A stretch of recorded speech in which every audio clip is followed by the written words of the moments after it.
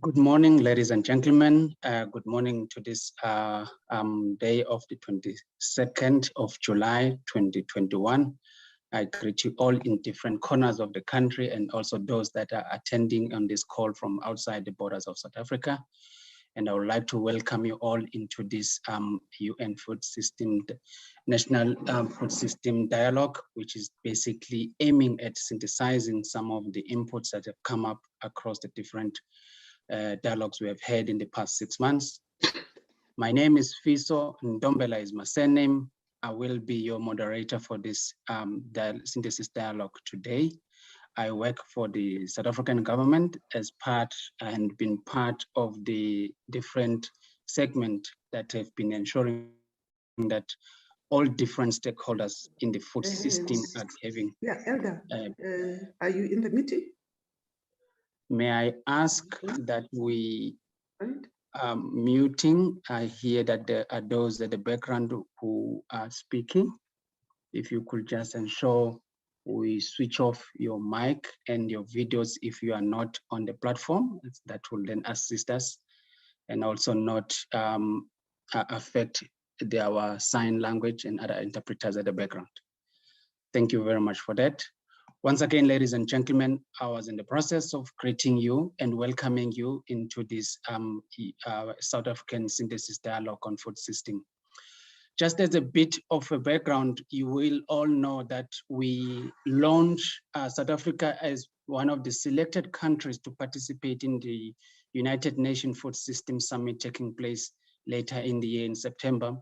The country was then invited to partake in that process, and it initiated a process of initial dialogue where the first one at the national level was launched on 11th of June 2021 by our Minister, Honorable Thoko Didiza.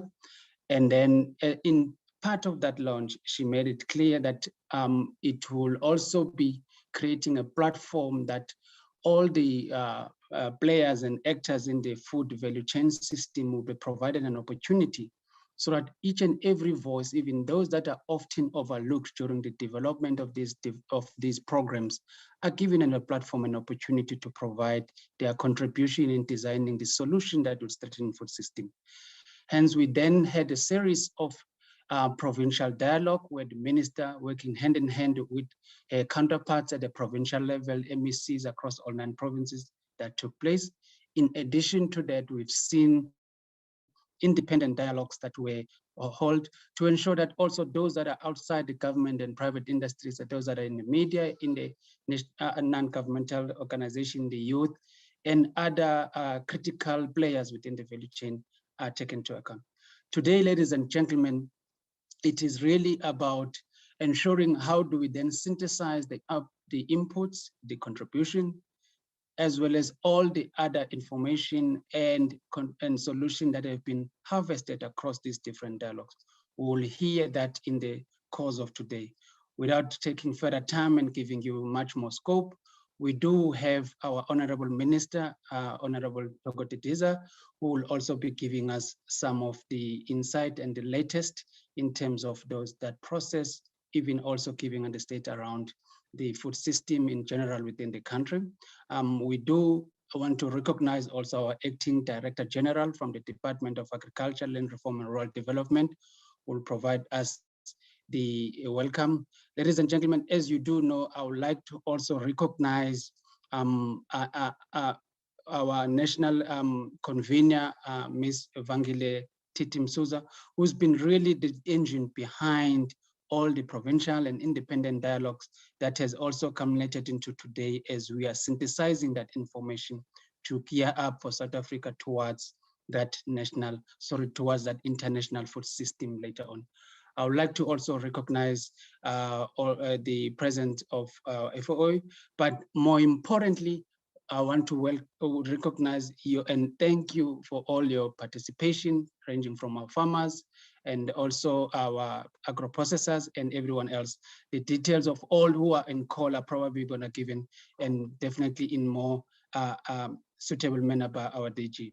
Ladies and gentlemen, we have a very packed synthesis program today and we will make sure that we have a very a suitable and a reasonable time slot to also help you, not only just to listen into the presentation or to just take what has been coming out from the different dialogues, but to also contribute in shaping the final part of the country's position that will be taken as part of building this food system under our theme, which we continue to be working off them, which is leveraging on public-private partnerships towards scaling up of our food system solutions in South Africa during and beyond COVID-19.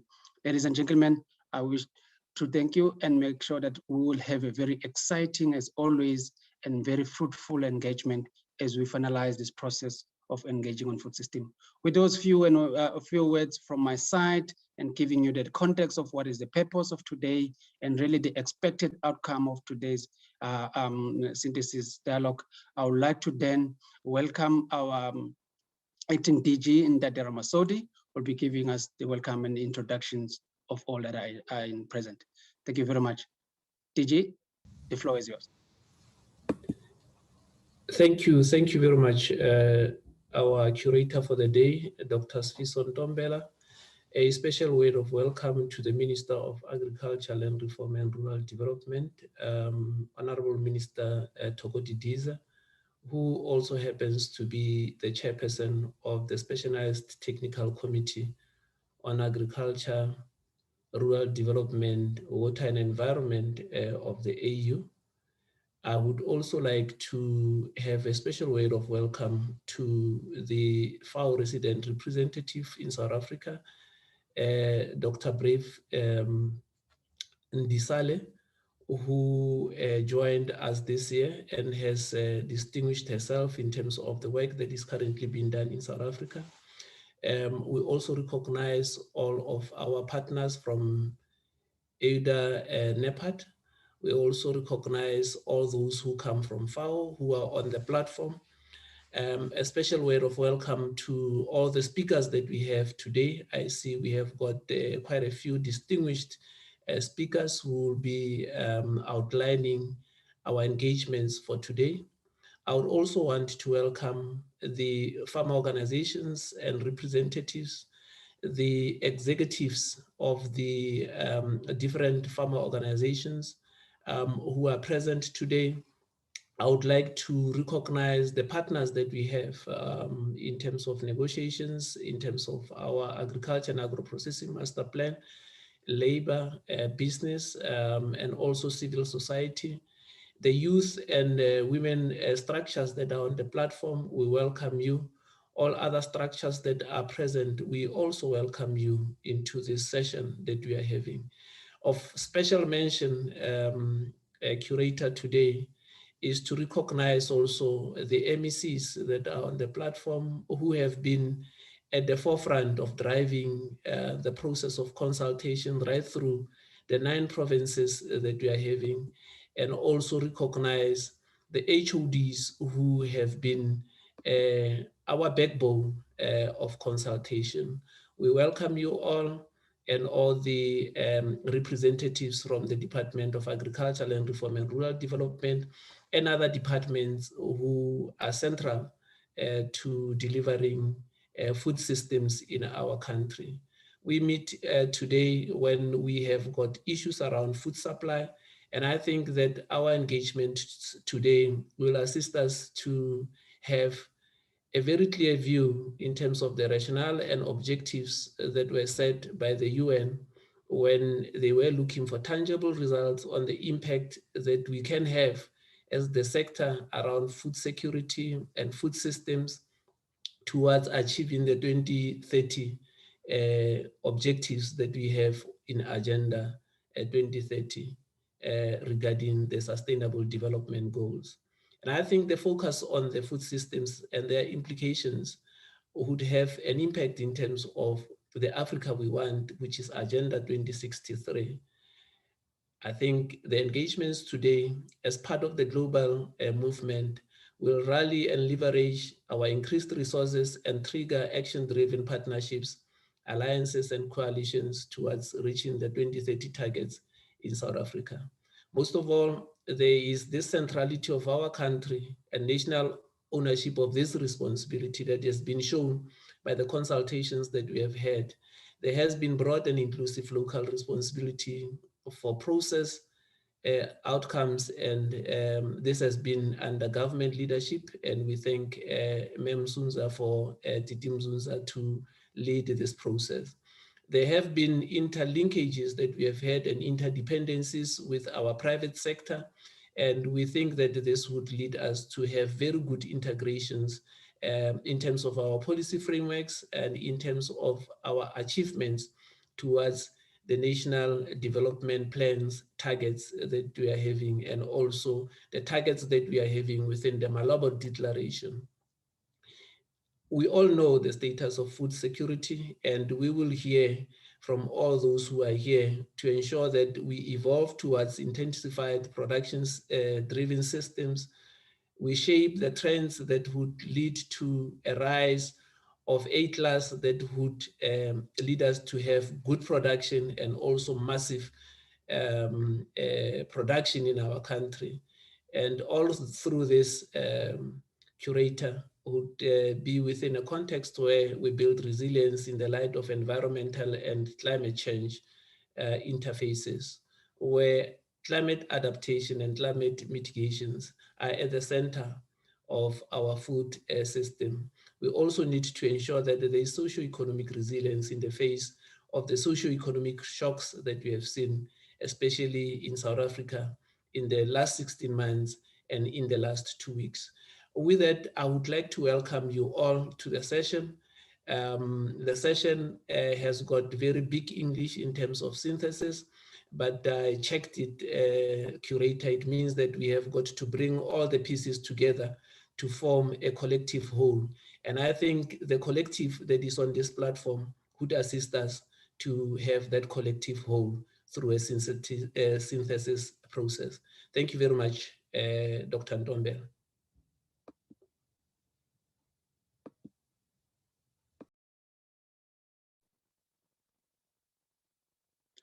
Thank you very much, Director General. Thank you very much for those very clear and welcoming remarks, and also making us very understand the purpose of today's session.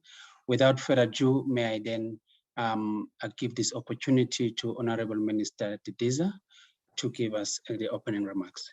Minister, the floor is yours. Thank you very much, Program Director. I wish to stand on the protocols that have already been established, and in order to save time for this important dialogue, which is synthesizing all the reports that have come back, but at the same time is ready to allow me an opportunity to be able to go back into the Interministerial Committee on Vaccine Rollout. So I hope you will appreciate and accept my apology that I'm not going to stay with you fully in this important dialogue. It is an honor and privilege that indeed we meet today to reflect on the work that has been done in the past weeks in preparation of the UN Food System Summit. The United Nations Food System Summit has given us as a country and as a continent, but also globally, an opportunity to engage once again as different stakeholders to assess the weaknesses and strengths of our food systems. As we would all appreciate, we do have a national food security and nutrition plan as a country. This was an outcome of engagements that were held across government with the private sector together with civil society. We also have existing instruments that we are signatories of as a country, such as the Comprehensive African Agricultural Development Program, which is part of our broader NEPAD development plan. In essence, the upcoming summit will enable us to accelerate all this work that we had done both at national and continental level. Nationally, we are also engaged in the development of the Agricultural Agribusiness Master Plan. I'm sure some of the issues that emerged on the dialogue will enable all the partners as they engage in this development of the master plan to be able to take on board some of the issues that might have come up during the various dialogues that were held. Parallel to this, we are also as a country engaged in the reconstruction and recovery program following the disruptions caused by the pandemic. Program Director, it is important to note that COVID-19 pandemic and recently the protests in KwaZulu-Natal and parts of Gauteng tested the resilience of our food systems as a country. I must say that these elements of resilience, in my view, need to be highlighted and retained. It did not take us a month to actually go back into functionality, even in those areas that were hard hit. We were able to make sure that we secure our logistics to be able to reach even the most rural in our country. Through the support of the security cluster, we also engaged the municipalities to make sure that some of their facilities can actually be used as makeshifts in order to ready themselves as trading places. I must say that in some of the areas, such as in Bulwer and Underberg, some of the shop owners have actually repurposed their shops to be able to deal with the issue of food insecurity. This agility and resilience, in my view, is very important to make sure that we bet and ensure that we really secure and learn from it. The communication system was also strengthened in order to be able to know at a very short time as to where there are food challenges, what it is that we need to do to actually unblock the system to be able to make food available in a number of areas, albeit in the beginning, some of the queues were very long.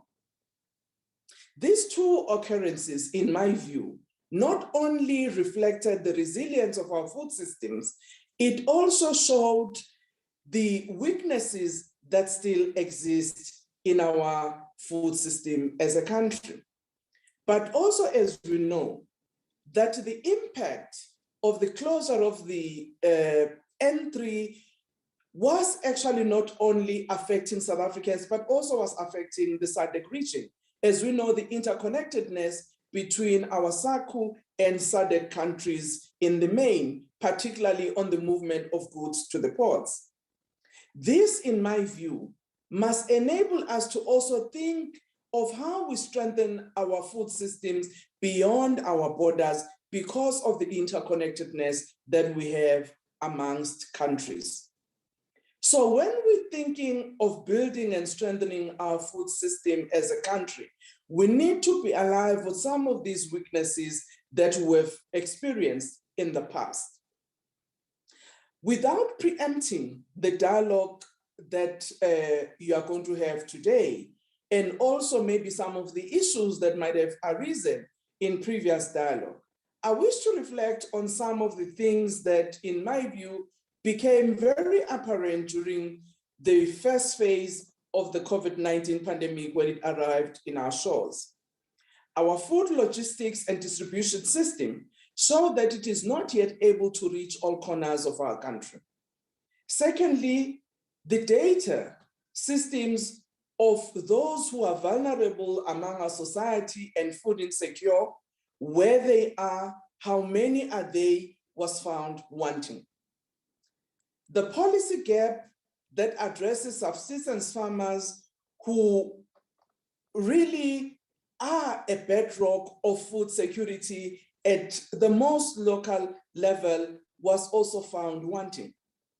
It is these issues that, in my view, as we build back better our food systems as a country, we need to really reflect on.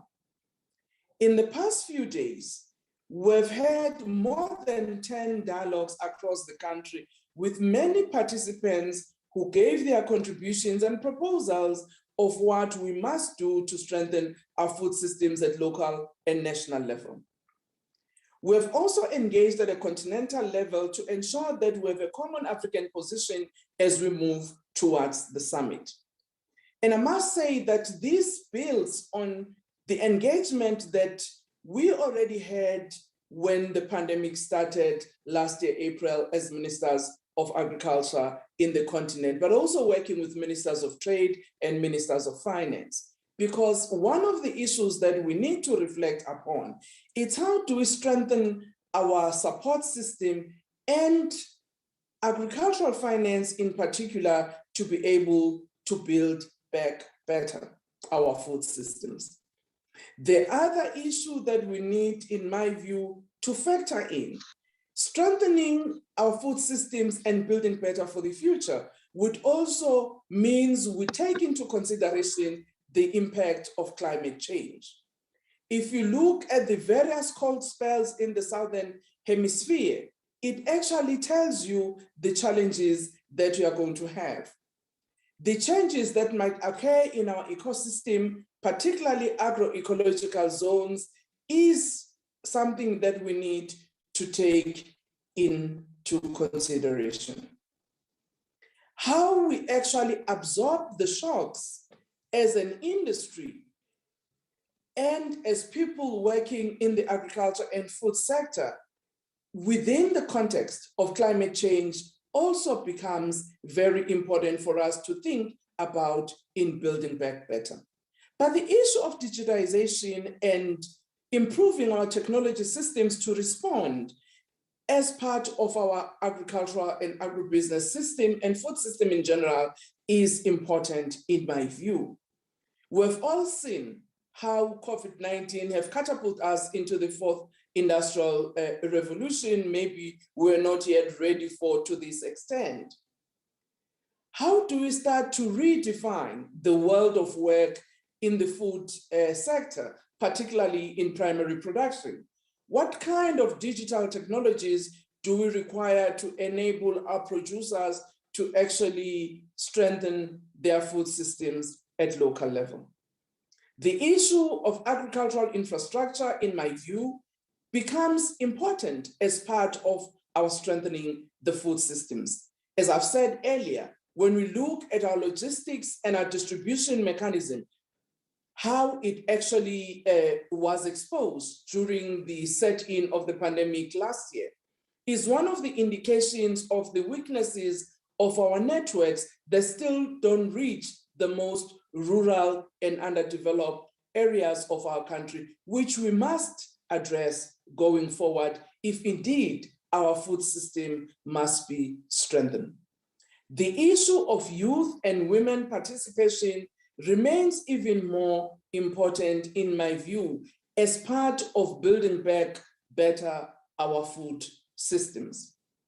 It is my hope, therefore, that the work we have done during this process will also ensure that post the summit, we continue to maintain the participatory approach in building our food systems. It mustn't be that we are doing it now because we are going to the summit.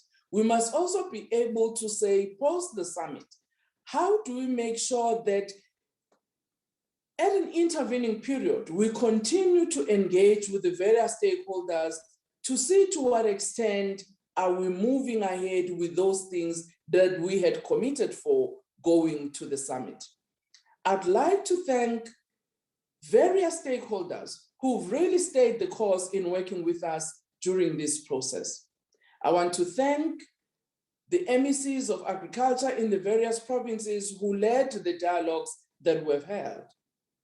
The senior officials of government across the departments, because as we know, the issue of food systems is not just an agriculture and land sector alone, but it touches other ministries such as social development, health, and many others who really have taken part in ensuring that they are with us through this journey.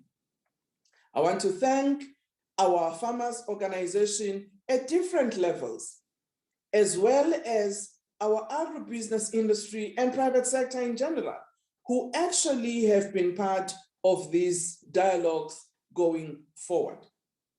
It is important to make sure that we stay the course, not only for now, but also in the future for our generations today and those who will come. Thank you very much once again.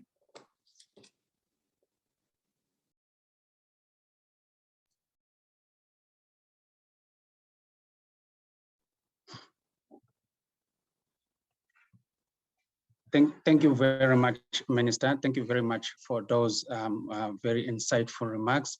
I think it was also very encouraging to hear how the food system have been able to withstand some of the external shock, providing us very practical experience that we can build up and then certainly show that those have been taken into account across the different dialogues that we'll be hearing the feedback sessions on them as we proceed with this program. That was very encouraging, Minister. Thank you very much for that. We then proceed with our program. I would like to now give this opportunity to Dr. Brave Ndisale, the FAO resident representative in the country. Dr. Ndisale, the floor is yours. Thank you. Thank you very much, Dr. Ntombela, for giving me the floor. I would like to thank the Honorable Minister for such inspiring speech, the speech that actually gives a lot of hope and encouragement to South Africa, but also really people in the region. Thank you so much for those words. I also would like to recognize the convener and all our other colleagues, protocols observed. Thank you for inviting FAO to this very, very important platform. It's an honor to participate in this national synthesis dialogue, particularly after 10 intensive and engaging dialogues that I've witnessed at national and provincial level. I have attended majority of these dialogues and the sessions, which actually to me demonstrated an offer of very powerful opportunity for the people of South Africa to have a seat at the table and participate, debate, collaborate, and pronounce solutions towards a better future in South Africa through the transformative food systems that are inclusive, resilient, and sustainable, so that we do not leave anyone behind. The session of today in harvesting and synthesize all the findings, it's actually a very promising approach and providing all the solutions that I imagine from the dialogue. But I also wanted to also express my appreciation and really excitement for seeing that there have been a number of independent dialogues, and I acknowledge the youth dialogue. I also acknowledge the independent dialogue of agritourism that looking on the market side of issues, which was also very exciting. I also want Honorable Minister to also inform of the platform, but also which you're already aware that South Africa is one of many countries in Africa that is also doing an assessment of agri-food systems. Which FAO is involved with partners and partnering with the Center of Excellence in collaboration with the University of Western Cape, but also with partnership with the EU and also CIRAD. This approach is actually coming from the evidence of looking at data, and so doing some analysis which will dig in further, as you've also identified the importance of data, what are the missing links, what are the gaps. So this hopefully is also going to bring other issues that would also help the dialogue pinpoint exactly where we need to make some interventions. But before, Honorable Minister, I give my reflection on the attendance of the national dialogue. You've alluded to one of the issues I wanted to speak to about what occurred in South Africa. So I'm not going to mention that, but I also, because you've really expressed it very well, but I also want to give a reflection on the state of food security and nutrition report that just came out last week, which is also alarming at a global level.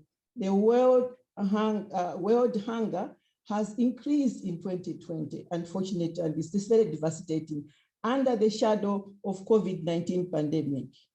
The findings, which are very devastating, actually indicate that now 928 million people were severely food insecure in 2020, 148 million more than 2019. And many countries in Africa are in this situation. The gender gap in the prevalence of the moderate to severe food insecurity has grown even larger in the year 2019 of the COVID-19 pandemic, 10% higher among women than men. As we compare for last year, the women were actually disadvantaged by 6% more, but now it's 10%. So you find that the gender gap also has become increasingly an issue. The report also looks at the high cost of healthy diet, which we all are striving that the transformation of food system bring forth healthy diets. But the findings actually show that the high cost of healthy diets coupled with persistent high level of income inequality puts healthy diets out of reach, totally out of reach for around 3 billion people, especially the poor, in every region of the world in 2019. Major drivers, we know, and you've alluded to all of them, they include the conflicts among the population, the climate variability and climate extremes, economic slowdown and downturns, but all this has been exacerbated by the underlying cause of poverty and very, very high persistence levels of inequality. And so the pandemic has caused a major setback. And that's why, Honorable Minister, today's dialogue is so timely, very timely in a way that it ignites hope, but also an essence of shared responsibility among all stakeholders here in South Africa to find the solution together. And you really have expounded this in your statement, Honorable Minister. Now, I enjoyed the dialogues, very informative, in particular at the provincial level, excellent engaging. I took home 3 elements that I want to share. Of course, the first one is obvious, but I would always like to repeat. It's the ownership and active engagement. Without ownership of engaging in finding solution to a problem, nothing much can be achieved. There were 10 of them, and the numbers were quite of platform, but the numbers were quite high. And what was also very significant, as you've indicated already, it's actually the many stakeholders that were involved. I noticed, of course, various government departments. We had community-based organizations, academia, research organizations, farmers organization, the women and the youth organization, the private sector, particularly the SMEs. The voice of SMEs was coming out quite clear among other participants. What was also very interesting, and that what also rooted home the ownership element, was that the discussion did not only mostly discuss the challenges and the problems. Mostly it led towards most interventions were proposing solutions. And this really demonstrated the willingness of involvement of all stakeholders to be able to actually find solutions. So this is actually the true spirit of the intent of the UN Food System Summit dialogue, because it is a people's dialogue. And this gave a chance for systematic thinking among all the stakeholders for working together and coming up with people's priorities. The second element that actually I want to reflect on was as I attended the dialogues here, I also picked on other dialogues within the region, but also global dialogues. And I was looking more at the national pathways towards more inclusive and sustainable food system in South Africa. So the question was, okay, so what are the areas? The areas of the national pathway was also defined in the 4 key areas, which was very well defined based on the gap analysis, and pinpointed 4 areas. In number 1, ensuring access to safe and nutritious food for all, the shifting to sustainable consumption patterns, and building resilience to vulnerabilities, shocks, and stress. And finally, the building of inclusive, sustainable, and competitive value chain. The first thing that was coming to mind each time I engaged in this discussion was, what are the key areas to each pathway? How do they link with existing initiatives on the ground? What value addition? What clusters of coalitions are being formed for commitment and for implementation? For example, in the first area of ensuring access to safe and nutritious food for all, would their cluster will have one on ensuring a zero hunger, for example? Would that be one of the clusters? Because at the global level, there's one on achieving zero hunger. Would there a cluster on food safety? And what does it mean with the current agenda that is actually within the defined areas for government of South Africa? Now, if these clusters are being formed to be able to make commitments for interventions post summit, what would be the coalitions solutions look like? Already, South Africa is very good at ahead of the platforms, and already there's one. We know that the presidency, there's a council. We also know that in DPME, we have a steering committee that has all these much stakeholders. Would these be the ones that would be looking at these solution coalitions? Another example that I saw coming out through the national pathway of building the resilience for vulnerable shocks and stress was clearly the issue of ensuring that there is resilience for food supply chain that you have actually alluded to due to actual breakage of infrastructure. Would a coalition, a cluster of coalition be on local production for local consumption? That actually came very clearly in the discussions. And actually this also resonates in other dialogues that I've actually listened to, including the ones at a global level. And so the reflection is now, as we move forward, we've identified areas. We are looking at commitments. What clusters of coalition that speak to already the existing development agenda and what do not? How are we going to take forward such type of implementation to be able to ensure that we do rally all the stakeholders, including development partners, the private sector in particular, to be able to be part of the solution to address the problem? The other issue that came out very clear was the question on big data. Honorable Minister, you have alluded to this. Do we have the data that is actually going to actually help us monitor the impacts and evaluate, as well as seeing how, as we move forward in implementation of whether it's the government agenda alluded through the agriculture master plan, how are we developing our big data to ensure that whatever we are going to do moving forward, we'll be able to monitor and have impact. So the issue of data is extremely important. The third element of reflection was on leveraging change. The UN Food System Summit identified areas of work that have the potential to deliver wider ranging positive change, the enabling environment to accelerate progress to be able to achieve the intended results. There were 4 of them, which I think are well known: human rights, innovation, including technology, finance, which the minister has actually talked to about, and gender equality and women's empowerment. Human rights was quite well heard in the discussion, and innovation, because they all talked not only about science and the technology, but also indigenous knowledge in the communities. So that was really discussed on. One thing that I thought was not coming out quite clearly was on the financing part, the issues of finance.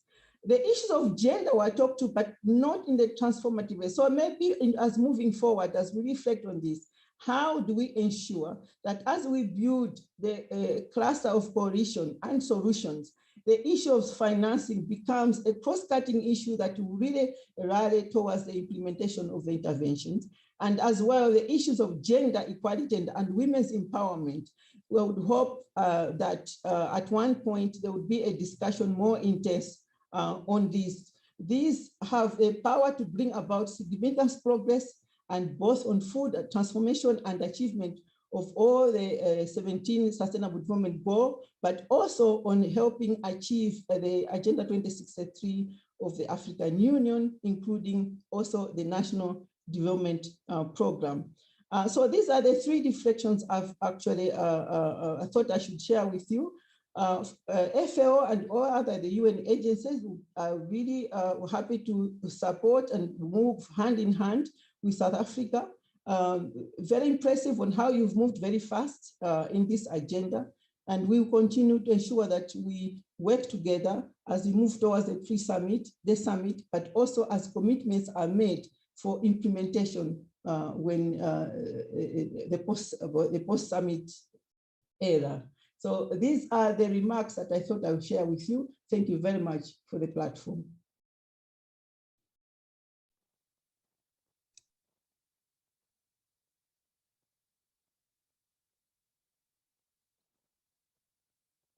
Thank you very much, Dr. Ndisale. That is very assisting, and it was really encouraging to also learn that you have certainly been in a very close contact with the rest of the provincial engagement. I think your reflection and the grasp of the details of those engagement are really enlightening.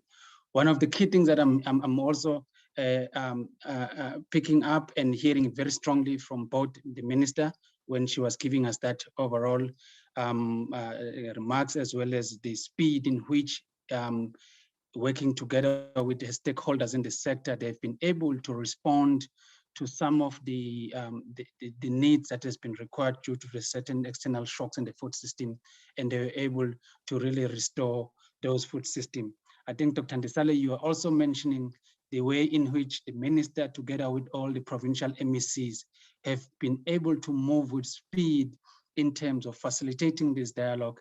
And I think that level of agility and that level of agency will certainly be maintained as we now get into the next session of what exactly has come out as part of the solution to scale up our food system.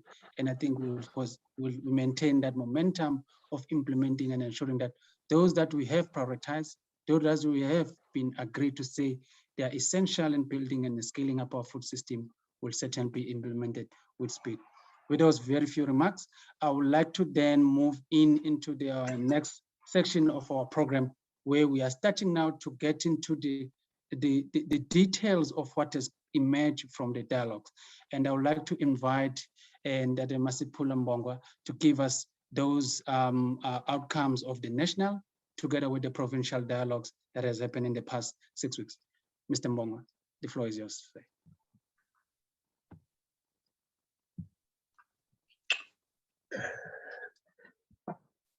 Thank you, Curator, Dr. Ntombela.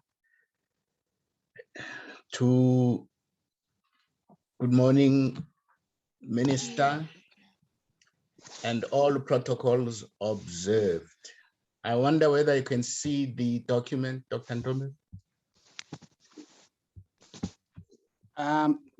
We can see you, Mr. Mbongwa. I think we have, if you can share the document, you have to upload it, your presentation on your site, then we can see it. Let's see if you are winning on that. Okay. Yes, and then maybe if you can put it on the slideshow.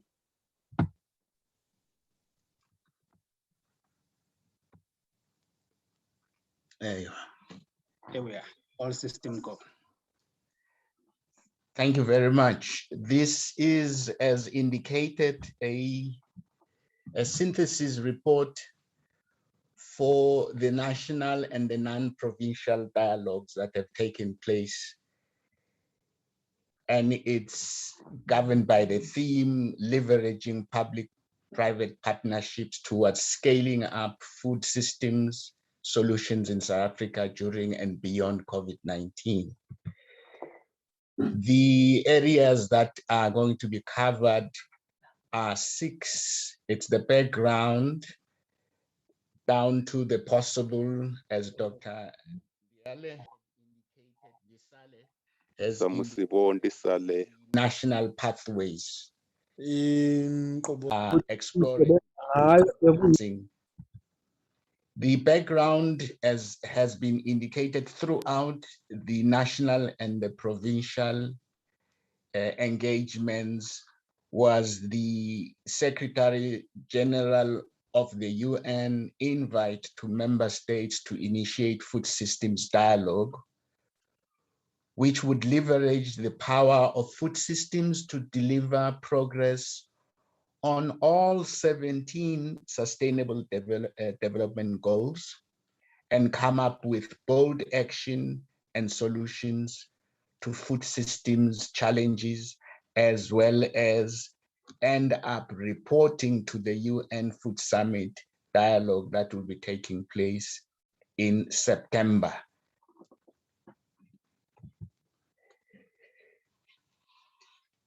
As has been indicated, South Africa's vision of 2030, South Africa has got its own vision 2030 through the National Development Plan, which principally targets 3 areas: reducing the number of those living under poverty and hunger, falling from 39% in 2011 to or about 20 million of South Africans' population in 2011 to 0 by 2030.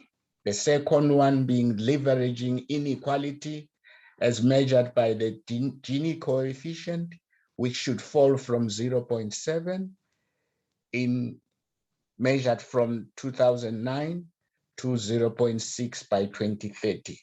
And the last of the major ones is the unemployment rate falling from down to, I'm not reading it well, will fall from 14% in 2020 to 6%, essentially, as economists would have said, full employment by 2030.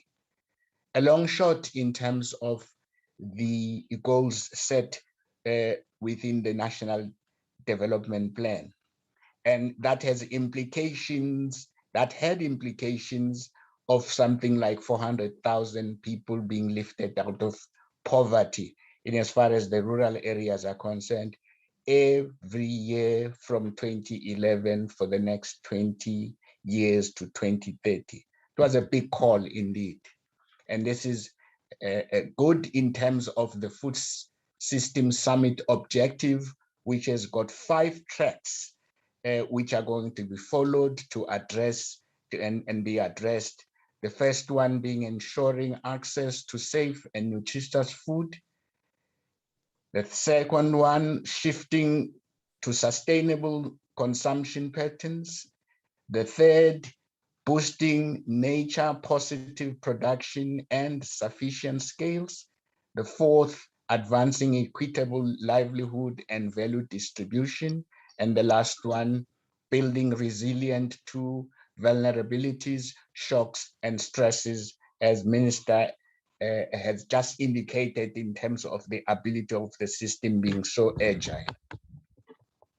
His Excellency, President Cyril Ramaphosa will be leading the South African delegation in the September 2021 summit to deliver the position of South Africa in as far as action track 1, 2, and 5 are concerned.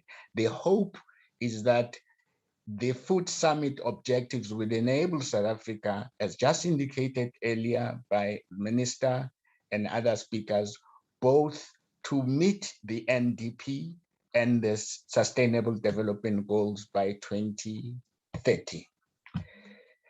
Now, the South African state of food systems.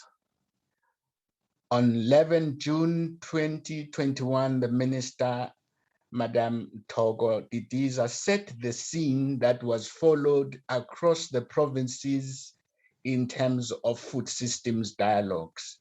She opened a virtual meeting on the National Food Systems Dialogue, which was attended by diverse key stakeholders. And Dr. Ndisale has indicated that in the country and partners from the African Union and the United Nations Food and Agriculture Organization. The National Dialogue noted that South Africa is perceived as the food basket on the continent, But as indicated also by the minister, we still have some weaknesses within our own system. About 3 million of households with a total of more than 11.39 million people within them still face chronic poverty, debilitating and food poverty and food insecurity.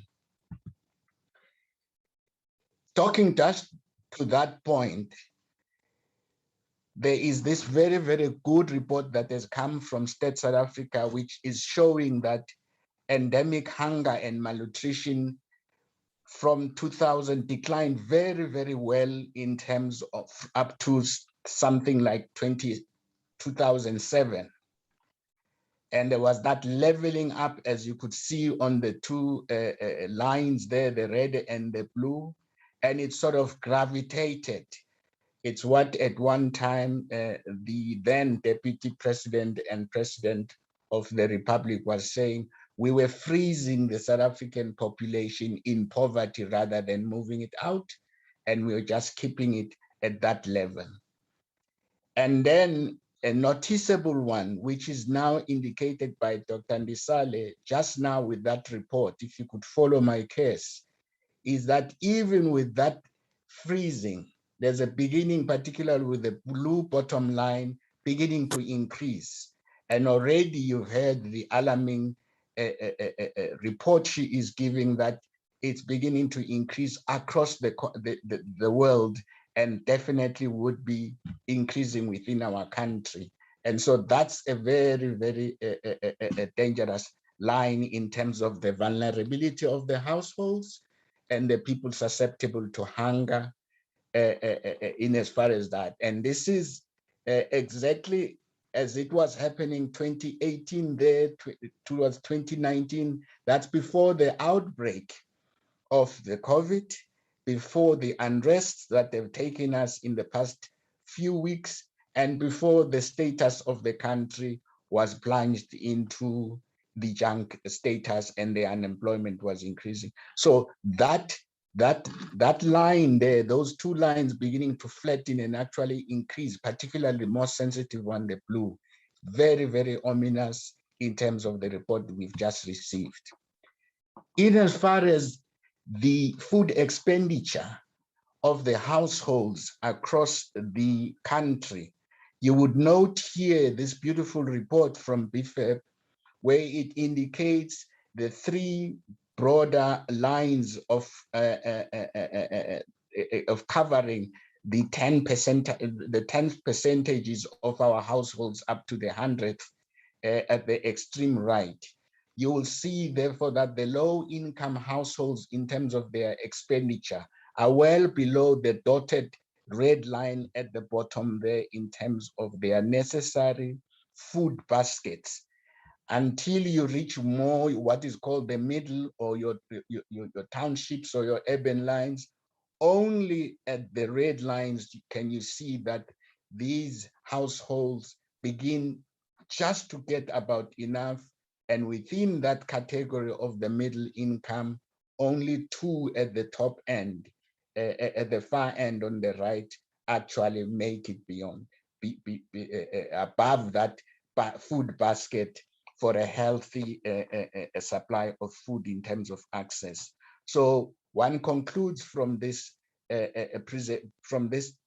graph or this figure that up to something like 60% of the South African households actually barely make it, and only the rural ones, in fact, and the more informal settlements are all gravitating below this necessary healthy food basket for the households.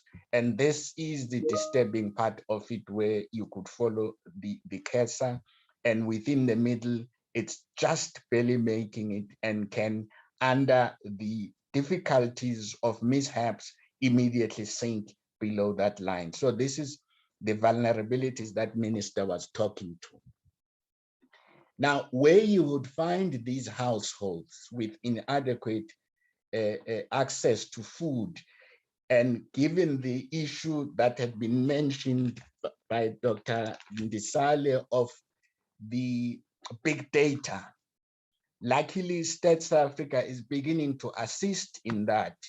By 2011, they were beginning to talk around 3 million households that are vulnerable into this issue of access to food, but they were addressing a broader one of hunger, of poverty. And the mapping that they are given can be indicated in the deep blue and the shades of blue to even the lighter one. It's the numbers that are most interesting here in terms of using that big data, tracing, accessing, engaging, and ensuring access to food. Within the Eastern Cape, you can see the numbers there. I won't go into them, but in 2011, there were well over 500,000. That is households. Multiply in general, if you want to get the numbers of the people, by between 3 to 5 members within that household. So that would be a very large number within the Eastern Cape. In the Free State, you have the figure of more than 200,000. Gauteng, more than 250,000. KwaZulu-Natal, nearly 1 million, creeping into 1 million. And then Limpopo is the third largest one with more than nearly 500,000. In Mpumalanga, 225,000. Northern Cape, 55,000. Northwest, 200,000. And Western Cape, 84,000. These are the numbers when we now have to trace, engage, and go, and the location is given in terms of the mapping there.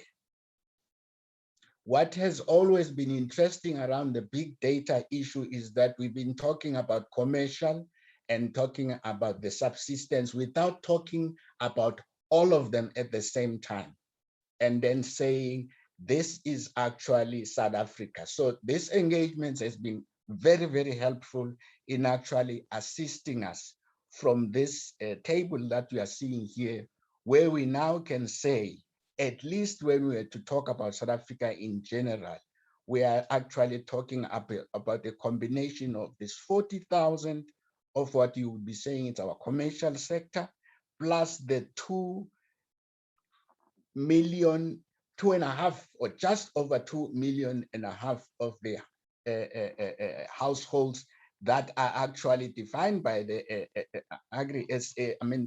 Stats South Africa as being engaged in some form of farming. They give it in their report, and that was the contribution Stats South Africa has made actually to the sector in as far as saying what would be constituting farming households, subsistence, smallholder, and there's a term that is newly given here on this one of micro report. So this is an extremely important in the sense that for the first time, or at least we are now beginning to talk global and then actually know exactly where to go.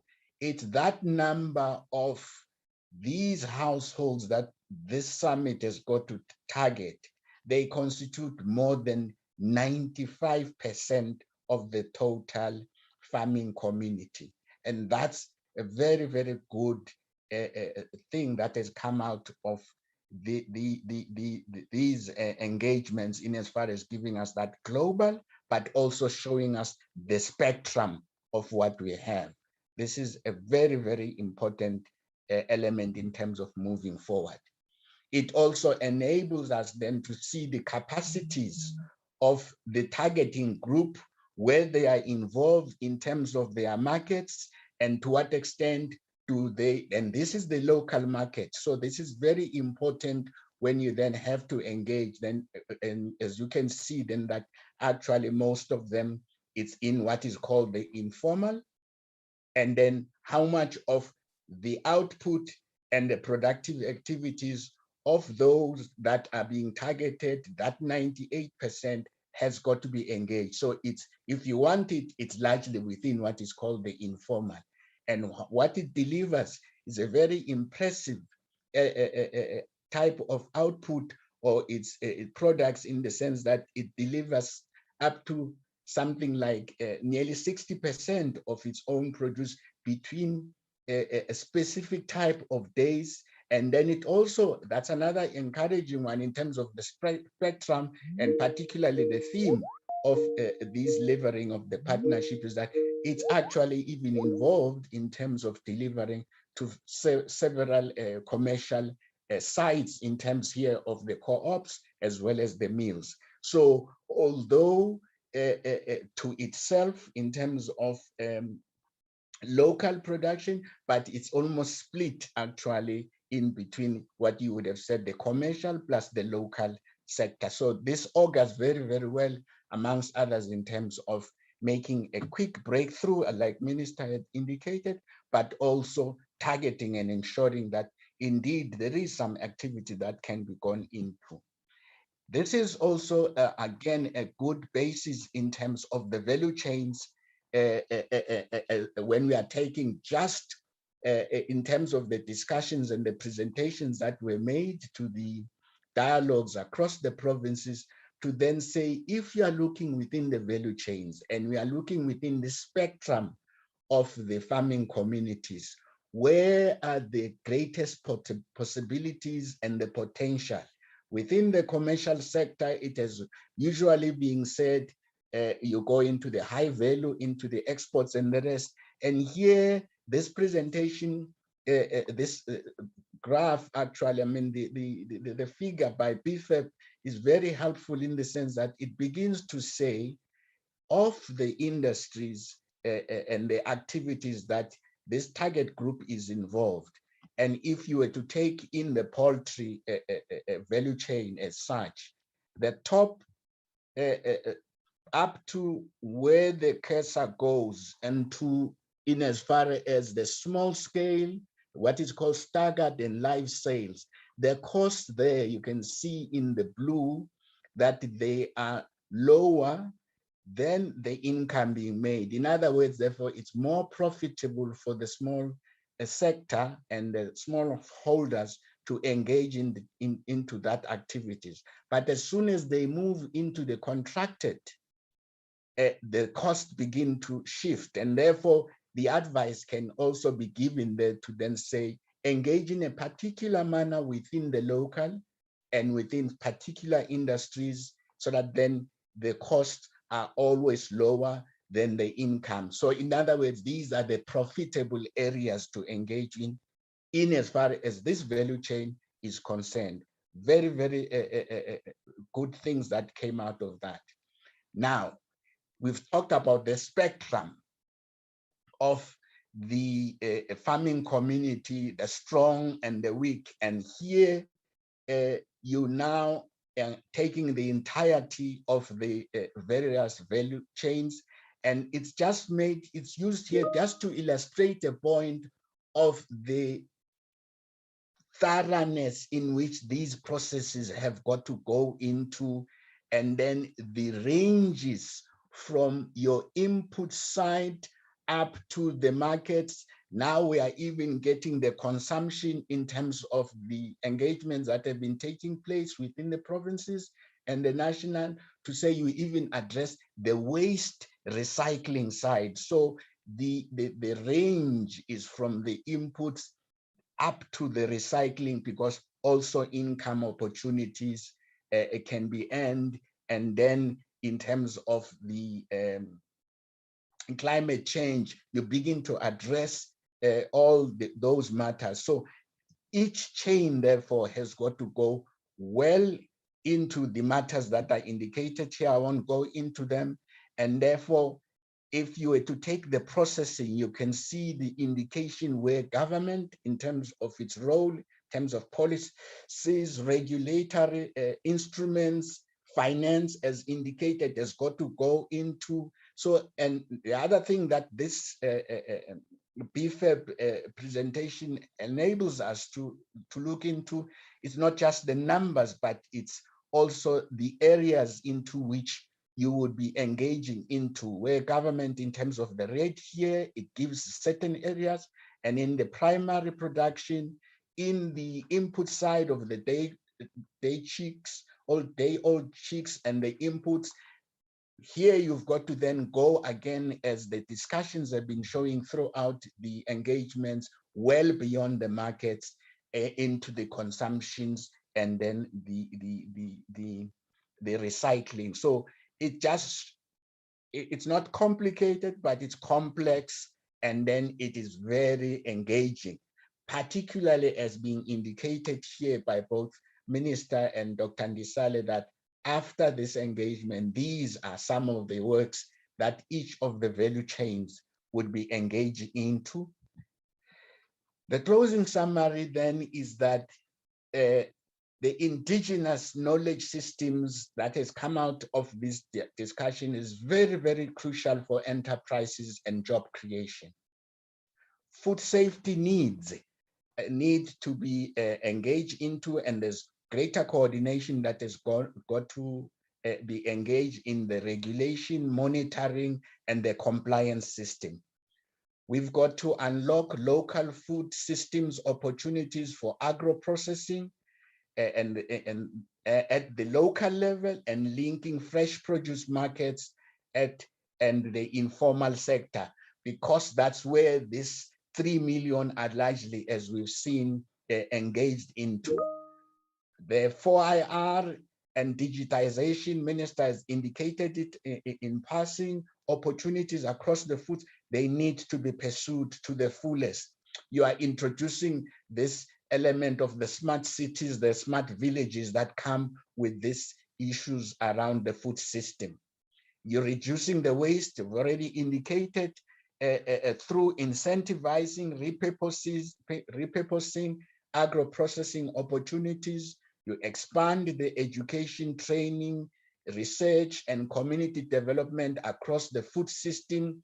And within that, you engage also particularly entities in terms of the role that they will be playing there. You support public infrastructure development, educate healthy diets. There's that switch in terms of one of the action tracks to sustainable production, consumption at all levels, from prenatal to curriculum within the universities and the colleges in as far as the education system is concerned. What I have missed here, and what has been discussed in passing also during the consultation process, was that within these 3 million households and these target groups that are there, their land-based resources actually need attention, because they are degraded very, very seriously. And in a work that was done within the former Department of Rural Development and Land Reform, the Eastern Cape, which has got the greatest of the potential, one of the greatest of the potential, also had the most degraded, together with KZN in terms of the natural resource base. So again, you've got to engage into those.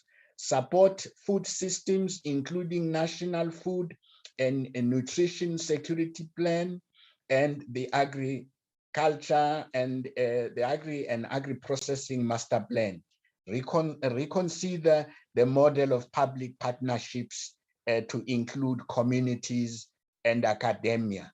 That no greater event than the past 2 weeks has shown how important it is to engage actually the communities and what they can do from where they are.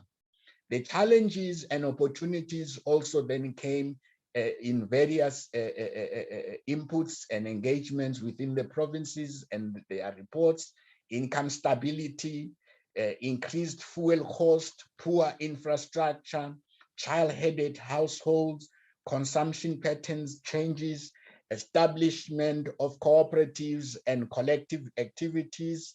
And then for young purposes here, and climate change, the substance abuse, very rife within the communities, insufficient numbers of extension officers, the bureaucracy in terms of accessing funds, urbanization bringing challenges and blessings, unexpected calamities of all sorts, competition between animals and human beings, declining numbers of smallholder farmers. Indeed, the numbers as presented by Stats South Africa from 2011 to 2019, you can see a drop across the provinces on the numbers that I had alluded to.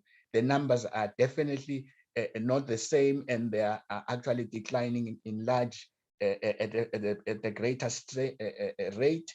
Patriarchy limiting access to resources, theft, dumping, corruption.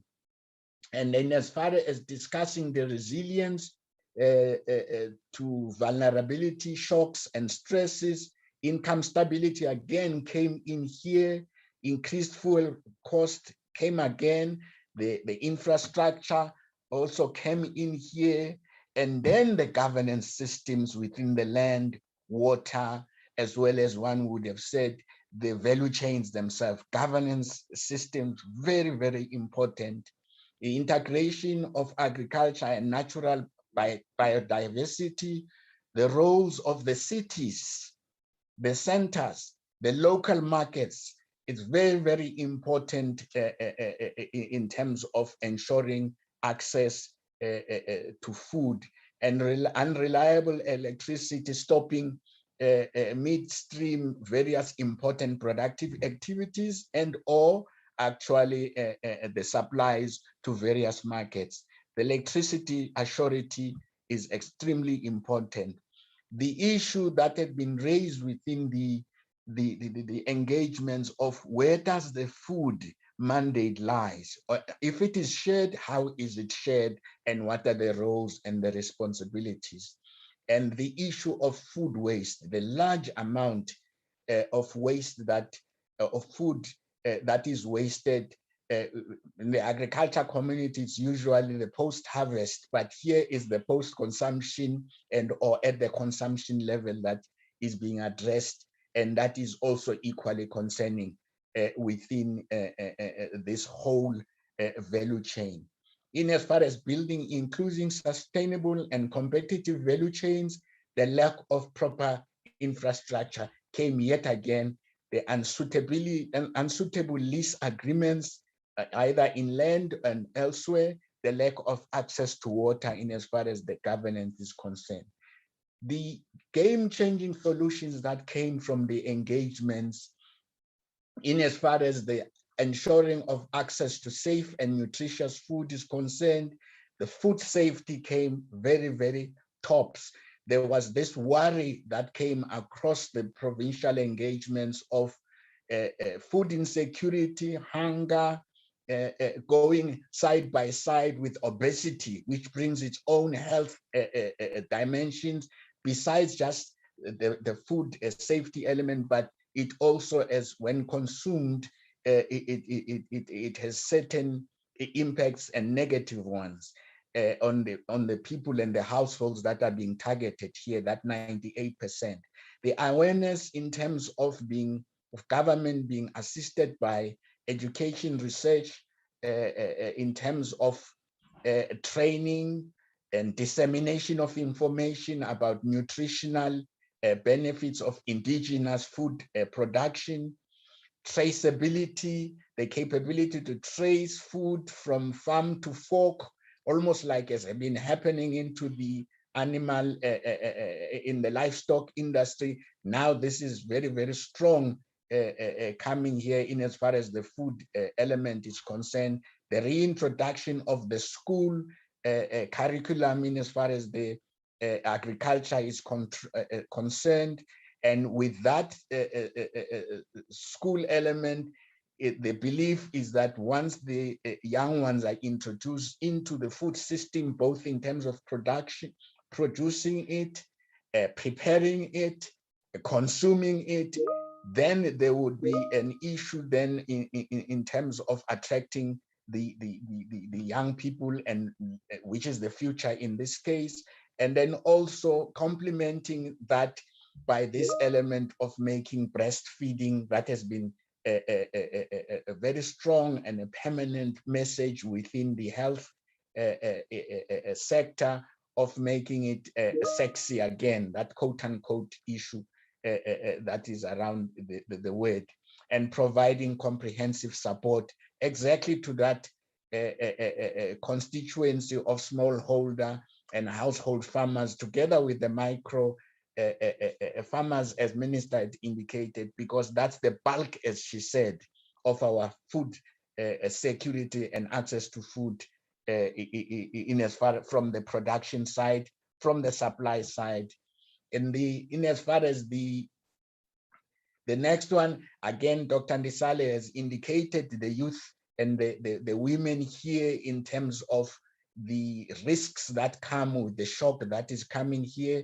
The indigenous food came time and again across the board in terms of being included within the food basket, and also in as far as its nutritionality is concerned. Establishing a coordinated structure at the highest level within government, but also within the communities where this activity is extremely important. The farmer database, in terms of the big data that has been spoken into, should be finalized.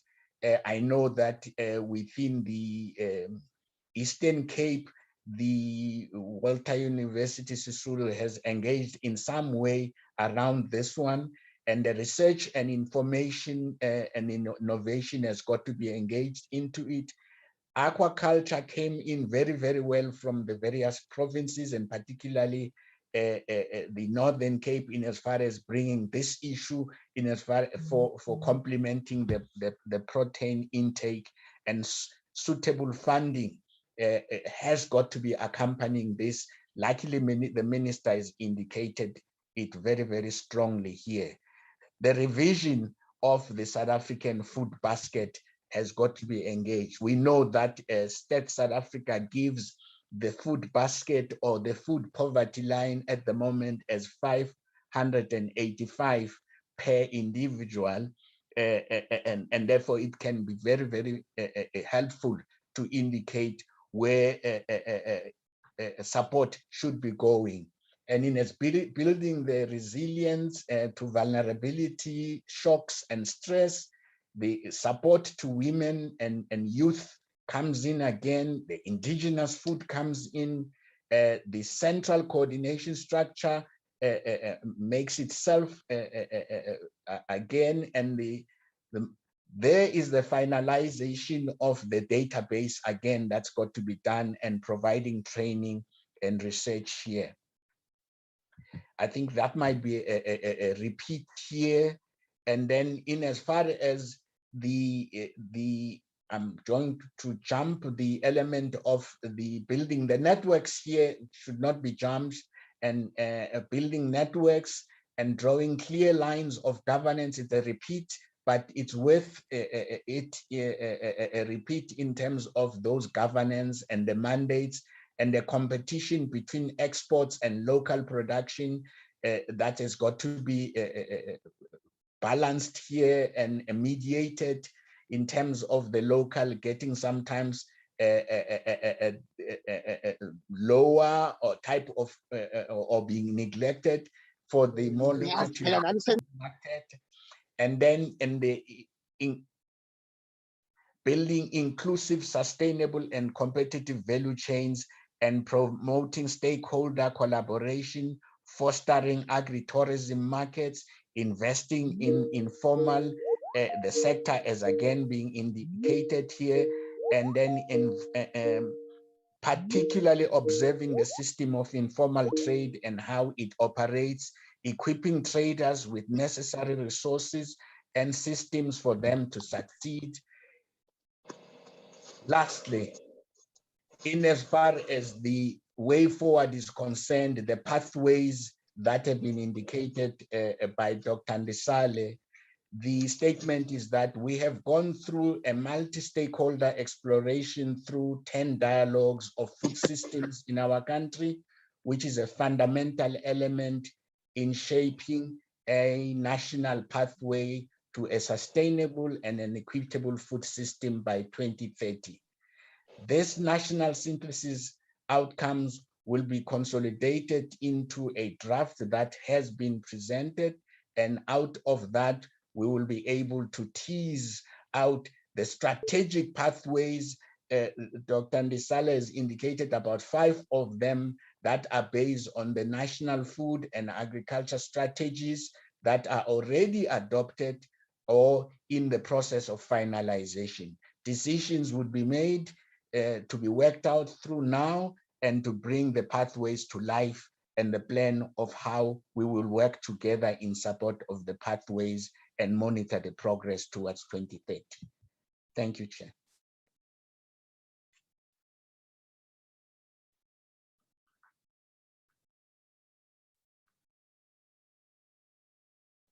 Thank you very much, Mr. Mbonga, for that very detailed presentation. We will not take, I see there are hands, but I would like us to be able, because we have a dedicated session where we'll be taking and starting to engage in details with the feedback which has been provided by Mr. Mbonga. I would like us to also have a feedback from the independent dialogues that has been happening in line with these provincial dialogues, where Mr. Mbonga has just given us that detailed presentation. But I see there's a hand of Mr. Mbati. If it's something pending, Mr. Mbati, which we can take now.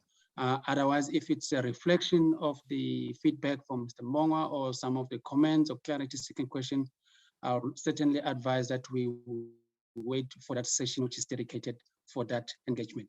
Can I then see by the indication, what are you raising on, Mbati Modimohale? I think, Doc, I will wait for the session like you are saying. Thank you very much, sir.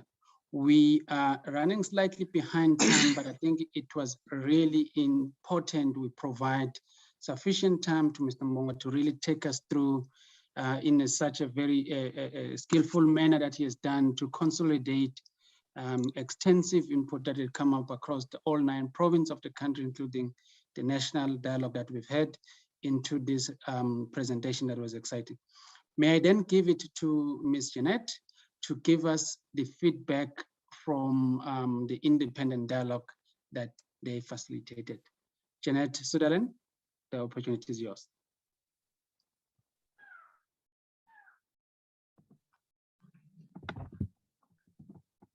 Okay, thank you. Good morning. Can you see the screen?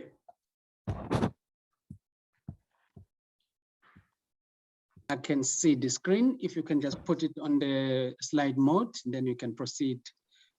Hopefully you can cover it in the next 5 to 10 minutes. Oh, you're generous. I thought I had 5 minutes. I will really aim to stick within 5 minutes or so. Thank you very much, particularly to the convener for the invitation to participate in this very important dialogue, and congratulations to the convener and her team for undertaking the range of dialogues at the national and provincial level. In the interest of time, I will try to provide my intervention over 3 slides. The final slide would provide links to where you can access further details on what I would run through here very quickly. I'd also copy and paste the links in the chat after. Agrilux Marketing and in partnership with FANPAN and No Line Communication convened an independent dialogue on June 9th under the title Driving Food System Transformation in South Africa via Agritourism Markets. Based on what the data is showing with regard to market opportunities within the agritourism subsector, we believe that our position is that the investments in agritourism would stand to benefit directly the food system transformation agenda. For the purposes of the dialogue and a study on which the dialogue is based, which Agrilux Marketing is also undertaken in collaboration with FANPAN at the regional level, agritourism, which is broadly defined as a set of commercial activities that involve both agriculture and tourism sectors,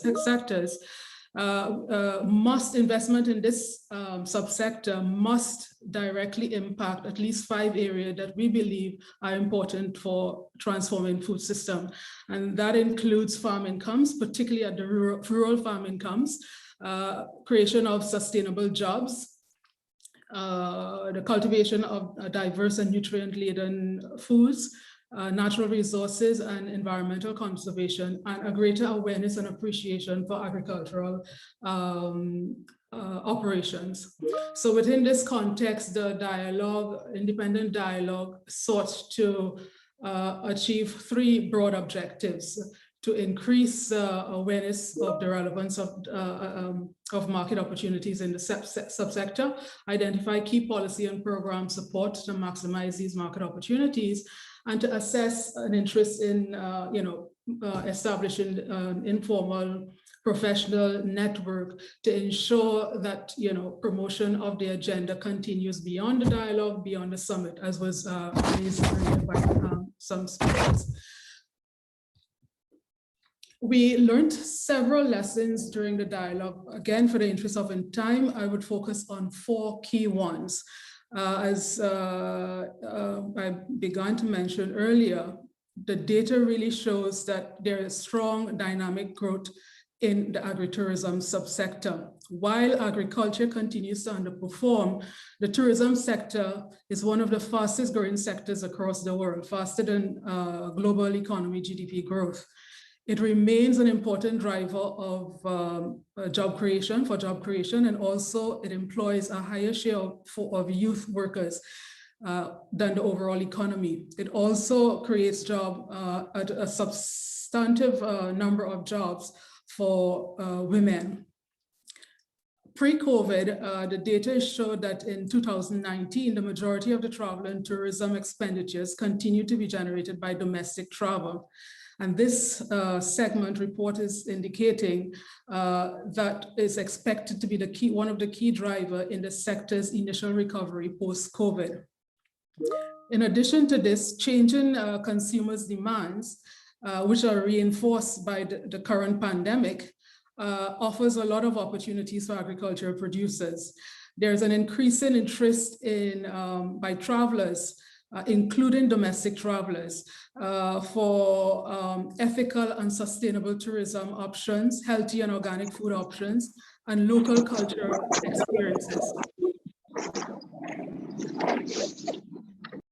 A recent global consumer survey that we undertook this year in preparation for the dialogue reported 66% of travelers indicated that they're always in search of healthier food options, and they're willing to pay a price premium for tasty, local, healthy, nutritious food.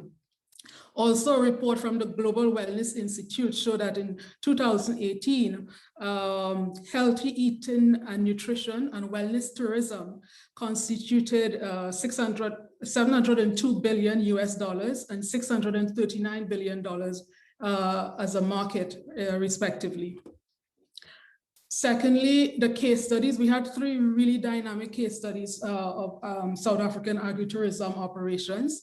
And all of them demonstrated positive returns of their investment on each dimension of food system sustainability: economic, social, and environmental. We learned that their contribution, the businesses contributed to the local economy and healthy outcomes. They were able to compete, through the promotion of and use of indigenous and local ingredients. They were able to compete with products that were offered by traditional large multinational corporations. They also shared the creation of job opportunities across the value chain, the empowering of particularly smallholder farmers to participate more profitably in these value chains.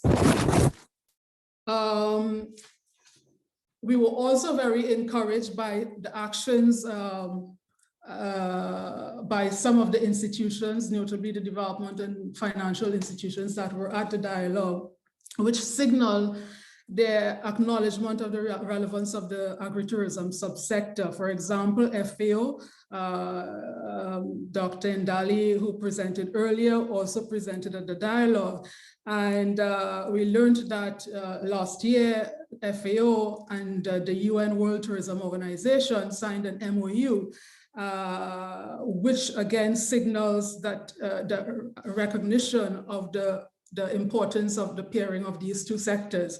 And under this, they're promoting initiatives such as the Global Important Agricultural Heritage Sites, which are referred to as GIAS, which South Africa can conceivably utilize to create competitive, unique selling points in their agritourism offerings.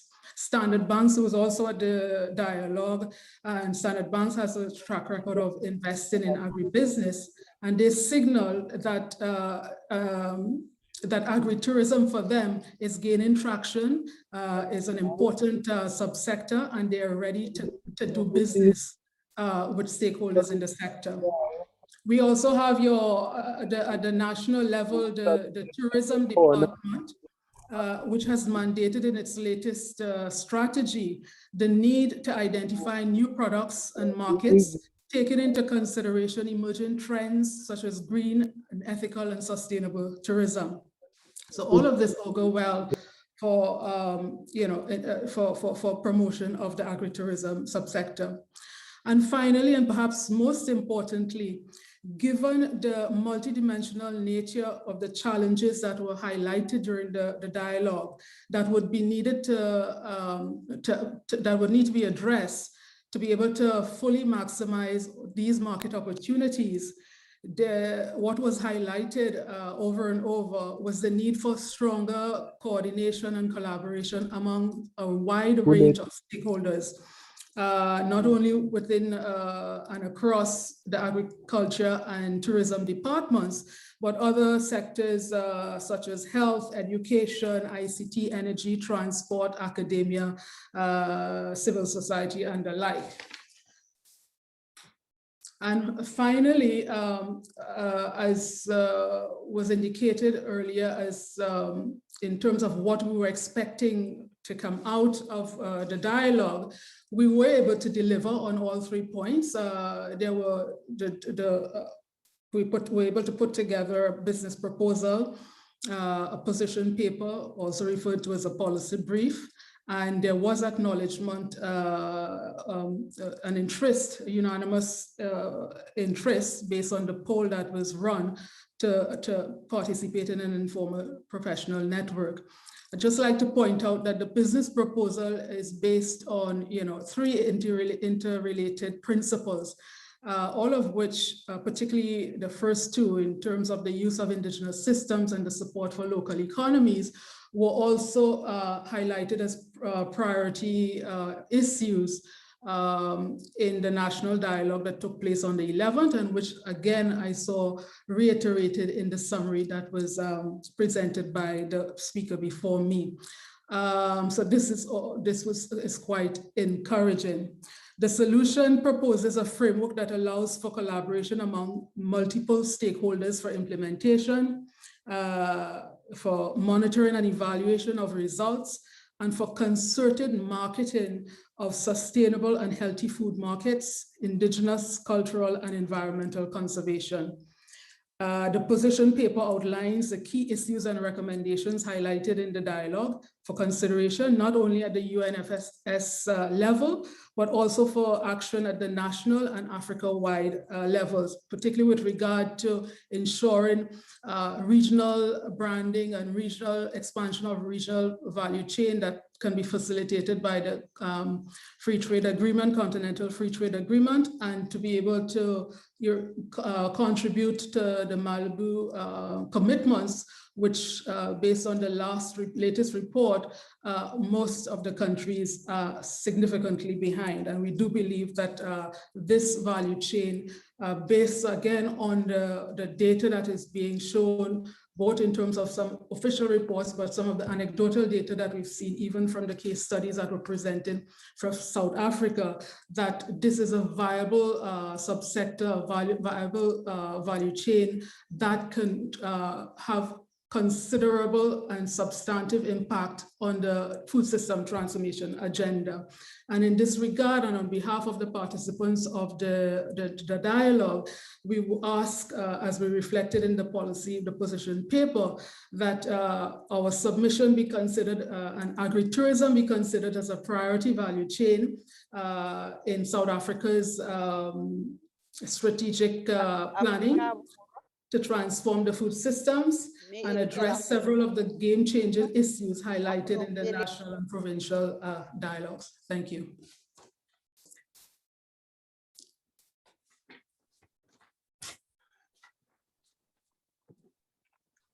Thank you very much, Jeanette, for that feedback on the independent dialogue.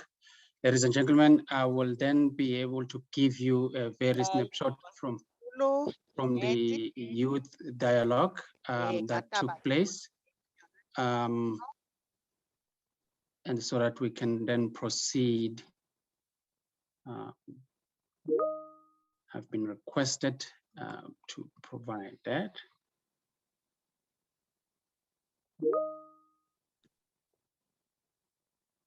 Trying to see if I can share my screen.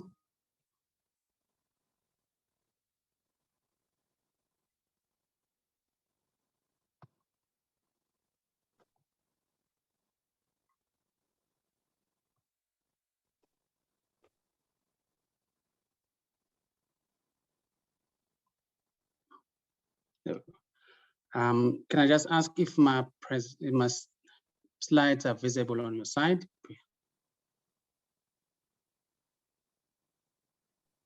Yes.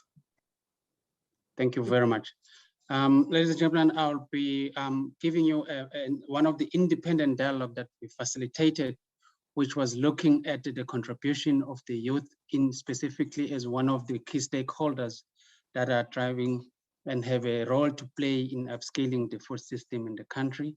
The dialogue itself was hosted on the 14th of June, representing the youth from all corners of the countries, but covering all the commodities that are playing their part in terms of strengthening the value chain and supply of food in the country.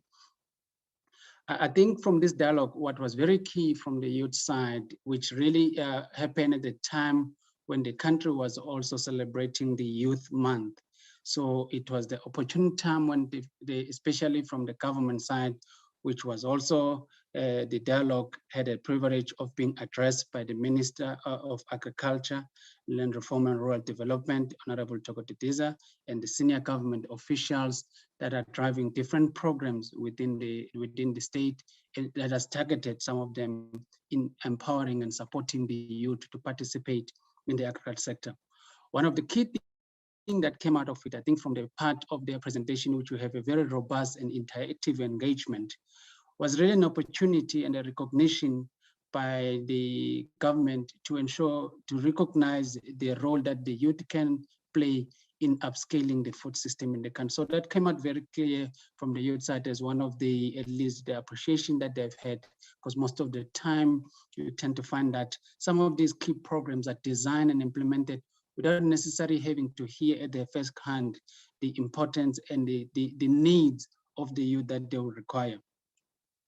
Key to this as well was that they will then, from their side, they had an opportunity to be able to illustrate the different proactive approaches that they have initiated as part and parcel of ensuring that South Africa has a much more meaningful participation from the youth side, considering that South Africa has one of the challenges in terms of the aging population of farmers and agro-processors. The importance of youth in ensuring the sustainability of the food system going forward was really important. And at some point, the different participants from the youth, some of them from the animal value chain, some of them from the vegetable value chain, clearly show how they are already taking these approaches, also dealing in with the changing supply chain system that is also reliant on online food system, as well as new communication system, which is really looking at using big data as part of the production techniques that are employed by the youth going forward, which I really think it also talks into what the speakers earlier on have spoken about, and really did show that the youth are already at some point at the different stages of really integrating technology and big data in their daily operation and decisions in the part of their operations in agriculture.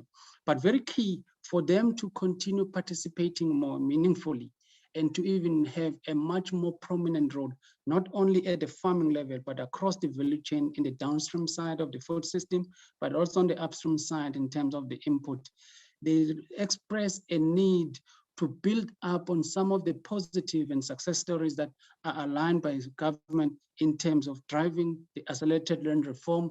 And they really appreciated also government initiatives where there is now policies that also recognize the youth as one of the targeted and vulnerable groups that needs to be prioritized in the redistribution of land. They emphasize the need of access and expanded development of markets, not only just domestic market or international market, but also the regional market, so that it expand this regional value chain. The minister in her remarks also mentioned the interlinkages between the South African food system and that of the region, and the youth can play a much more important role, not only just to see the rest of the regional market as an export destination, but also to build up some of the very key investment initiatives that can be able to not only uplift South Africa, but also uplift the food system in the rest of the region. Because with a very stable food system in the region, you will have a peaceful and prosperous economies within the region. There was a very specific call in terms of affordable credit access, particularly for the youth, because some of them are just departing from the schooling system and they lack strength in terms of balance sheet, which tend to discriminate some of the criteria that are used by the developmental financial institution. There was really a need in terms of targeted skill development and access to latest technologies and research and development.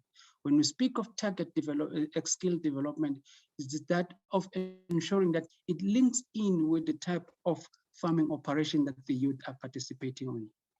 Over and above that, there was also a call and really ensuring that some of all these food system programs and design solutions that are being discussed today must also take into account the need of rebuilding their industrial capacity of building agro-processing and be able to domesticate and substitute imports where it's feasible, and also de-risk the food system so that you bring in more new entrants in the food system itself. We've already seen some of the concentrated food value chain and how external shocks like the unrest we've seen in the past 6 days can be a risk into the food system, and the youth may emphasize that as one of the areas that they can play a key role in ensuring that you upscale our food system.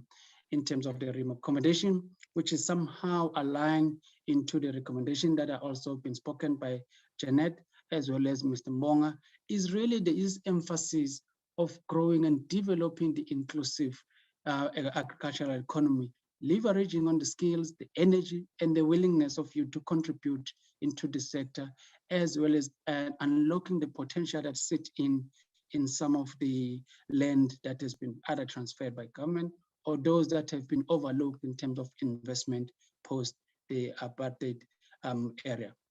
There was really a need because a lot of discussions was also centered around specific programs that government has put in terms of support, particularly into the youth and other vulnerable groups. And what came out very clear at times, while these programs are well designed and functional at the national level, the information does not filter through at the grassroots level.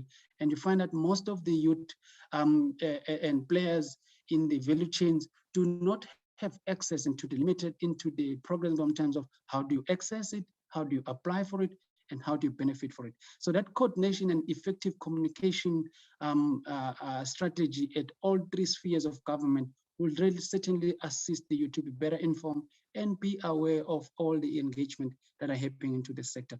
There was very clear a need to recognize the informal and formal actors, as all those actors play a critical and complementary roles in terms of our food system, particularly on the distribution of the food system in areas that some of the large and well-established corporations are unable to interact with the consumers and other areas. And I think this was also informed from the youth perspective by the lessons that have learned during the hard lockdown levels of COVID-19, where the informal traders in the food system were impacted by the regulation, and it had a significant impact in terms of the distribution, particularly around the fresh produce value chains, in linking it with the final consumers. And this could, if there's clear support and clear recognition around those areas, it could certainly assist in upscaling the food system. Lastly, and most importantly, building in on already some positive sentiment that we've seen from the land policy perspective from the government side, and some of the key incentive programs that must target and be able to be built on the realities and the needs that the youth have on the grass in building this sustainable and food system. So these were the key recommendation that came out from that independent dialogue of youth. And there was really a very good sentiment to ensure that if it is implemented in partnership with the youth as they have organized themselves in different platforms and taken these proactive approaches that they have, it can certainly contribute in upscaling the food system in the country. Ladies and gentlemen, I hope you have received well in terms of that feedback that came in from the youth dialogue. I will now stop in there and stop sharing my slide. I will move back then into the main program where I give into to the next speaker of our presentation, where we are now moving in, as we have heard in the earlier part of our program, some of already the key programs, because we're building in on already the system that exists in the country and trying to ensure that we upscale it and taking the lessons and taking some of the new export and tested solution that can only strengthen the food system. And one of those is around this agriculture and agro-processing master plan, which is really assisting in speeding up some of the reforms that are required in the agriculture and agro-processing sector.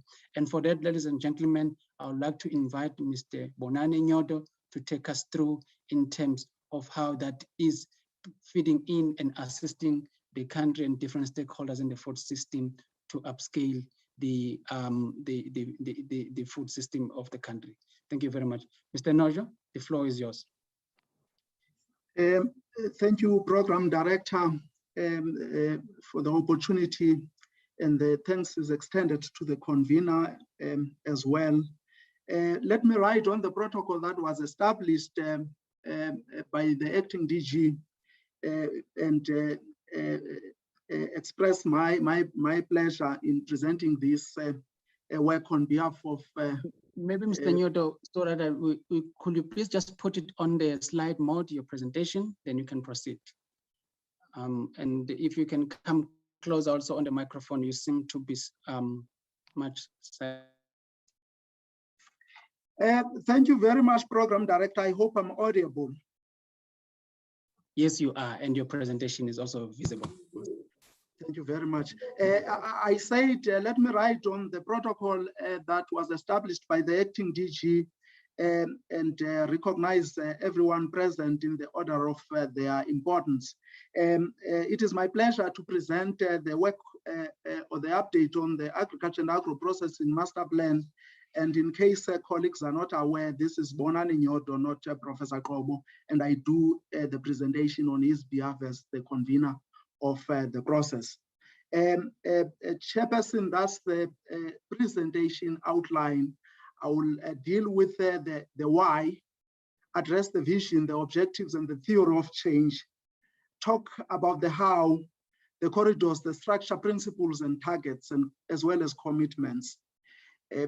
Deal with the envisaged impact quantified of the work of the master plan and the chronology of events dating from the launch to where we are and the plan.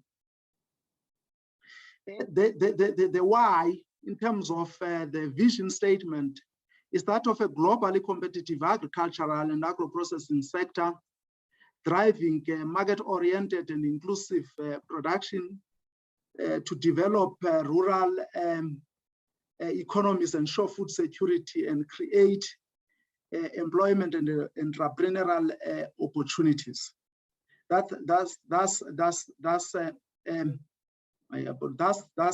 the vision statement.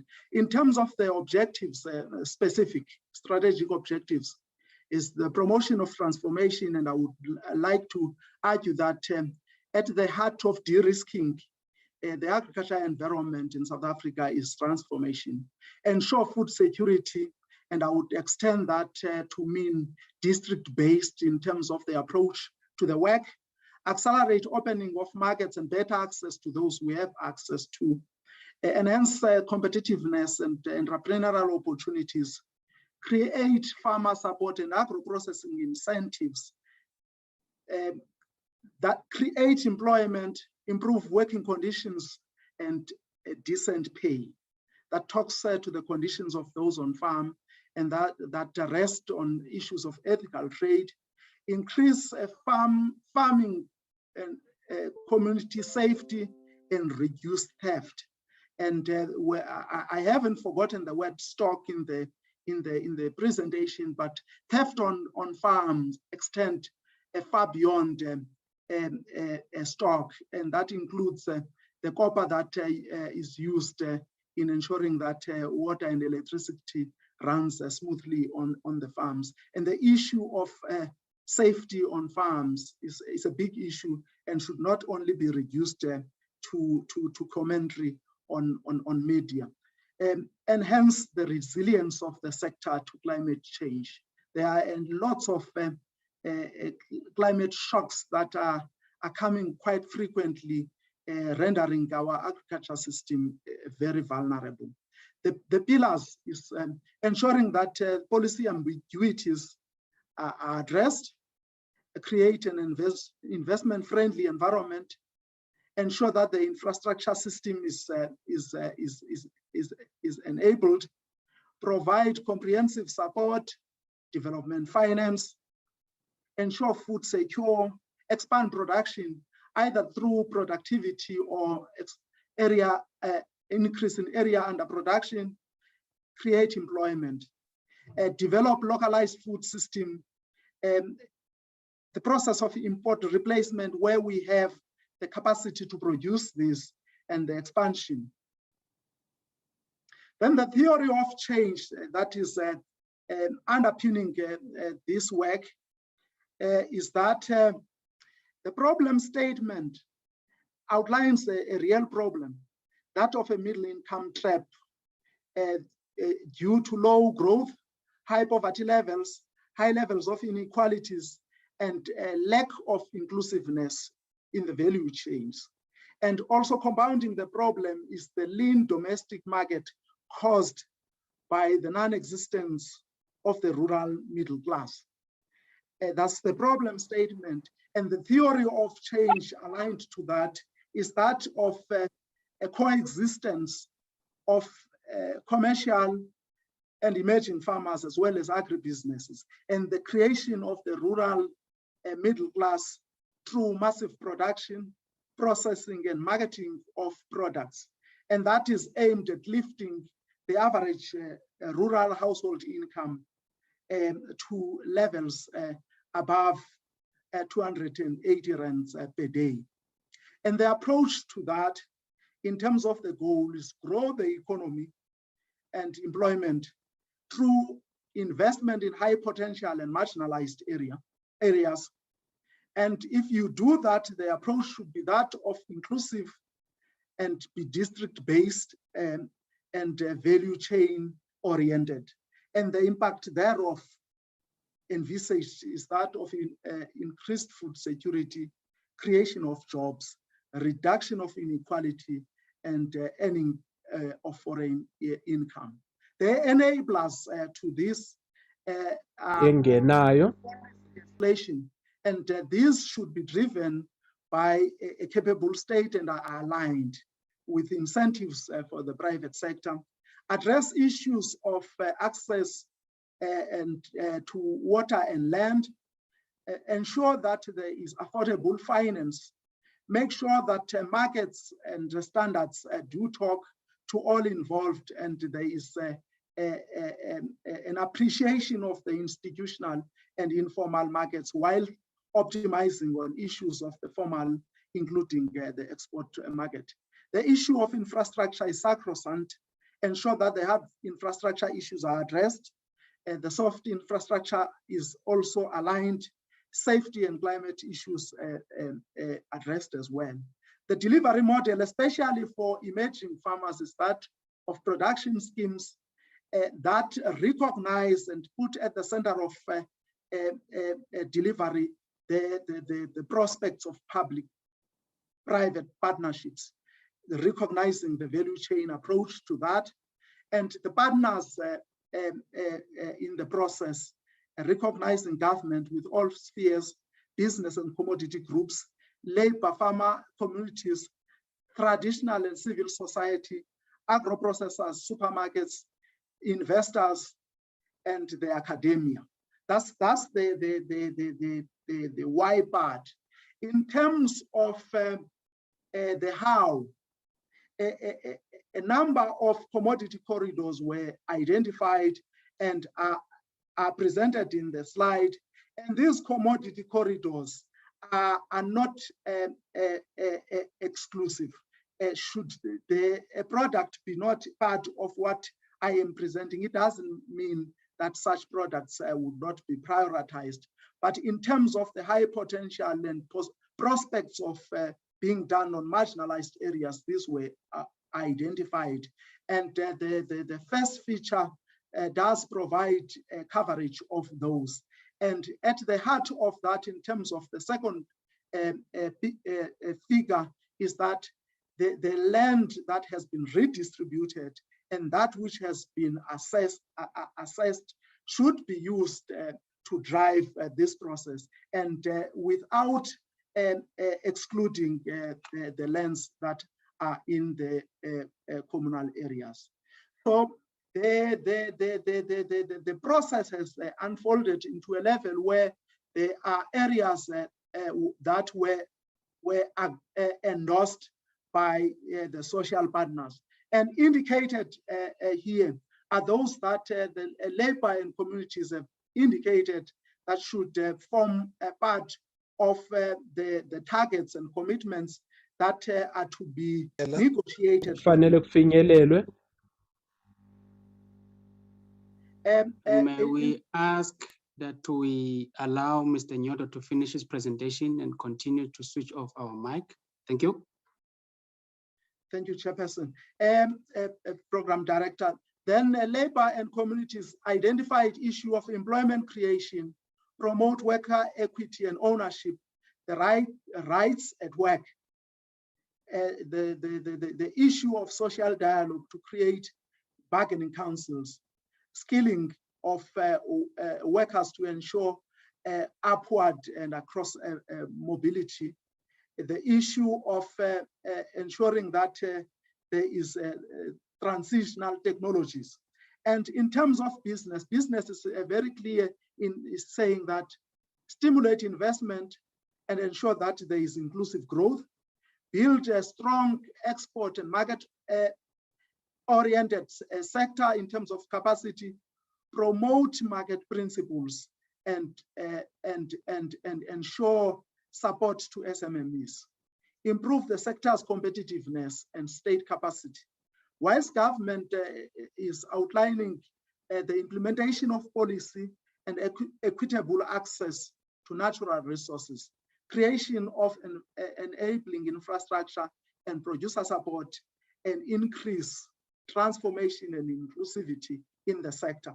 Those are a part of the principles that each of the social partners have identified.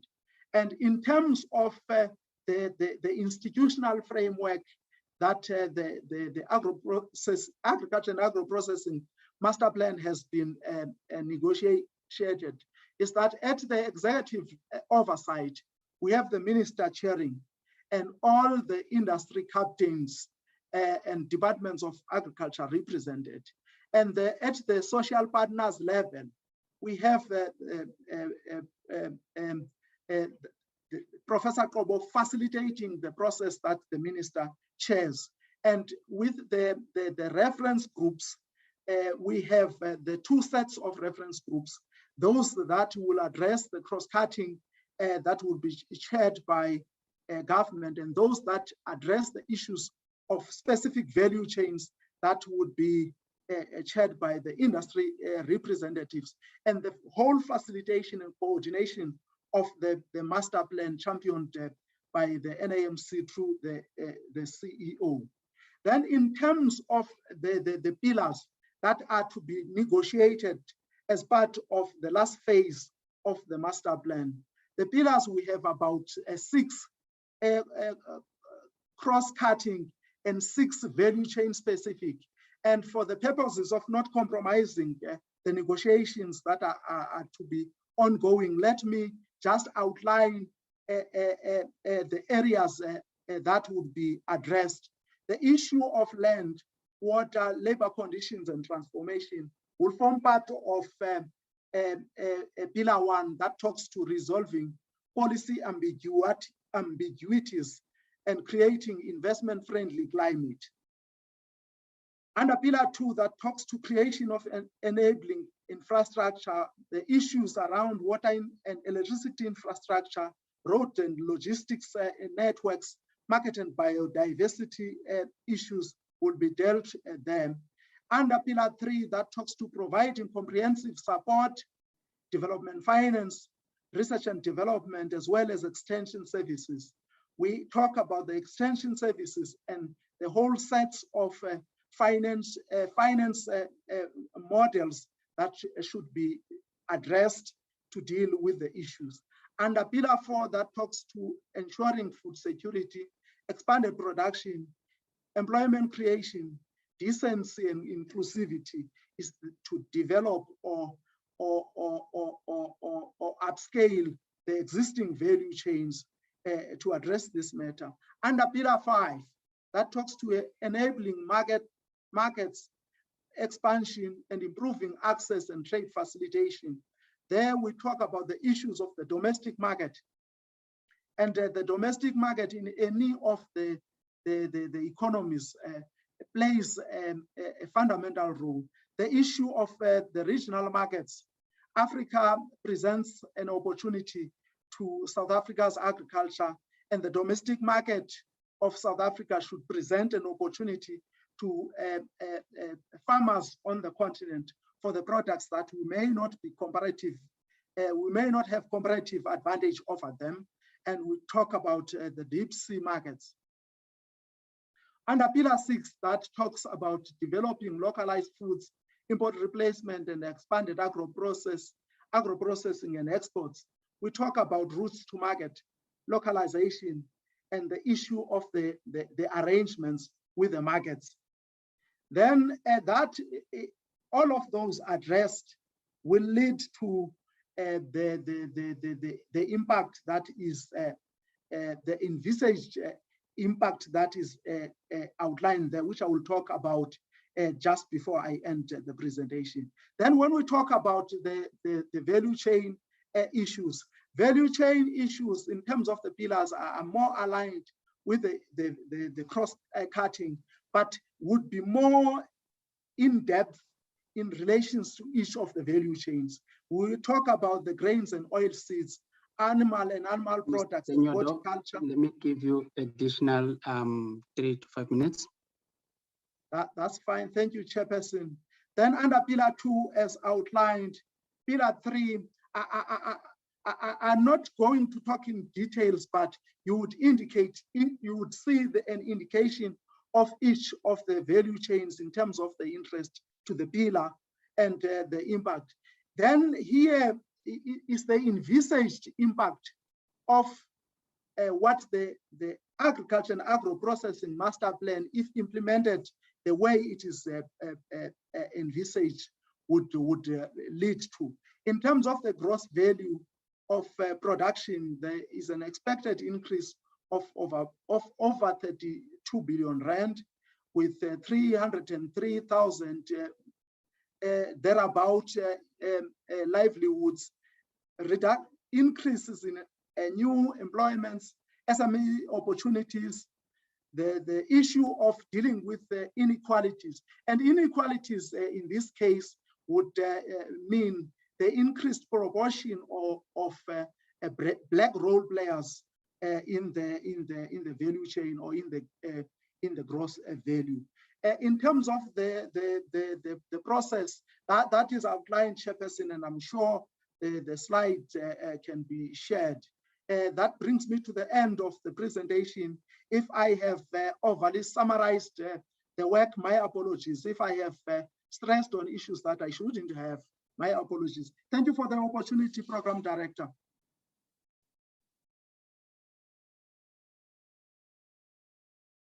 Thank you very much, Mr. Nyodo. That was really insightful. Thank you for that. It's very helpful. May I then request Mr. Bongamsomi to give us some of the insight on the smallholder empowerment promotion approach.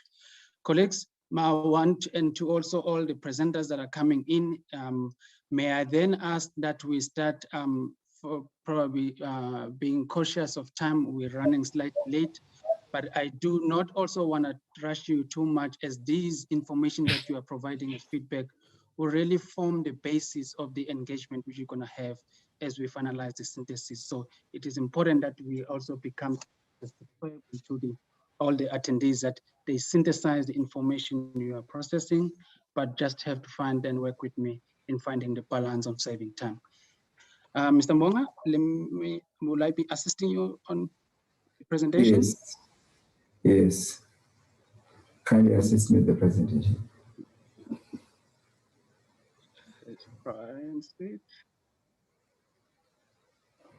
Okay, thank you. Can you hear me? Hello, can you hear me?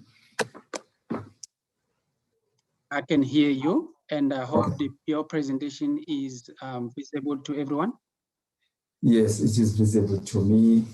Thank you very much. Okay, you can proceed then. Okay, thank you very much, Thoko. Today, we are dealing with the scaling up of the food systems solutions. We have had the problem, but I'm also going to just go again to the problem, to the challenge that we have. And then, but we also have the solution, one of the solutions, which is the smallholder empowerment and promotion approach. If we go to the next slide, it will just show us the presentation outline where we deal with the challenge. It shows us what we have got food in South Africa, a lot of food. Actually, we're even exporting it. Then, but we also have got this problem of food availability in South Africa. We also deal with it. Then we also go into the poverty line. Then we also go to the shape as a solution. Then let me go to the next slide, which is the food availability. Generally, as you know, that in South Africa, we produce enough food in South Africa at national level, but we've got a challenge at a domestic level. This year, we're garnering for 16 million of maize. And then you look at the number of tons more than last year. And then last year we had 15 million. So you can see the country is well endowed. We had an absolute favorable weather. So that's why we've got food. I'm just using maize as a staple food here. Then we go to the next one. And then in the next slide, this shows you the amount of grains that we are actually producing, either of white maize, that's the area planted. If you compare, we had 4 million planted this year, as compared in 2020 with 200,000. Then you look at the tons, 19 million of grains that are going to be harvested, which is actually more than the 17 million. We have got a difference of 8.2%. So this is the amount of food that we have in the country. But still, we're still bedeviled by this problem of food systems. Then we go to the next slide. Then the next slide will then be showing us that within this, because people must buy food, then the food prices are going up from last year, but moderately, but actually within that. And then that's what will have us having our people not being able to achieve the food that they can satisfy their own needs. You look at the food basket, it's almost 1,000 rand. some jobs like security, how much does a person earn? You find that many people who are low income group, you saw in Mr. Mbongwa's presentation that a lot of people, how much people spend on that, on their salaries. And then we go to the next one. Then, but at the same time, the General Household Survey showed us that provinces like Limpopo, Cape, where we've got a high, there are people who are involved. So here are opportunities so that if people, there's 3 million households, convert that in the next slides into the number of persons, you will see that there are opportunities to deal with these food systems. In South Africa, we've got this 15 million percent of persons that actually have got a problem with food. 15 million in the whole of South Africa, people are involved in food. I mean, 15% are involved in food availability, in food production. This is has increased from 14.8% in 2018 to 15.3% in 2019. And as I said, Limpopo is leading. Then we go to the next slide. As you saw, that we're actually in 2011, we're good, then we had drought, the system went bad, and then you had 14.6% of persons that had a problem of food. Then we were actually squashing, dealing with this one until the pandemic. We're down to 11.4% versus in 2018 that are actually food insecure. But you can see that all our activities, but obviously you've got food production, you've got social grants, you've got remittances, and the household food production. These are the elements that you are using. So now we just want to see, with this amount of food that's available, the hunger, how do we make sure that we deal with the hunger? And then with this challenge of food systems. So we'll go to the next slide. These are the number of people now in millions. You find that South Africa in 2018, we had about 13 million. We tried to bring that. All provinces had a decrease in the number of people experiencing food, except Free State, which had an increase from 690,000, it went up to 778,000. But all in all, but we also had the big provinces with food insecurity, like KZN, 3.4 million, which was the biggest, followed by Western Cape. Western Cape is where you have in areas like Khayelitsha, those big townships. That's where you will find the problems that will become a problem for you. Then Eastern Cape also 1.8 million. But we're tackling that, save for the pandemic. But Gauteng, obviously, Gauteng, the most populous province, it's got 2.2, Northwest. But the province that have got a problem is Northwest and Northern Cape. Then we can go to the next slide. This slide was shared by Mr. Mbongwa. It shows proportionally that if you go back to 2002, where the high people who are vulnerable to hunger, and then we have been working well. If you look, the graphs are going down, save for the pandemic and also save for the unrest. Remember that unrest happened in KwaZulu-Natal, in Gauteng. The GDP of Gauteng and KwaZulu-Natal is actually 50%. So that's why it affects the food systems and the N3 and the like. But it means we do have our systems in place, our ducks in a row, but we just get disturbed here and there. Then we go to the next slide. It deals with the RSA poverty lines. You'll see that the food poverty line is 585. Our bound of poverty line is 804. What's the upper one? You will find it at 1,268.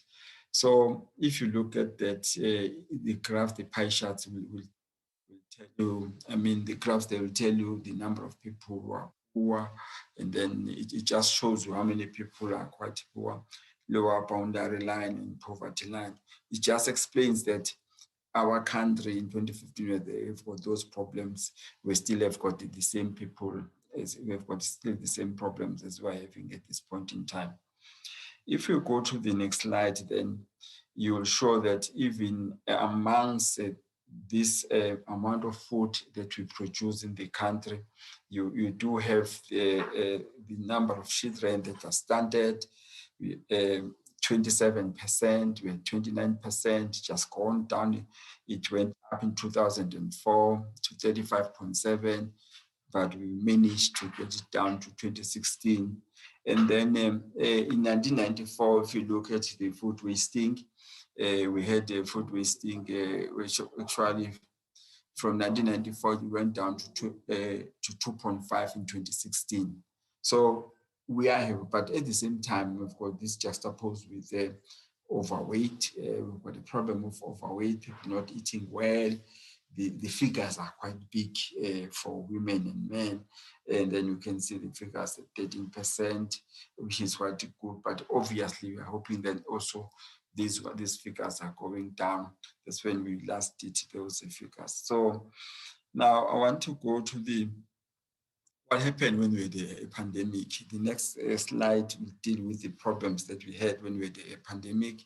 The FAO and the Department of Agriculture, Land Reform and Rural Development did an assessment. They found that at the peak of the pandemic, people with level 5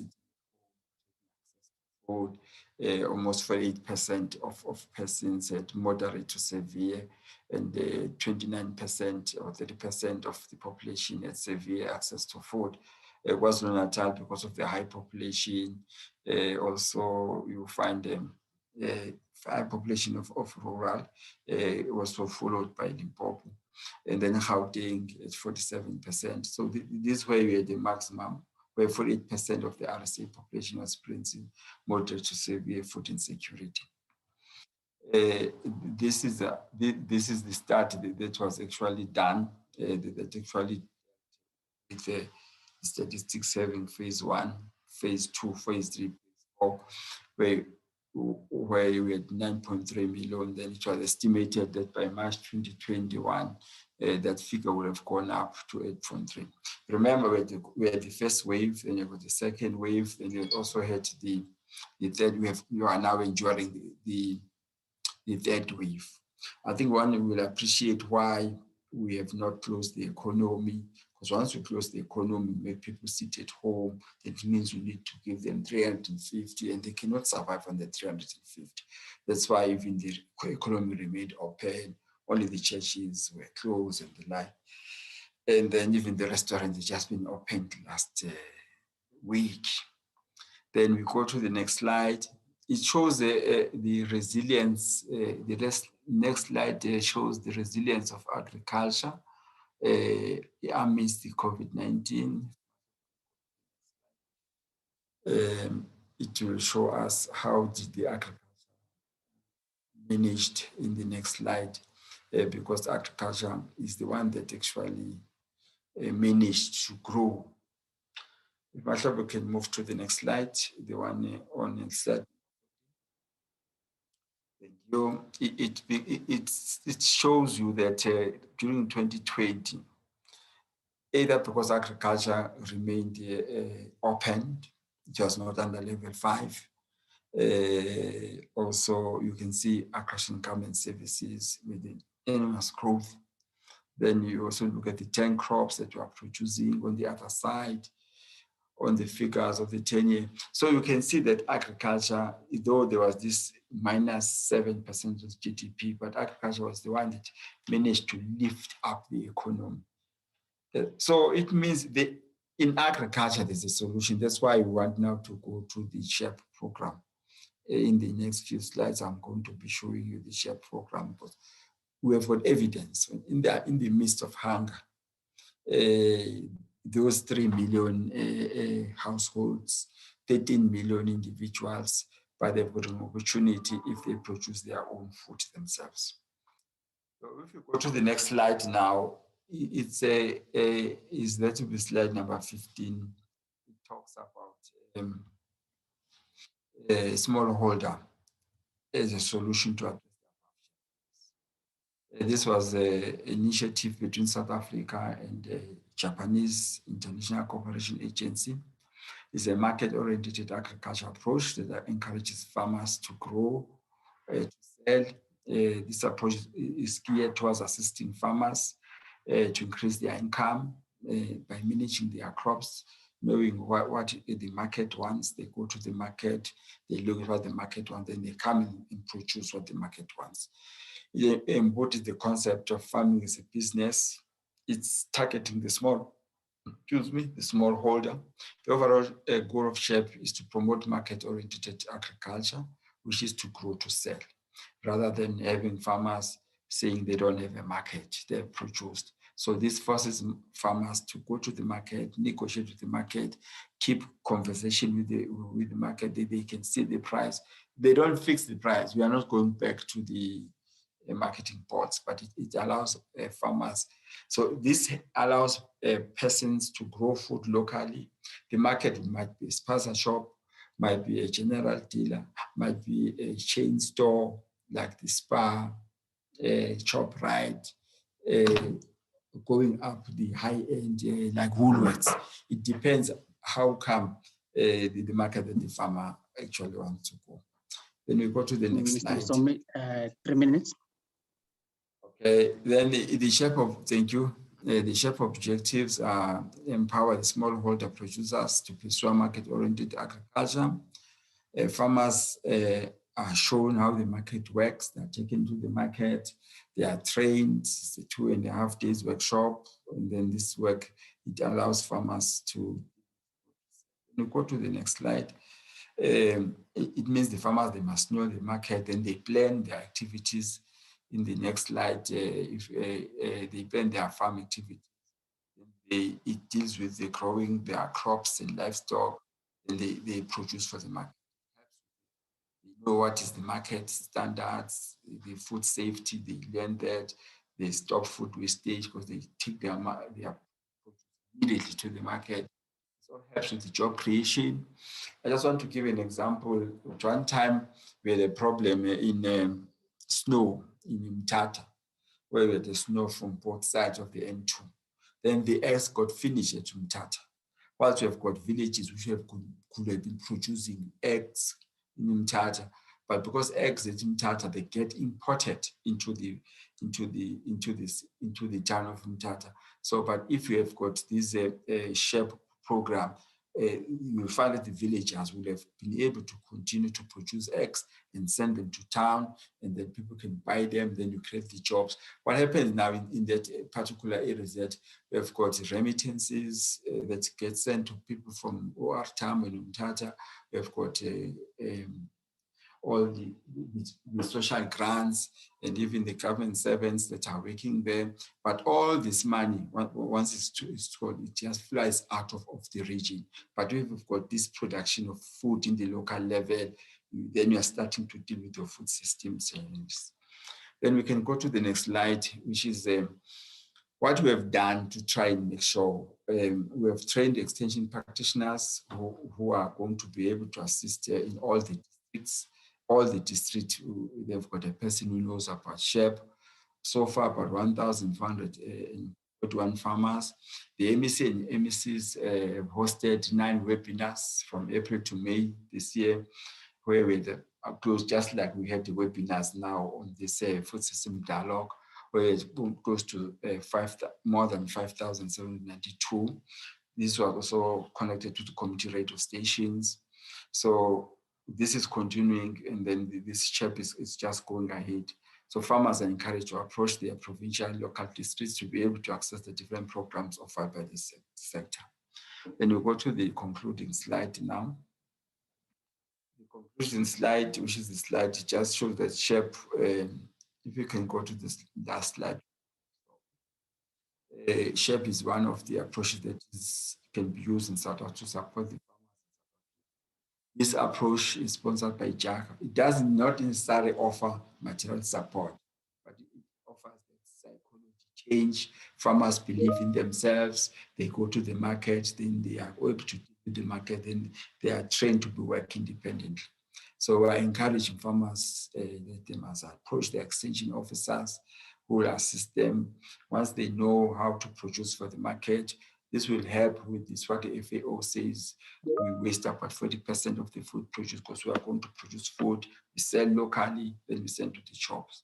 So the rollout of this approach will ensure that farmers communicate on their own and produce in groups and meet the market demands. So we believe that the smallholder empowerment will assist in making sure we produce food locally, then we sell food and we actually eat food locally. So then that will help us with the problem of food systems. Thank you very much. That's the end. Thank you, Mahlobo, for assisting me. Thank you very much, Mr. Msobe, for providing us with that detailed report in terms of the smallholder empowerment promotion approach, but also giving us those data around the state of food security in the country and access into that food. May I then, without further wasting more time, request Ms. Elda Mchiza to give us the feedback and the details around the CASP and blended finance model. Ms. Mchiza, your 15 minutes starts now. Thank you. Thank you, Dr. Ntombela, and good morning, Minister. The FAO country representative dignitaries present. Doc, I have tried to forward the screen to you, the presentation in case I fail to share. So if you could confirm receipt and share.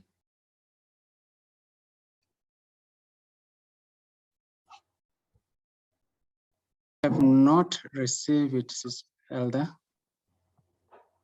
I'm trying to just revive. It has certainly not come through. Is my screen showing? Only your video is transmitting on the screen. Is it? Share. Linda, are you able to assist us quickly with Ms. Elda? Let me just check if maybe your mails went to the junk box. It appears that it has not come through on my side. My screen sharing is disabled. If it could be enabled, please. Let me ask Linda, are you still with us? Are you able to assist him, as Elda, with the screen sharing?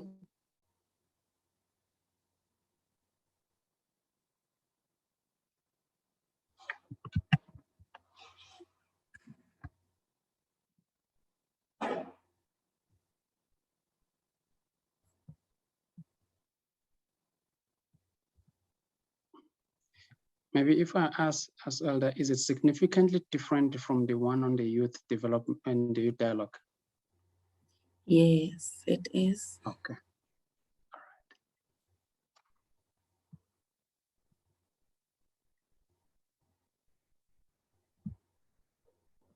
Okay. Has Linda helped you?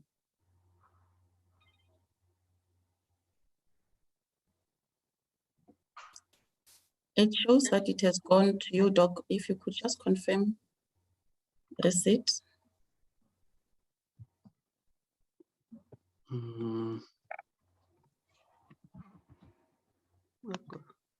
Okay.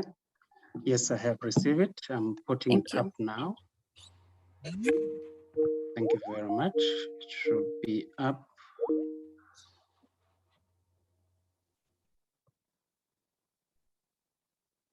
This Thank one, you. says Elder. Yeah. Yes, correct.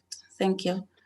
I've been asked to share with the audience the programs CASP and Tilema Letsema. So the second slide, Doc. What I'm going to share is a reflection on some of the programs and plans that are in place or being developed to move our country towards sustainable food systems that are productive, in the words of Cheryl Hendricks, and prosperous, that are equitable and inclusive, that are empowering and respectful, that are resilient and regenerative and healthy and nutritious. The next slide.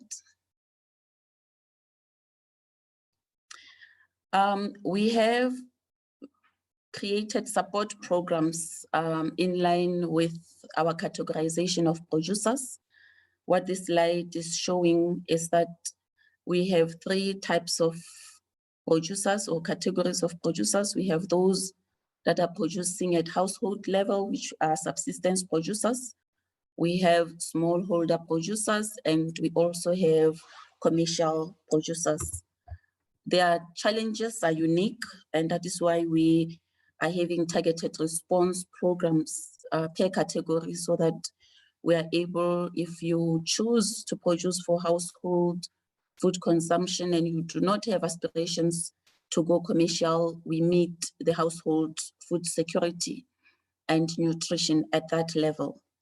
And if you are producing at smallholder with the intention to go commercial and you're already having a market, you are selling, we also introduce programs that are able to assist you to improve on your food production, that are also going to assist you to ensure that your production is safe, as well as assist you with your recording, with information, as well as with access to commercial finance, which would then lead you to accessing blended finance and scale up your production so that you are a true participant in the agricultural economy and respond and contribute towards food security at both household and national level. We have the households who are producing at a turnaround. This is the distinction between small subsistence as well as smallholder. Their turnaround is less than 50,000 per annum for those households that have surplus and they're selling it to the market. We also gauge the smallholder for those who are producing about 50,000 turnover per annum up to $1 million turnover per annum. For those who are producing above $1 million, we have categorized them as medium scale commercial, and those whose turnover is above 10 million, we have categorized them as large scale commercial producers. So the instruments or programs that we have in place to respond to your smallholders below $1 million turnover, as well as your households, we have your comprehensive agricultural support program, which is a conditional grant with Ilema Litsema, and we have land development support. Those are grants 100% given to these beneficiaries to assist with their production, to assist with infrastructure, to assist with market readiness and market development, as well as train them and build their capacity and their knowledge. Once your production is above 500,000 as a smallholder, we have realized and gotten feedback from the financing institutions that those are the producers they are keen to finance with small loans and as well as medium to large scale loans. We are introducing the blended finance scheme to that end, trying to de-risk these producers, build their strengthen their balance sheet, and ensure that we attract private finance in developing their assets. So this is just a summary slide of what I'm going to be presenting in the next slides that are following. The next slide, Doc. The Comprehensive Agricultural Support Program is a conditional grant which we provide to farmers through the provincial departments of agriculture. And this follows the Intergovernmental Framework Act, and it reaches and it gets disbursed at district level. Its aim is to create a favorable and supportive agricultural services environment for the farming community, in particular your subsistence, smallholder and black commercial farmers within strategically identified grain, livestock, and horticulture production areas. One of the questions may be asked to say why the emphasis on Black. These conditional grants is trying to address the imbalances and the backlog of infrastructure in these categories of producers, as we know that they were previously excluded from supports in apartheid South Africa. So they are really aimed at bridging the gap and bringing them to a level where they can become competitive with their white partners or white producers. The purpose of the program is to provide effective agricultural support services to promote and facilitate agricultural development by targeting beneficiaries of land reform. As you would know, it is a strategic program of redress that we have, and also we have Black producers who have acquired land privately, and they are also needing the support to assist them in participating in the value chain. We use these grants as well in revitalizing agricultural colleges and turning them into centers of excellence. The next slide. The objectives of CASP, it is set out to deliver a wide range of economic as well as social and environmental benefits. On the economic front, it is expected to produce higher levels of productive efficiency, to create on-farm and off-farm jobs.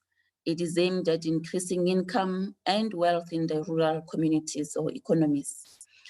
As the positive impacts of CASP on the agricultural sector gain momentum, significant amount of domestic and foreign investment is expected to be attracted to complement the initial capital injections through this program, leading to a reversal of inequalities in farmland access and use rights inherited from apartheid era.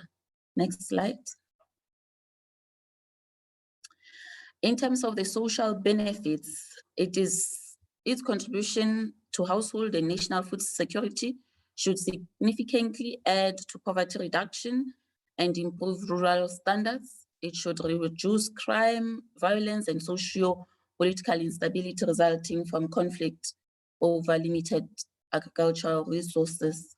In terms of the environmental benefit, it is expected to promote ecologically sustainable farming activities. Next slide. And the pictures that are reflected on the slide, these are the real beneficiaries of the program. I would not at this point share where they are, but they are broadly distributed throughout the country. The pillars and targeted beneficiaries I have spoken to. The program is delivered through 6 priority pillars. We provide on and on-farm infrastructure support, assist with knowledge and information management. We have funding also to strengthen technical and advisory services through strengthening extension support in the country. We provide training and capacity building for farmers directly. We assist farmers also with market and business development support, which includes your certification of an SA-GAP certification program so that they are able also to access formal markets because that would be a guarantee that their food is produced safely. The 6th pillar of CASP was financial services, but it had since been branded MAFISA, which is the Micro Agricultural Finance Institution of South Africa, where we provide micro loans to farmers. This is done differently from the approach of CASP. The intermediaries are used to distribute the cheap loans or the micro loans to these beneficiaries. The targeted population is your hungry. We have seen statistics that Mr. Mbongwa has indicated around the percentage of people who are below the poverty level in the country. So a large portion of them is encouraged to produce their own food to mitigate on food insecurity and hunger. previously disadvantaged subsistence, smallholder and distressed commercial farmers, assisted with infrastructure, with production inputs, with training, as well as market development. We have entrepreneurs, youth, women, and people with disabilities that are prioritized on the program. The next slide. This is really just to a show of how to access CASP. You have to consult your local extension officer if you are a farmer. And this is a list of the coordinators in each province, as I had indicated that the support is distributed through the provincial departments of agriculture. From a national point of view, we coordinate, we verify, we monitor the performance of the program.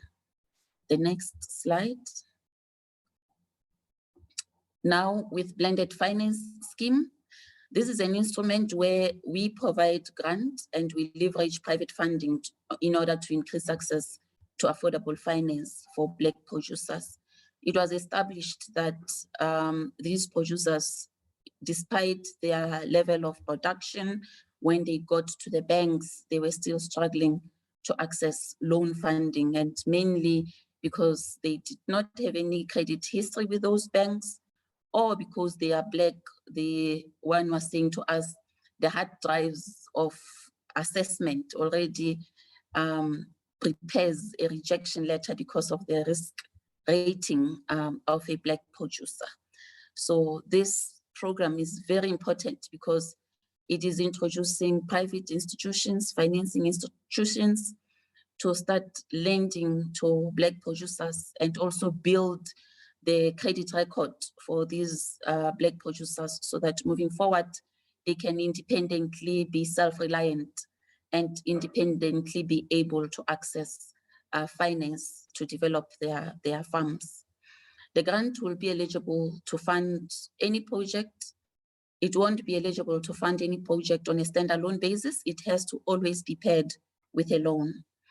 Our contribution has no financial returns, but it is bound by the terms and conditions for the grant, which would always be endorsed when they are found to be contravened by the producer.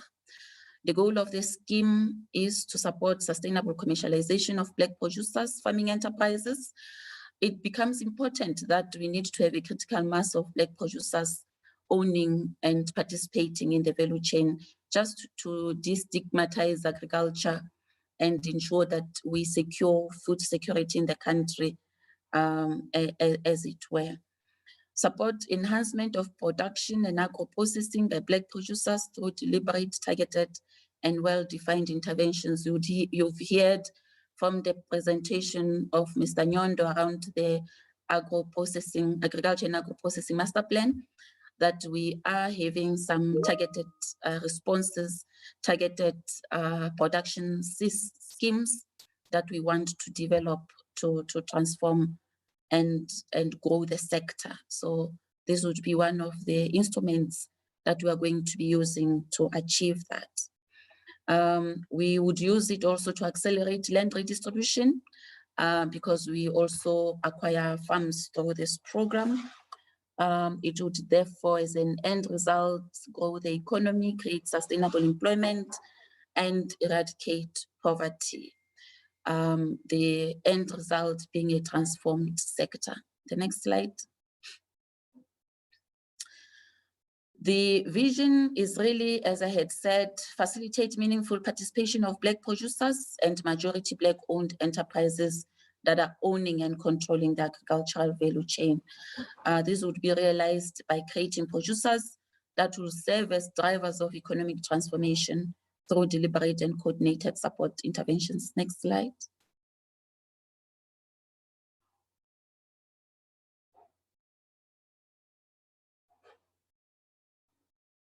Next slide, please, Doc. Thank you. We would be targeting these commodities that have been flagged in the agriculture and prioritized in the agriculture and agro-processing master plan. To save time, I'm not going to go through them. Next slide. Who qualifies? This program is aimed at South Africans, Black-owned and managed farming enterprises. We are looking at majority Black ownership at 60%. For JVs, they have to be, a JV partner must have 40%, but not less than 26%, because we want significant skin in the game if they were to benefit from this program. Enterprises must ensure that there's farm worker profit sharing or farm worker share equity. We have seen, and this is one of the drives towards inclusive growth, wherein you don't necessarily only have producers becoming wealthy and you still have poverty in relation to farm workers. They really have to enjoy the benefits of their labor as well in a future farmer or a future commercial agricultural operation. New women, youth, women, and people with disabilities are also targeted, including military veterans. If an applicant is 60 years old, we would need evidence of a successor, because we want to continue leveraging on the gains made through this program. I'm not going to touch on who does not qualify, to be noted when the slides are shared. Next slide.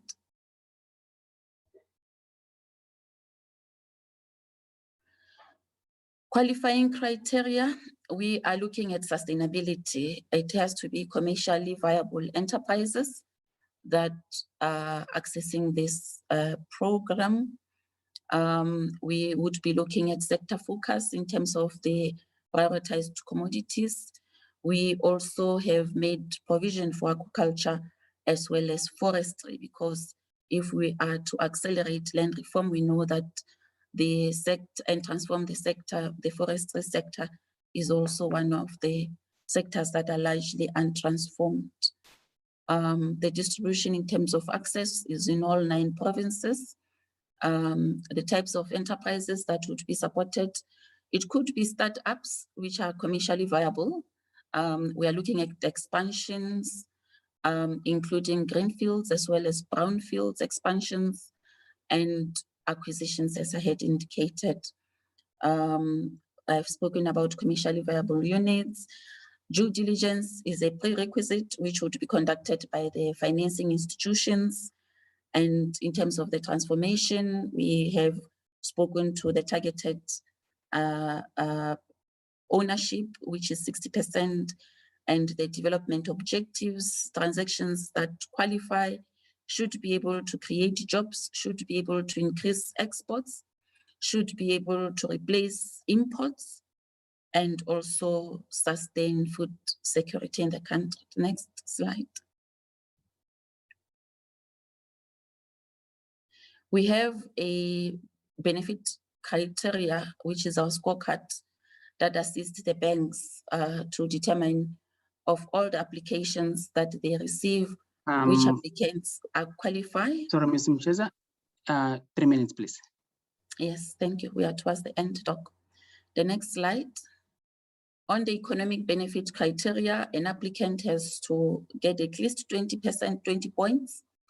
And this slide is beginning to show the commitment by the department in terms of the grant caps, guided also by the producer comprehensive support policy, which is in a draft format at this point in time. What we know is that the banking sectors are not necessarily largely keen to support smallholders. To that end, we would give 60% of the required funding in grant for smallholder. The 40% could be a loan. For medium scale producers, we are going 50-50 with the banking sector. And for large scale, we would go 40%, and the debt portion would be 60%. Next slide. I have spoken to this. We can move in terms of what the scope of funding is around acquisitions, expansions, capex, operating capitals. But what is important to note on this slide is that those on leasehold agreements, they would also qualify for support, as is a good achievement we have made with the banking sector. The push has always been that they needed farmers to have title deeds, but to the extent that the term of lease is longer than the term of loan, those applicants would qualify. Next slide.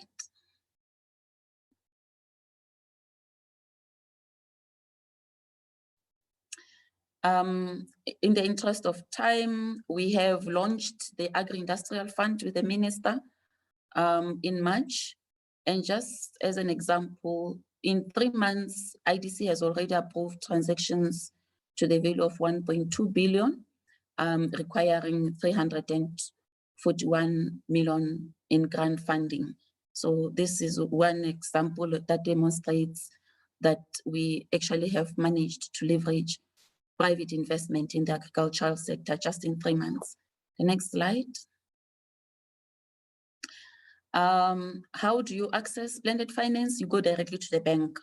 I'm not going to go through the value chain, but the application is received and processed by the bank. The department does the monitoring and oversight of the program. Next slide. This is just a quick slide. If the slides are shown, you'll be able to see it, which talks to the minimum requirements by the financing institutions. What is important to note here is that they only need a minimum of 2 years operating in the agricultural sector, which then also assists youth who are startups that needs to enter and change the dynamics within the agricultural sector. That's the end of my slide, Chairperson. Thank you very much. Thank you very much, Ms. Mchiza. Thank you very much for those details around CASP and the blended finance. Ladies and gentlemen, I would like to just again play with you that if you could bear us, we're running slightly late in terms of the program, but it is critically important that we synthesize and give justifiable time to all the presentations so that when we allow those engagement and we finalize that report, it's really taking into account all this information that are being presented today. Let's move on to the next. We then proceed with our program. Sorry, my machine is failing me on the side, trying to share the slides. Sorry again, we move on then to the next program where we're looking at the food system intervention. And we would like to invite Dr. Jemina Moeng to take us through. Doctor, your 15 minutes starts now. Thank you very much, Dr. Ntombela. Host disabled participant screen sharing. I'm reading that message because I was trying to share the screen.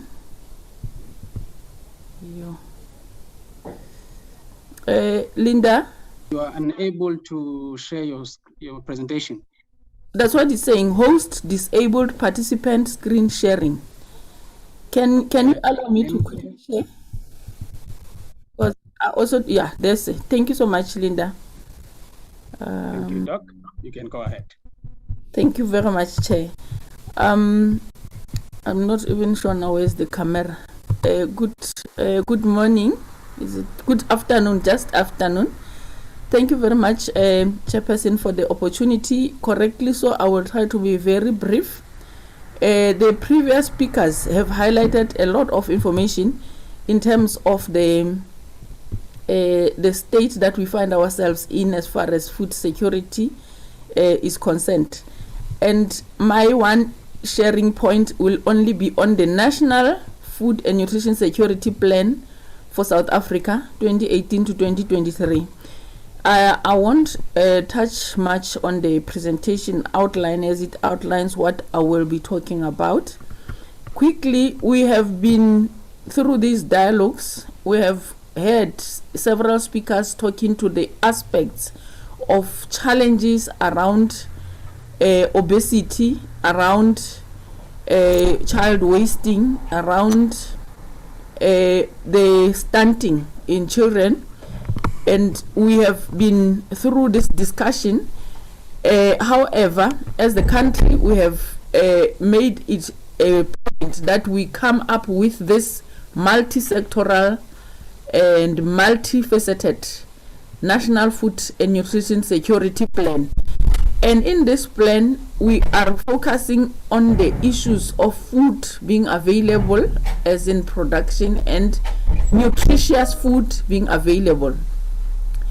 And we have also, through the Department of Health, whom we are working with, have gotten some statistics, as can be seen. As far as anemia, there is still a problem, and exclusive breastfeeding a problem, child's wasting, there's still a problem. And I will pass on this slide to say, in essence, this plan is emphasizing that everyone deserves access to healthy, affordable food and quality nutrition care. In so saying, poor diets are not a matter of choice by people. Circumstances force them. Hence, we say our food and health systems need to be transformed. We need to address inequities in food systems and make healthy, sustainable food the most accessible and affordable choice for all. Mr. Mbongo's presentation also, in terms of the synthesizing of the dialogues, indicated this, and this came a lot in provincial dialogues, in specifics actually, to say how do we go about doing this. We also need to fully integrate nutrition in health systems and make nutrition care preventative and curative, as well as being universally available. And we need to act currently, as in now, hence the nutrition security plan. So we will need to build these equitable, resilient and sustainable food and health systems, and leverage key movements to renew and expand nutrition commitments and strengthen accountability, whilst we also invest in nutrition, especially in communities most affected, which we usually find in rural and peri-urban areas. I'm going to touch on this slide, and my apologies because a lot of colleagues have spoken on it. My point that I wanted to talk to, Chair, I don't know if I can be able to show it here, because the issue here that I needed to talk to is that whilst we see vulnerability to hunger for these households currently standing at 10.3%, the MTSF, that's what is in here, in the orange that can be shown now. I don't know how am I moving there. The MTSF actually targets that households vulnerable to hunger should decline from 10.3% to 5.7% in 2024. So you can already see the country's intention to build on the sustainable development goals, as is the expectation herein. Now, quickly speaking to the aspects of the policy of the plan itself, it's based on the Food and Nutrition Security Policy that was approved in 2013, and at the same time, around 2014, the Department of Planning and Monitoring and Evaluation commissioned an evaluation and nutrition intervention study for children under 5, which then was also completed in that year. This was outsourced. And some of the findings from this evaluation and nutrition interventions was that in South Africa, the right to food is entrenched in the Constitution, which we are all aware of. And again, South Africa has a good mix of health and nutrition policies which should address the immediate, basic and underlying factors associated with poor nutrition. South Africa has placed emphasis on food security that is not linked to nutrition. Hence our emphasis as a country to say, you know what, we will not help it if we have food a lot without considering nutrition aspects. And then in comparison to 5 similar developing countries, South Africa does not have a single or coherent strategy or policy or regulatory system to realize the right to food as set out in the Constitution.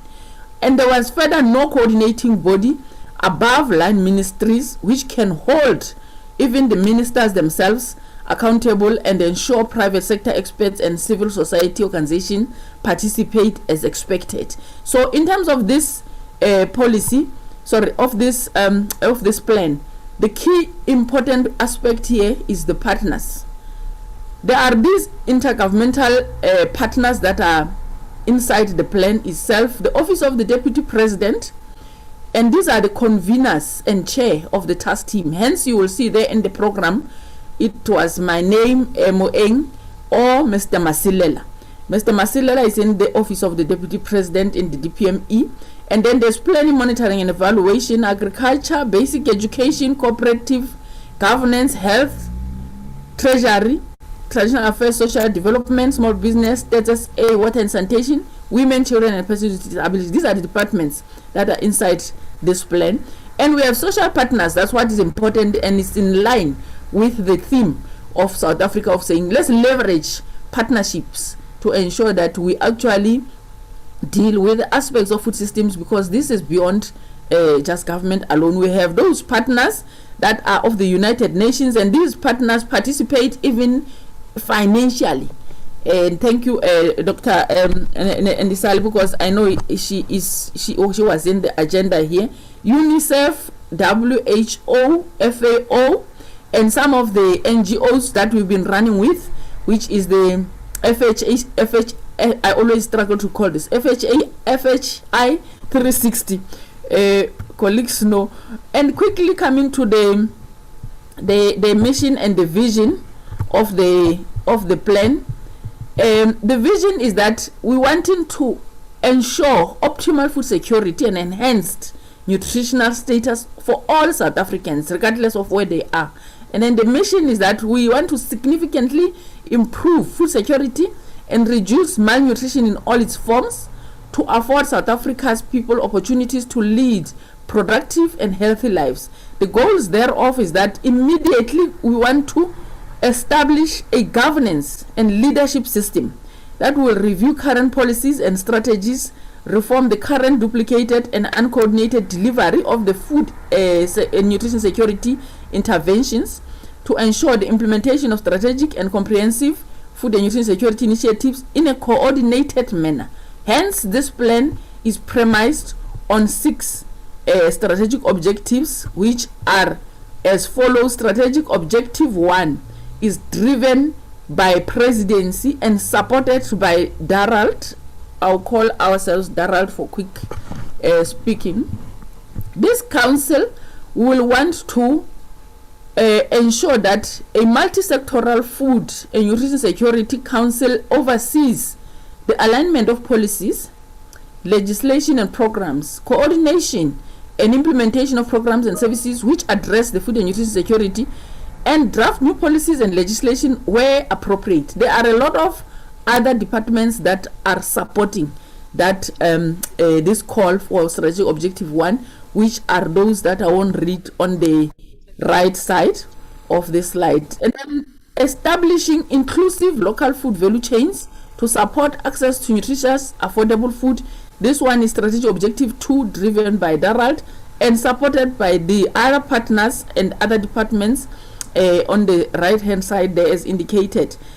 Department of Social Development would ensure that they expand targeted social protection measures and sustainable livelihood programs, and they are also working with DBE in particular in terms of making sure that we get to the school nutrition programs that link up with the early development childhood centers and the community nutrition development centers. And then the Department of Health is a key player, and all these departments and these partners chair that are mentioned here, and ministers and deputy ministers and colleagues and DGs and MECs, they all participate, and we have to report around what it is that we are doing towards achieving these intentions of the plan. Department of Health ensures scaling up of high impact nutrition interventions targeting women, infants and children again, the Department of Health and the GCIS are working on a communication strategy. And lastly, the Department of Agriculture, Land Reform and Rural Development, together with the DPME at the chair and the lead, as well as Stats SA, we are working on a monitoring and evaluation system for the food and nutrition security in South Africa.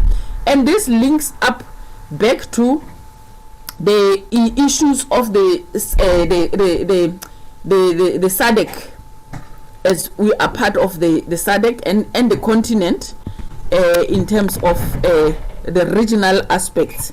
Chair, we have costed the plan just to indicate and to ensure that we understand the implications of implementing this National Food and Nutrition Security Plan, and so that we can make political choices. An amount of about 82 billion was costed there, but we in that costing had included currently existing funding allocations that these various departments have inside their budget allocations. And then this plan was further endorsed by the current president during his tenure as deputy president of South Africa, and he actually signed off the forward of the plan in 2017. And then the establishment of the National Food and Nutrition Security Council was supported by the executive in April 2021. And quickly, the social protection cluster and cabinet committee that met on the 13th of April approved the establishment of this council, as I have said, and this was chaired by the deputy president. And then there was also an assertion to say we need to include entrepreneurial aspects inside this. Hence, then you could see in my other slide of the participants, especially from the government side, we did not have Department of Small Business Development, DSBD, which has now been brought on board to link up with the SMMEs inside this process. And then we are also moving towards the self-sustainability of people rather than government providing handouts in this. And then we would also be pursuing the procurement by government from smallholder producers. This becomes important because the money must revolve around the beneficiaries of this process. And then the government should increase its procurement again from the smallholder producers. And then the National Food and Nutrition Security Council will look at establishing provincial structures of the same nature.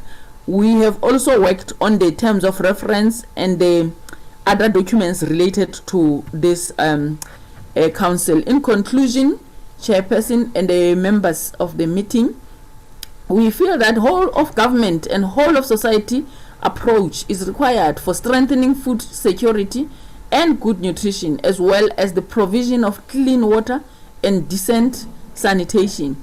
Therefore, the National Food and Nutrition Security Plan embraces this paradigm, and there is need for continuous improvements as far as state-led interventions that are to improve food production and food access, including, as the other speakers before me have said, support to small-scale farmers and support in particular to household food production, and supporting these entrepreneurs as well as ensuring social assistance.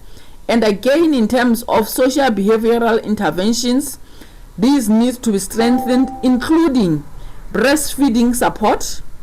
In a discussion of a dialogue where we were working with the KZN was raising very serious issues. Chair, I'm closing. That, some of the women refuse to breastfeed because breastfeeding also leads the new mother to lose weight. And they were saying they don't want to breastfeed because they will lose their weight and the husband might leave them. So that became a very social and cultural aspect that needs to be attended to. And then we also need complementary feeding. We also want to ensure nutrition education and counseling whilst improving hygiene practices, especially in line with the COVID that we find ourselves in. Chairperson, thank you very much. Thank you very much, Dr. Mweng. Thank you very much also to learn about all those stakeholders you've been working with during the processes you have highlighted. Without further waste of time, may I then recognize Dr. Tracy Davids to give us the presentation on the data and integration of smallholder farmers into the value chain. Tracy? Thank you very much. Thank you very much, Chair. Can I just confirm that screen is visible? Indeed, it is visible and I can hear you very well. Great, thank you. So good afternoon, everybody. Thanks to everyone for staying on. I realize it's been quite a marathon session, so I'll try not to take too long as we go through these slides. I've been asked to present on the topic using data to integrate smallholder farmers into the value chain. And I must acknowledge up front, it's certainly not something we have all the answers on, but I will try to give you some examples on some work that we have done and some of the lessons that we have learned. So just to start us off, I want to just set the scene a little bit with respect to the farming system in South Africa and the agricultural and food value chain. So on screen, we're showing a portfolio approach, which really just acknowledges the differences in categories, both in terms of market and in terms of actual producers. So in the triangle on the left, we've split the producers into 4 categories, basically your subsistence-orientated smallholders, your market-orientated smallholders that are sort of tied into loose value chains, your market-orientated medium-scale producers, which produce surpluses for the market, and then your commercial scale, your commercial large-scale producers. And you'll see that the triangle is set as it is because of the numbers related to these various different producers. These are loosely paired with markets that they're currently serving and currently supplying into on the right-hand side. So you'll see there that the bulk of product from your commercial farmers, that's going into your commercial value chains, entering the export market. And then that flows all the way down to household consumption, which is typically where your smallholder subsistence-orientated producers come in. Now, if we really want to think of sustainability and food security in the long term, we want to grow all these producers and all these systems together, but we also want to see if we can move some producers from the lower end of the triangle up into the higher end of the triangle and get them supplying into markets that are sitting more towards the top on the right-hand side. So data obviously is a key factor in terms of getting us there. So as a starting point, just what do we know? I think from the different sources of information, we have roughly 40,000 larger scale commercial farmers in South Africa, around 245,000 emerging producers categorized as emerging, and then around 2 million subsistence farmers. I think those that have been listening through all these presentations might remember the table that was presented earlier. The challenge with this is that the data is often fragmented, it's uncoordinated, it's often inaccessible, and in some cases it just doesn't exist. So there are various bits and pieces of data related to these various producer groups, but in very few cases is there a single coherent data set that speaks to the entire spectrum of producer that we have in South Africa. Where data on transformation and informal agriculture does exist, it's often a single survey, a snapshot. We don't have multiple years and it doesn't cover this wide continuum of producers. What we also do know, as was noted by Professor Tom Reardon, is that there's this so-called hidden middle, which is really your informal grassroots supply chains that have huge potential. And across Africa, we're seeing what's being called the quiet revolution within this hidden middle. So this is not maybe not your formal value chain as we know it, but sometimes chains operating alongside it and loosely tied to it, where we're seeing tremendous growth. What we don't know is, or we do know, but we don't have a lot of information on some existing gaps that are still there, is that we know amongst the commercial producers, there's numerous semi-commercial enterprises that are not captured in the census, which is focused on VAT registered producers. We don't have a lot of information on production value and volumes from emerging farmers, often operating in these more informal value chains. And when we also don't really know the contribution of household production in the economy in value terms, in terms of supplying food that might otherwise have been bought. What we've learned from selected case studies, I think there's some different project work that we've done where we've picked up some information, where we've put information together. What I'm showing on screen now is related to South Africa's pig herd. So on the left, you've got the so-called formal producer, and in this case, we've classified that as someone looking after more than 50 pigs. There's around 1.5 million pigs in that sector, concentrated in only around 170 producers. On the informal side, which is our smaller producers, classified here as 50 or fewer pigs, we've got more than 200,000 households operating in this sector, and almost 900,000 pigs, which are not well accounted for. They're often operating in this informal sector, but that's almost 40% of your national herd that's sitting in this so-called informal value chain. And if we look at their contribution, if we make some assumptions, we did a small sample of amongst these producers, the kind of productivity level that they're operating at. And if we do that calculation, then it seems that even if we are quite conservative in terms of those productivity numbers, we're underestimating production and therefore also consumption by around 10% at the moment. So this is not captured in the formal stats. It's often sold informally, but it's still there. It's making a significant contribution to our agricultural and food system.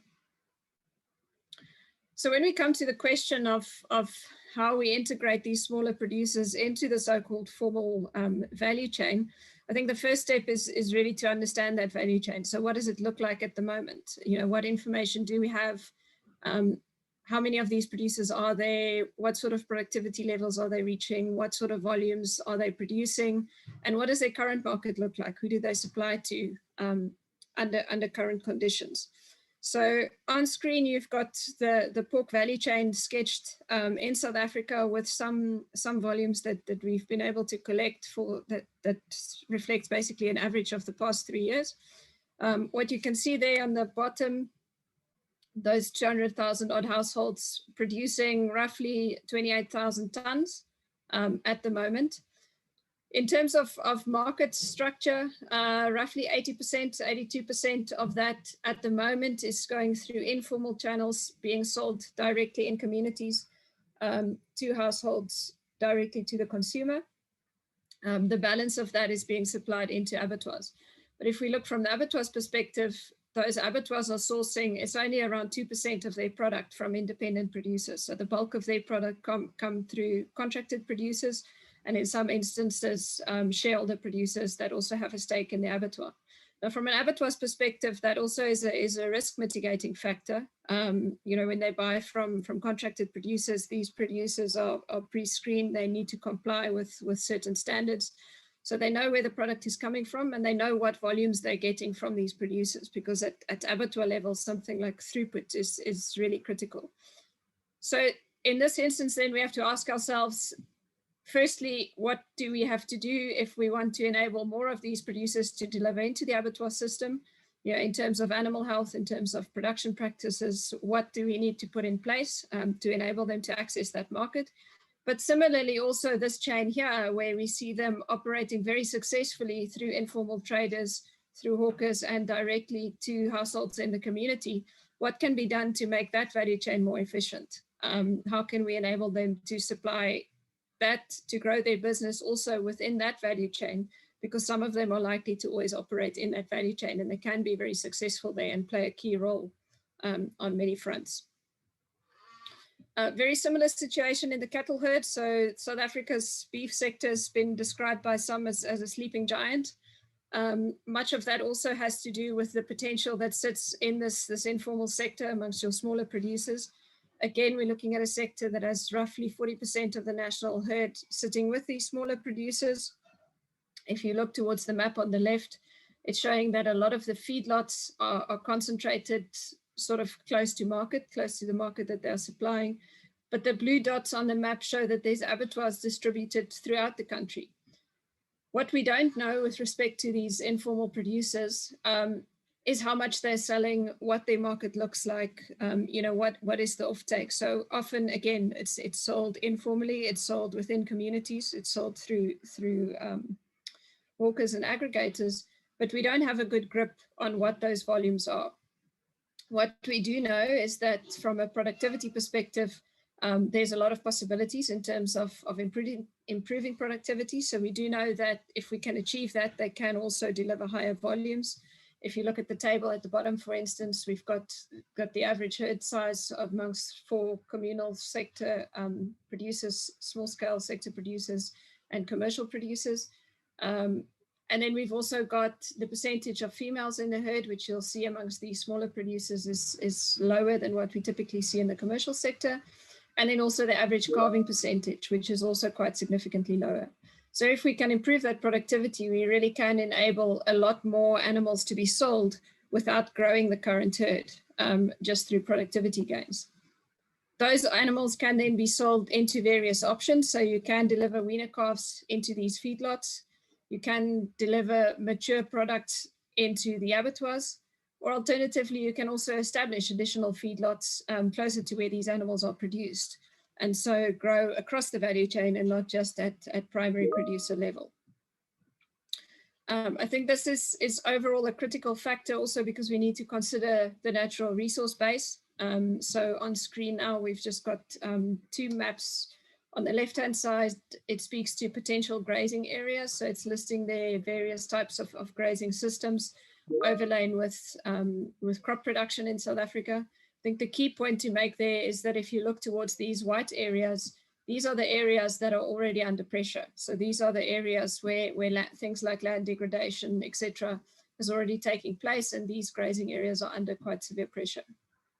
If you look on the right, it shows animal density expressed in large stock unit terms, showing cattle, goats, and sheep. And there you'll see that we already also have a high density of animals in many of these areas where grazing potential is already coming under strain.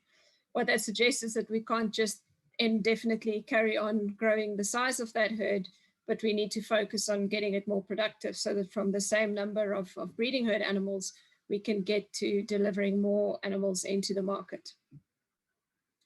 What that also then will do is create an additional market space for grains. So on screen now is a slide that I think you've also seen in some earlier presentations. It's taken from Grain SA's Jobs Fund program. And on the left-hand side, you'll see average non-commercial maize yields in South Africa. And that's compared to average yields of participants taking part in this program, which has quite extensive extension support, etc., and input support. So there you can see that we're sitting with a farmer base that's achieving a much higher productivity level than what we see on national average. And then on the right-hand side, we see also how that maize is being marketed. So currently around 44% of that's being sold into the formal value chain, if you can call it that, so to feed mills or to cooperatives, and the rest is being sold into the community. So if we were to establish additional feedlots, creating offtake then, and a finishing system for these weaner calves, then one also creates a market for this product to be sold into in terms of animal feed. What that would require, of course, is some additional infrastructure. Things like additional feed mills, maybe smaller scale feed mills in these areas, which would also then solve a problem that's faced by many smaller scale intensive livestock systems, such as what we're seeing on screen now. So on screen, again, is a slide that you have seen. It shows broiler production in various production systems, from small scale to medium, all the way through to large scale production systems. In blue, it's got the typical production costs, and then in green, it's got the typical income per bird. So as was explained earlier, within these small scale production systems, producers are doing quite well in terms of margin per bird, but they obviously produce much fewer chickens than what we see in large scale commercial operations. The cost of production amongst these producers is also significantly higher than what we see in our large scale contracted production. Firstly, because they don't benefit from things like bulk procurement, etc. But then secondly, also because there is scope to improve productivity amongst these producers. So again, the question is twofold. I think there's certainly scope to move some of these smaller producers into your formal chain, likely also within a contracted system, simply because once you do that, you have to compete on production cost with these producers at the bottom here. You have to deliver at a price closer to what we see at the bottom here and not what we see for live animals at the top. When you're operating at that sort of scale, you also need to then realize that there's a lot of chickens that's marketed at one time. And this is also why this contracting system has become popular, because it secures your market offtake and then allows you to invest in the necessary technology to be able to compete. Likewise, many producers will stay in this system, and then we have to ask ourselves what can be done to make them more efficient, what sort of infrastructure is needed, more feed availability in the areas, better availability of day-old chicks, for instance, things like abattoirs, micro abattoirs, slaughter facilities, cold storage facilities. A lot of that can allow them to also deliver a cheaper bird and therefore also grow that market space. Again, speaking to growing the entire chain. Given the poultry industry market plan, I think some of the biggest growth areas that have been identified there is firstly growing this informal chain, and secondly then also enabling exports and replacing imports, which would be through this more large scale commercial system. Important to note also that is if you are establishing new players in that commercial system, again, productivity will be key. Because once you start to operate in that formal system, you also start to operate in the global space. So you have to then be sure that you're competing very efficiently with the best producers in the world. So what we're showing on screen here on the left is just a comparison of growth in the poultry industry. So if you look on the right of the left-hand chart, you'll see the growth from 2000 to 2010, and you'll see that the bulk of that was produced in the blue bar by domestic producers. But if you look at the left-hand side, the past decade, firstly, we saw less growth than what we saw in the 2000 to 2010 space. But then secondly, we also saw that almost half of that was being contributed by imports. And that's very much a competitiveness factor. So if you look on the right, we've just compared the production cost of South Africa relative to key producers around the world. So basically, if the bar is above the zero line, it means that in these countries, it's more expensive to produce than in South Africa.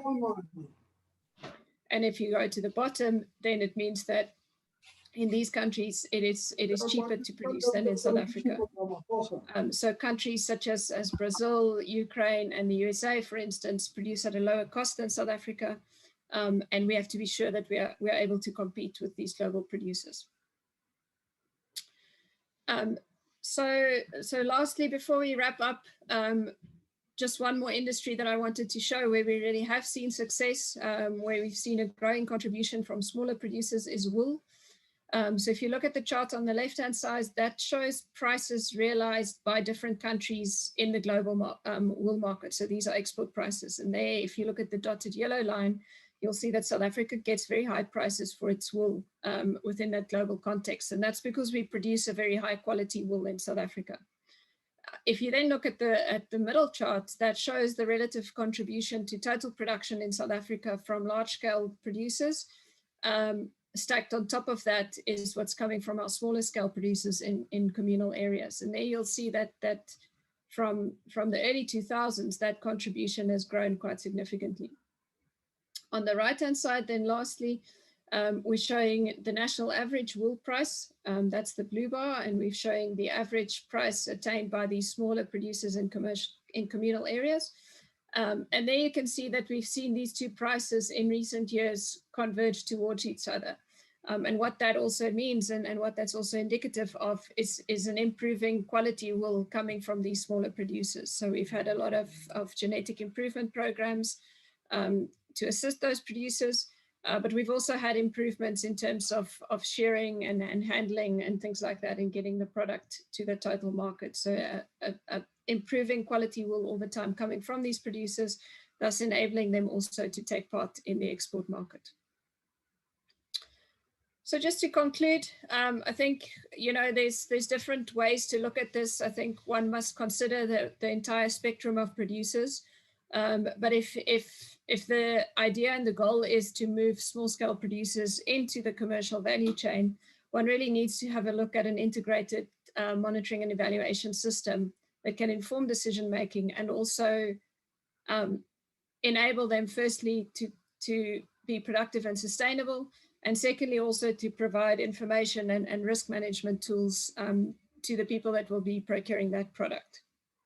So at BFAP, the work that we have done on that front, we start on the left-hand side here from a geospatial perspective, noting where the producers are, the farm size, what scale they're operating in. Tracy, comparing next that. 10 minutes, please. Perfect. Well, this is my last slide. Comparing that to what can be achieved in those areas from a natural resource perspective. Then we also look at a pipeline of participants coming into the program. This monitoring and evaluation system we're showing here is often associated with programs such as the Jobs Fund program. Looking at new people entering the system, but also looking at performance and success of those that are currently in the system. So what it does, it captures data in field, pulls that into the system in a very standardized way and follows very standardized processes, and then allows you to create interactive dashboard and reporting, which then provides information on how things are going, raises early warnings if things like weather, etc., are producing additional risks, and provides then also your buyer with information in terms of volumes that are coming and volumes that can be expected when procuring through this system. Yeah, so thank you. That's all I've got. Happy to take any questions. Thank you very much, Tracy. We will hold a bit on the question side so that we just have a broader discussion across all the information that has been shared as we try to synthesize and build up to that final report. May I then ask, as we continue to our program, ask Professor Cheryl Hendricks to give us an insight on the using research to support intervention to scale up food system solutions. Professor? Thank you, Sifiso. Thank you very much. Good morning, Honorable Minister, Acting DG, Ms. Vangile Titi, Dr. Braven Desala, the MECs and the HODs, as well as all other participants. Thank you for the opportunity to reflect a little bit on using research to support the interventions to scale up food system solutions. I'm not going to go through all the different opportunities that have been presented through the dialogues themselves, as well as through this morning's session. So let me rather focus on the how are we going to get there. So earlier on it was cited that we need to focus on transforming food systems that can simultaneously, and I reiterate, simultaneously, provide healthy and nutritious diets, are productive and prosperous, provide equitable and inclusive development, are empowering and respectful and resilient and regenerated. In terms of research, this requires the harnessing of natural and social sciences, basic and applied science, to make significant contributions to transforming South Africa's food system. Fundamental to doing this is the notion from a slide I presented in all of the dialogues that ensuring safe and nutritious food for all is fundamental to achieving all the other action tracks that are being focused on in the Food Systems Summit. While the South African government decided to focus on action track 1, which is ensuring nutritious and safe food for all, and on sustainable consumption patterns, and then on action track 5, which talks about increased coordination, transparency, accountability to build resilience and reduce vulnerabilities. All of these areas are needed to support the transformation of South Africa's food system. As we've seen from the deep discussions and the dialogues, if we don't get this right, we will not overcome hunger, malnutrition, and poverty. We will instead perpetuate inequality. And so we need to focus our research efforts on all of these in a very coordinated and constructive way. So we know that significant change and transformation is necessary. And I quote from the UN Food Systems Scientific Group that we stress that science, innovation, and technologies play crucial roles among the measures to achieve food system transformations. We note that transition is the movement from one state to another, and evolution is the process of change. Most food systems need all three elements. And so we have to think about how we can use a continual process of change in order to review, reflect, adjust, implement, and repeat. Review, reflect, adjust, and implement. So we need to be doing this through cycles.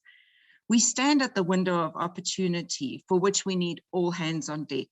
We need to change the system dramatically if we want to see the kind of action we've seen in the mop-up activities of the last week.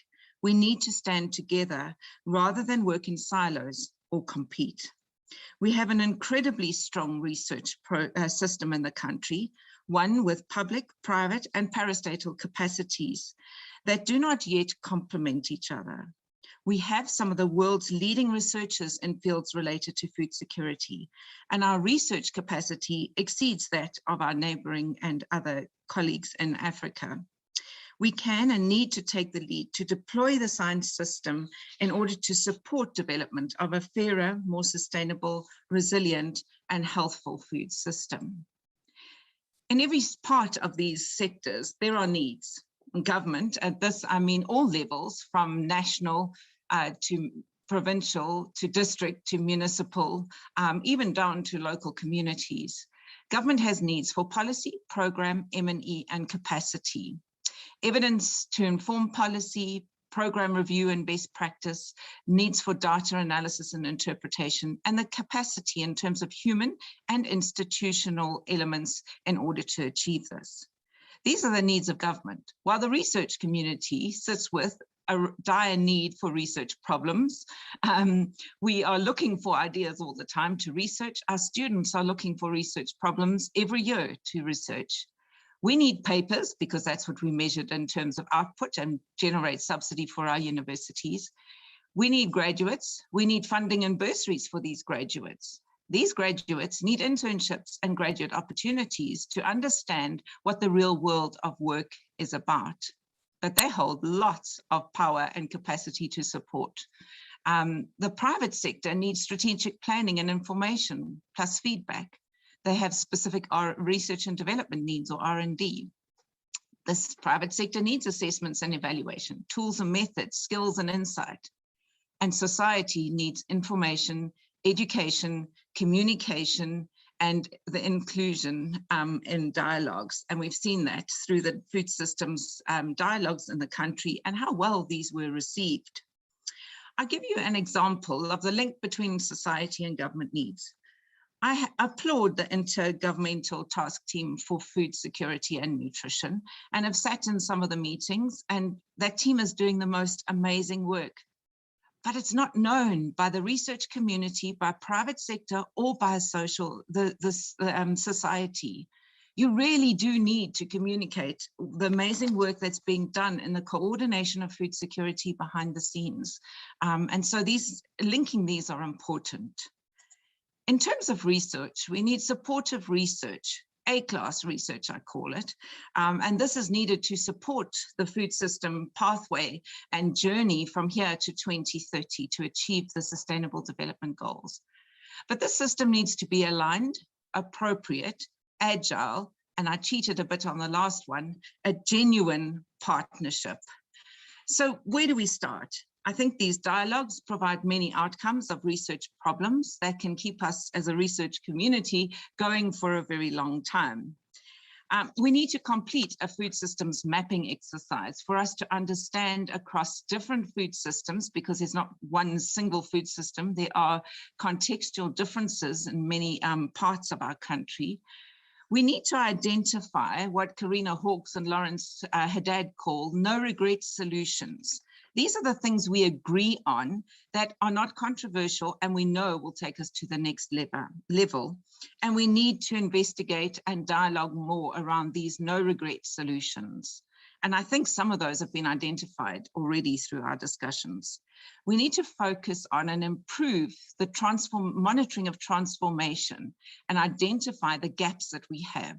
These are very clear. And if you have a look at, for example, our performance on the Global Food Security Index, the Sustainable Development Report framework, the CADAP biennial review mechanism, which was already mentioned, and the NDP, as well as then the Food Security and Nutrition Plan. So there are clear starting points that if we were just to improve on a few things, many of which actually relate to the availability of public data, publicly available data, we would see our scores on all of these mechanisms improving quite drastically. It would also identify where we've got work to do. So where do we start? The focus of these dialogues has been on partnerships, but I think we need to go beyond a PPP, a public-private partnership, and we need a PPAPP to guide and facilitate. So this includes public, private, academic partnerships with public engagement, supported by our development partners. Let me just give you one simple example of how this has already been achieved through the CADAP biennial review, which is submitted every 2 years to the African Union, and that profiles South Africa's engagement with CADAP and how we have achieved. It is a transformation tool.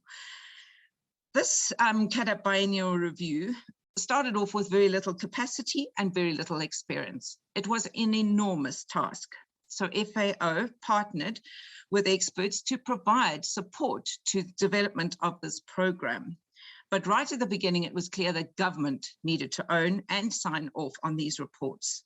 So the first team was established under the DAF leadership of Winston Makabenyana and Bongeka Madleni.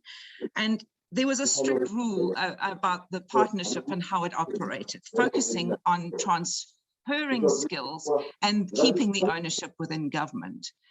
And I applaud the team because they no longer have the need for an external expert to support them. This team, which is reflected on the screen, has done the most remarkable job in profiling the country, and their efforts really need to be applauded. But I think the model can be used as a model for how we could support government through public-private partnerships that include academia and include the voice of the public, because all of these reports are verified by the stakeholders behind them.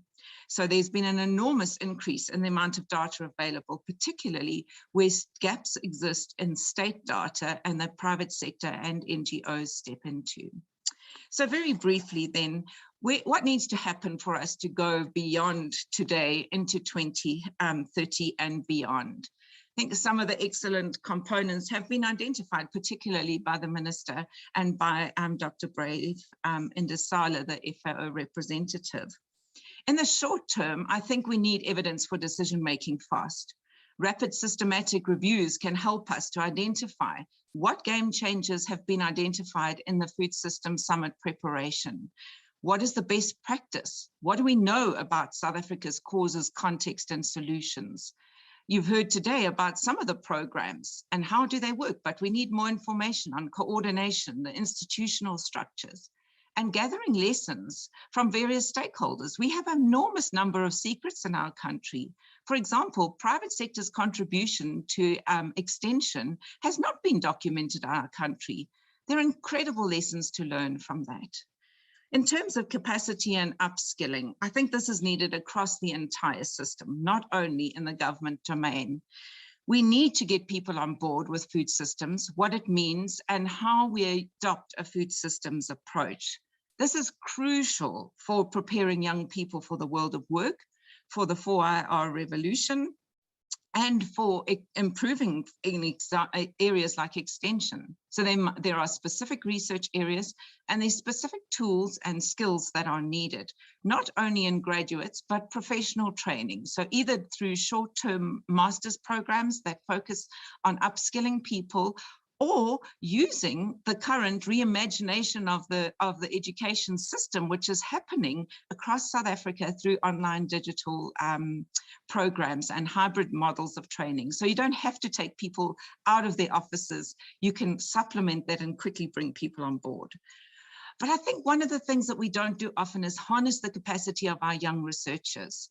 We have an enormous cadre of postgraduate students, postdocs, and young researchers who could be brought on board to provide some public service in redirecting their research. We could also redirect funding to internships, for example.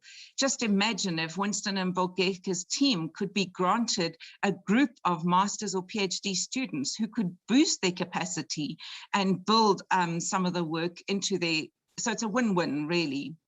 Bursaries to work on strategic gaps are really important, but it needs to be an agile system. So often the lead time is so long to get to those components that we design research programs. By the time we finish designing them and finding the funding, the opportunity is missed. We have to capitalize on this fast. In the medium term, I think curriculum reform needs to happen. I say medium term because university transitions and academic programs are not reviewed overnight.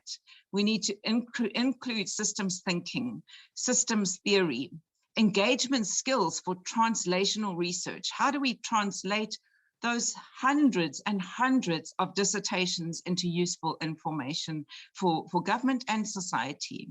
We need transdisciplinary approaches, which need mindset changes for academics as well as for students. And we need to focus more on the public engagement and communications. We need to look, though, at institutional coordination capacity. So this is something that's not very often taught, maybe in public admin programs, but we need to think more about the skills required from graduates, professionals, in terms of how do we interact.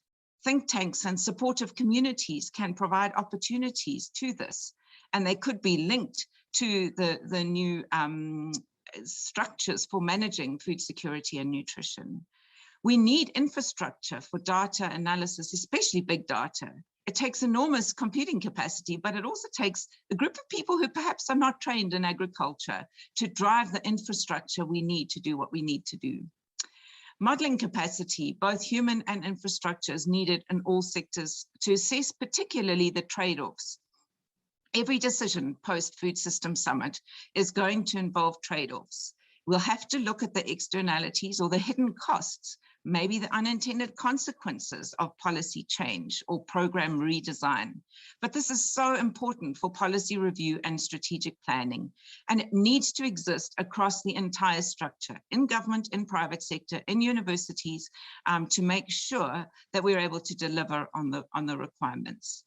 The long-term element is transformation of incentives for all stakeholders. So changing the way in which universities are subsidized, the way in which university lecturers are incentivized, the way in which government's performance management system is set out to make sure that this inclusive partnership becomes an important part of sending signals for research. What is the demand for research? And then for the research system to be able to respond and to provide important and vital information that is usable in the system.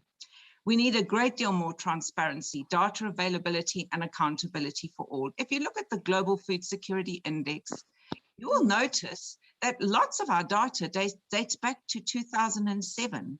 We just haven't released it into the public domain and the UN system for these agencies to draw on. Simple things we can do to improve our status.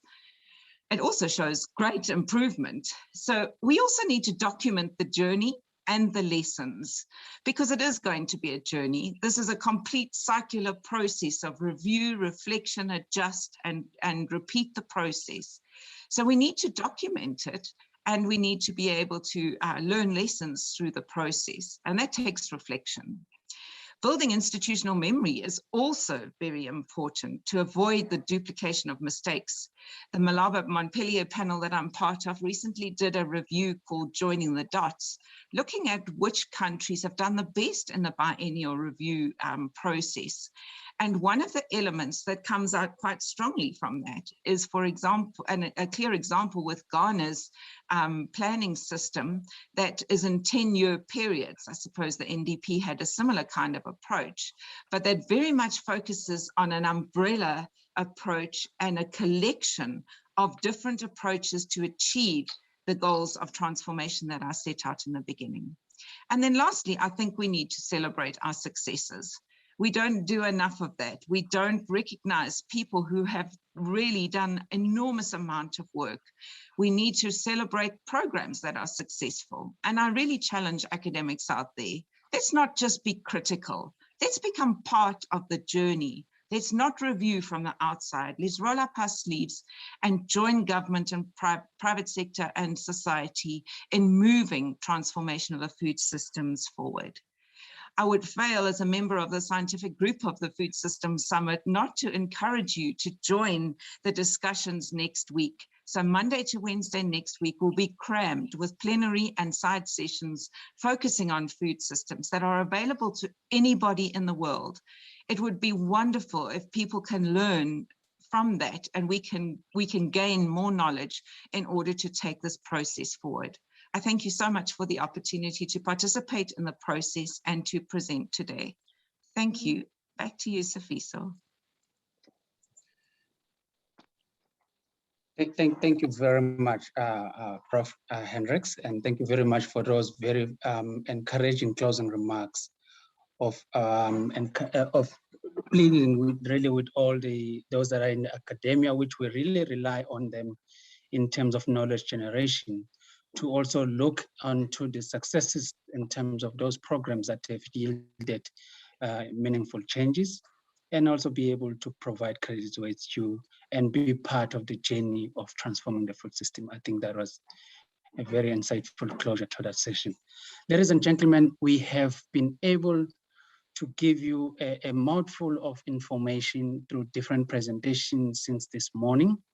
It is now your opportunity to be able to contribute and play your part in terms of this synthesis report, as we really try to synthesize the different information we've been processing this morning.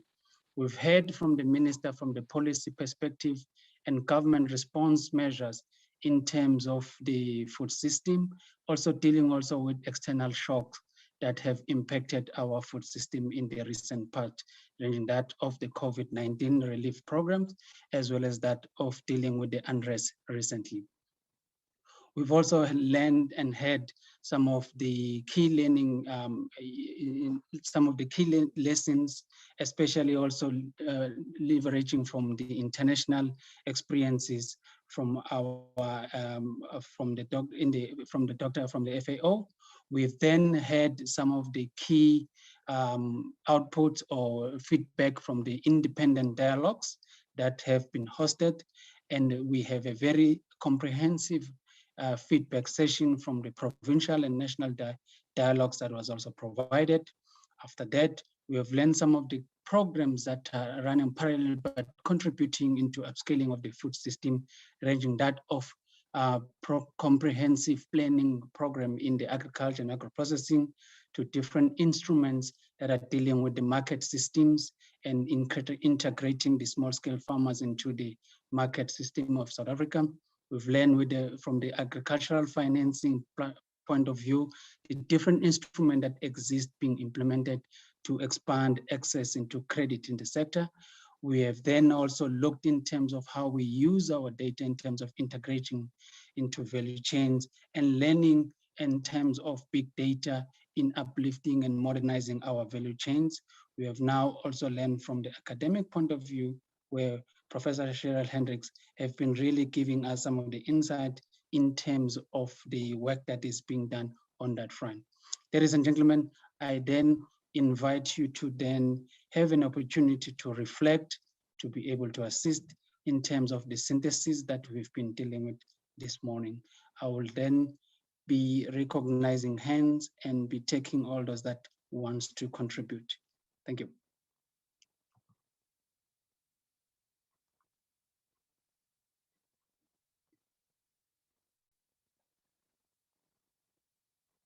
I am recognizing the hand of Mr. Wejerif. Can we Morning. see another hand before you take in so that we can take that? All right, you can go ahead while we recognize our hand. Yes, please go ahead. Yeah, thank you very much for all the inputs and the opportunity.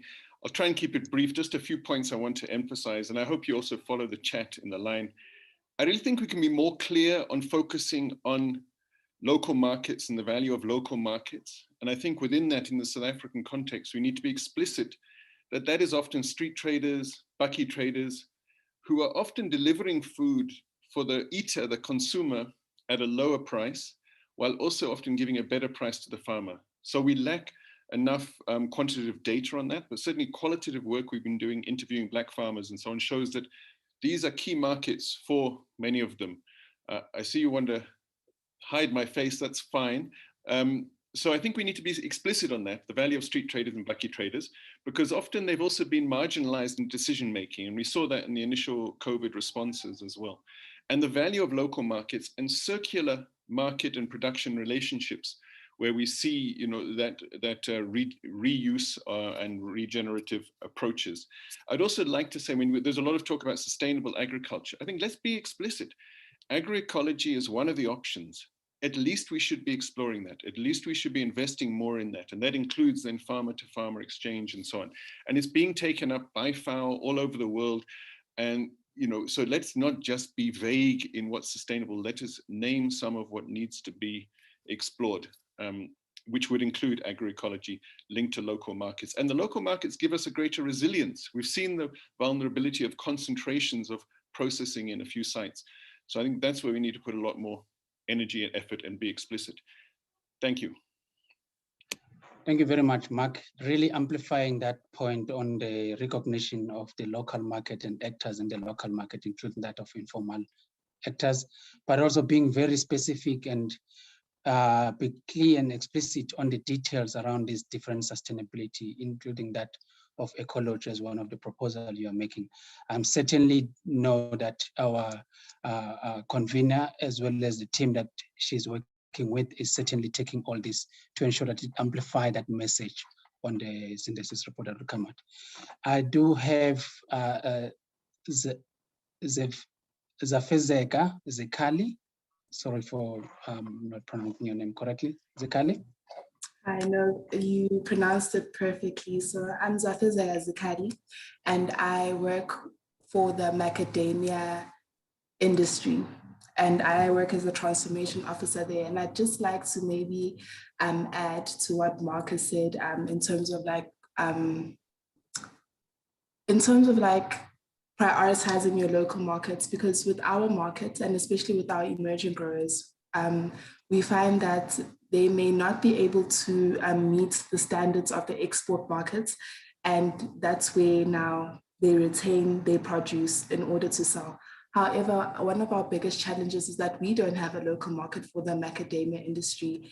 And in terms of agri-processing and the value that could bring to the farmers, I think it would be very important. And also, I'd just like to stress synergies, cross-cutting, transdisciplinary synergies that could also just assist promoting sustainability and also provide new solutions to what do we do in industries that cater more to the export market. What are some of the agro-processing solutions and agro hubs that we can bring into our local communities? Thank you so much.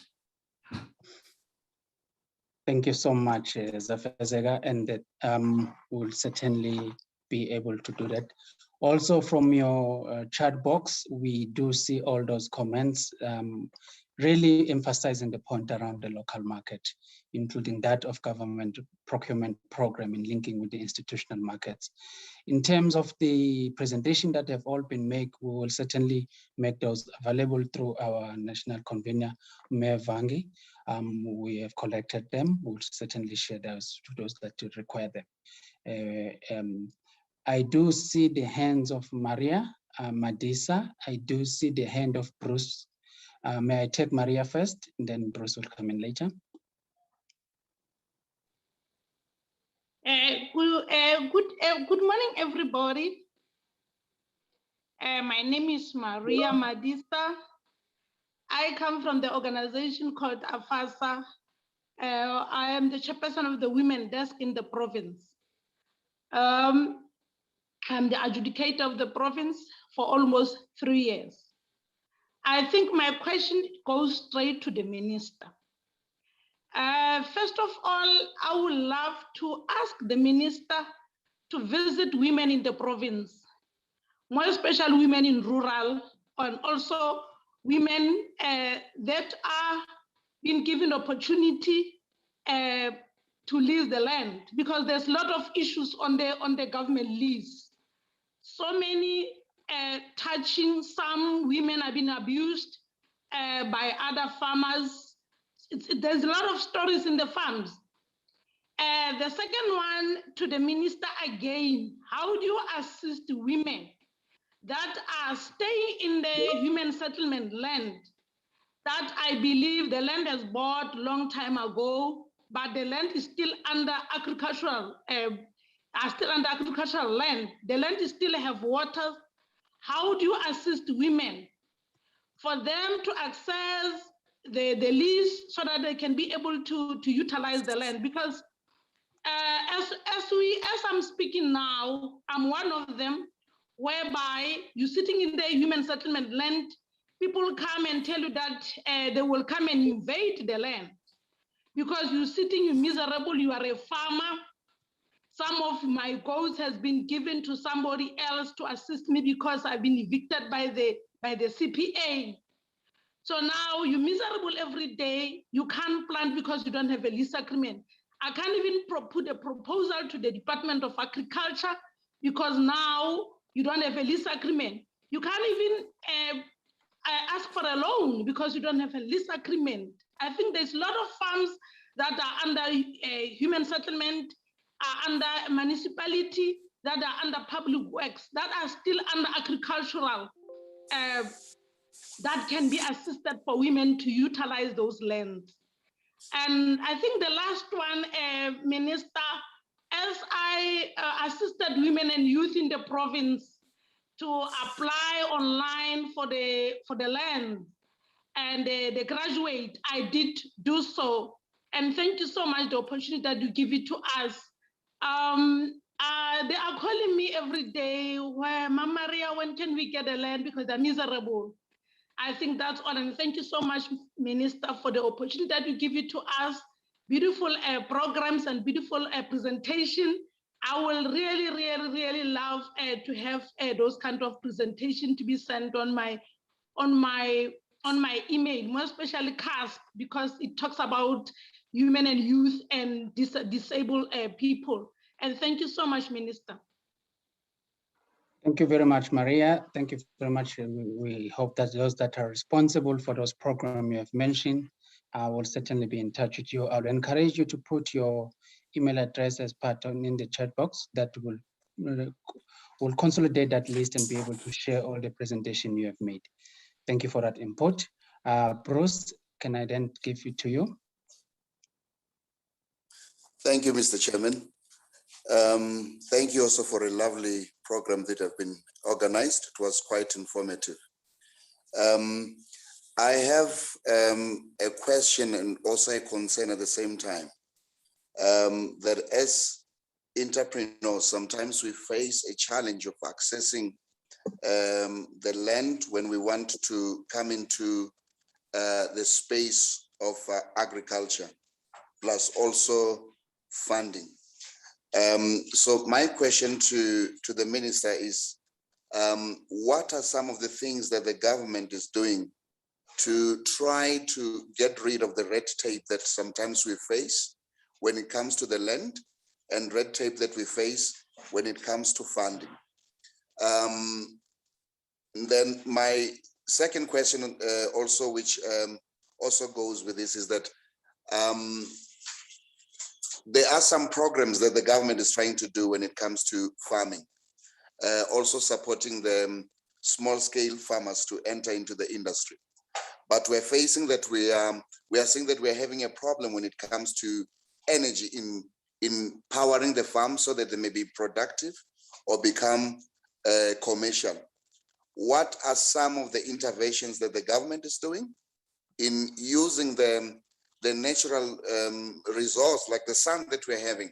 That solar energy is one a form of energy that is being promoted in the space of agriculture robustly.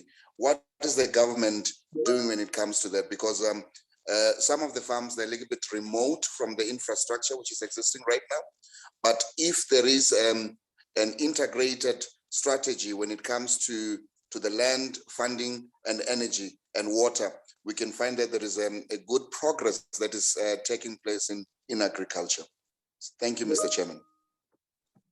Thank you very much, Bruce, for that. And thank you even expanding it further in terms of dealing with really the red tape around some of the programs that you've had this morning, and also some of those that are dealing with the issues you are speaking of. We hope these are the things that will really be amplified in that final report. I then give it to William and then Ratanga. Thank you very much, Doctor. Good afternoon, everybody. I need to stress out what the Minister started off today about big data, which is crucial for us to be successful.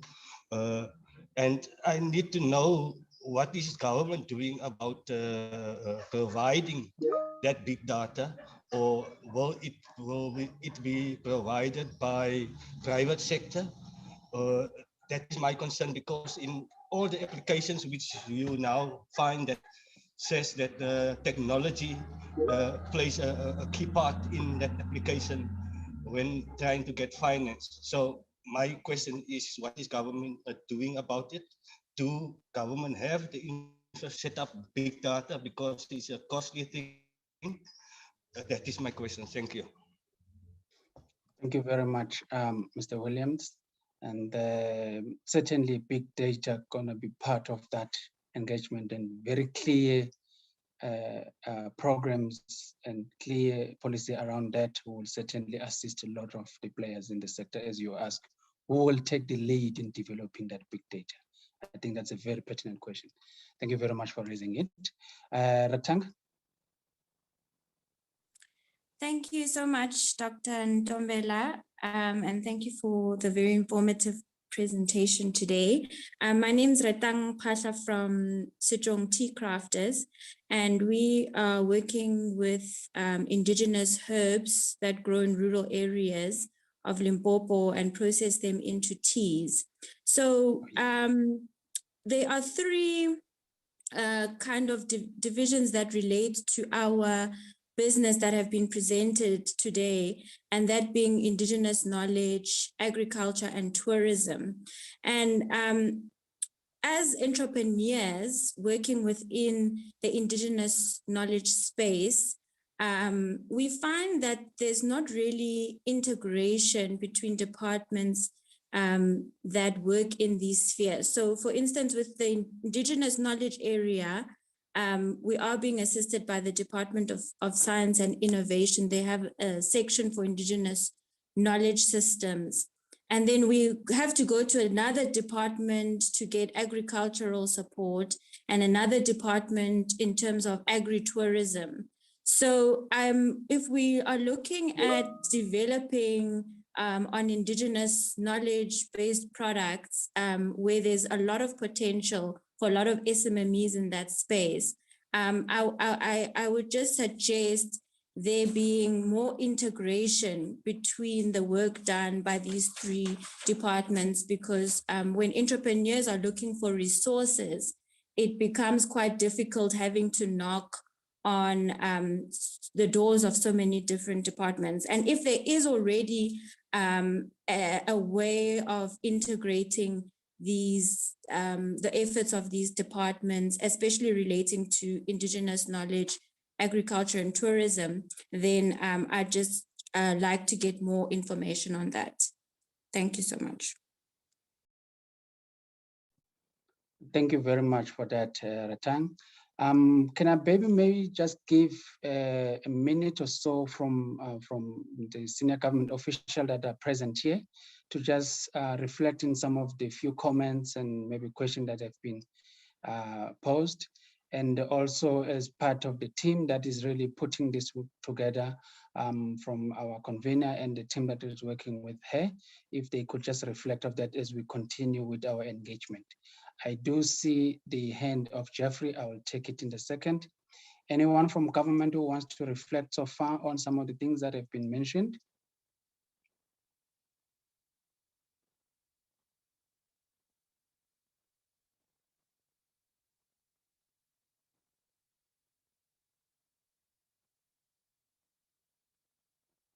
Do we have anyone from the government side, either from the national or provincial?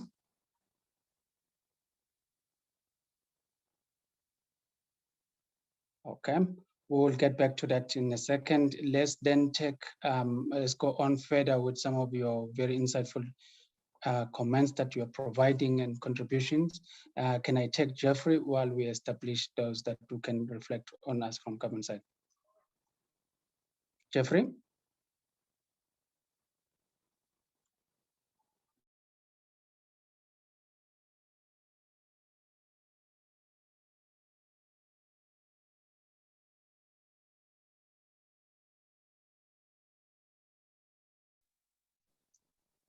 Jeffrey, are you able to unmute yourself? Yes, can you hear me now? Yes, Hello? we can hear you. Yeah, good afternoon, colleagues in farming.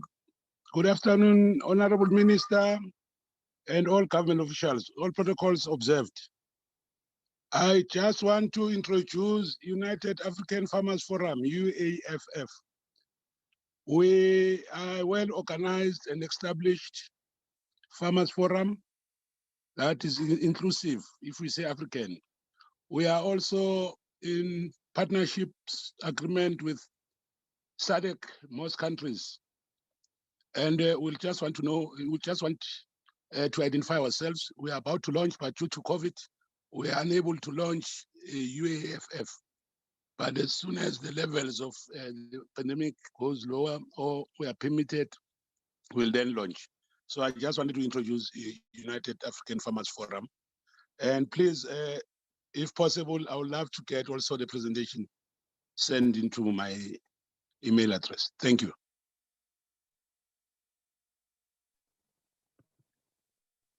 Thank you very much, Mr. Jeffrey.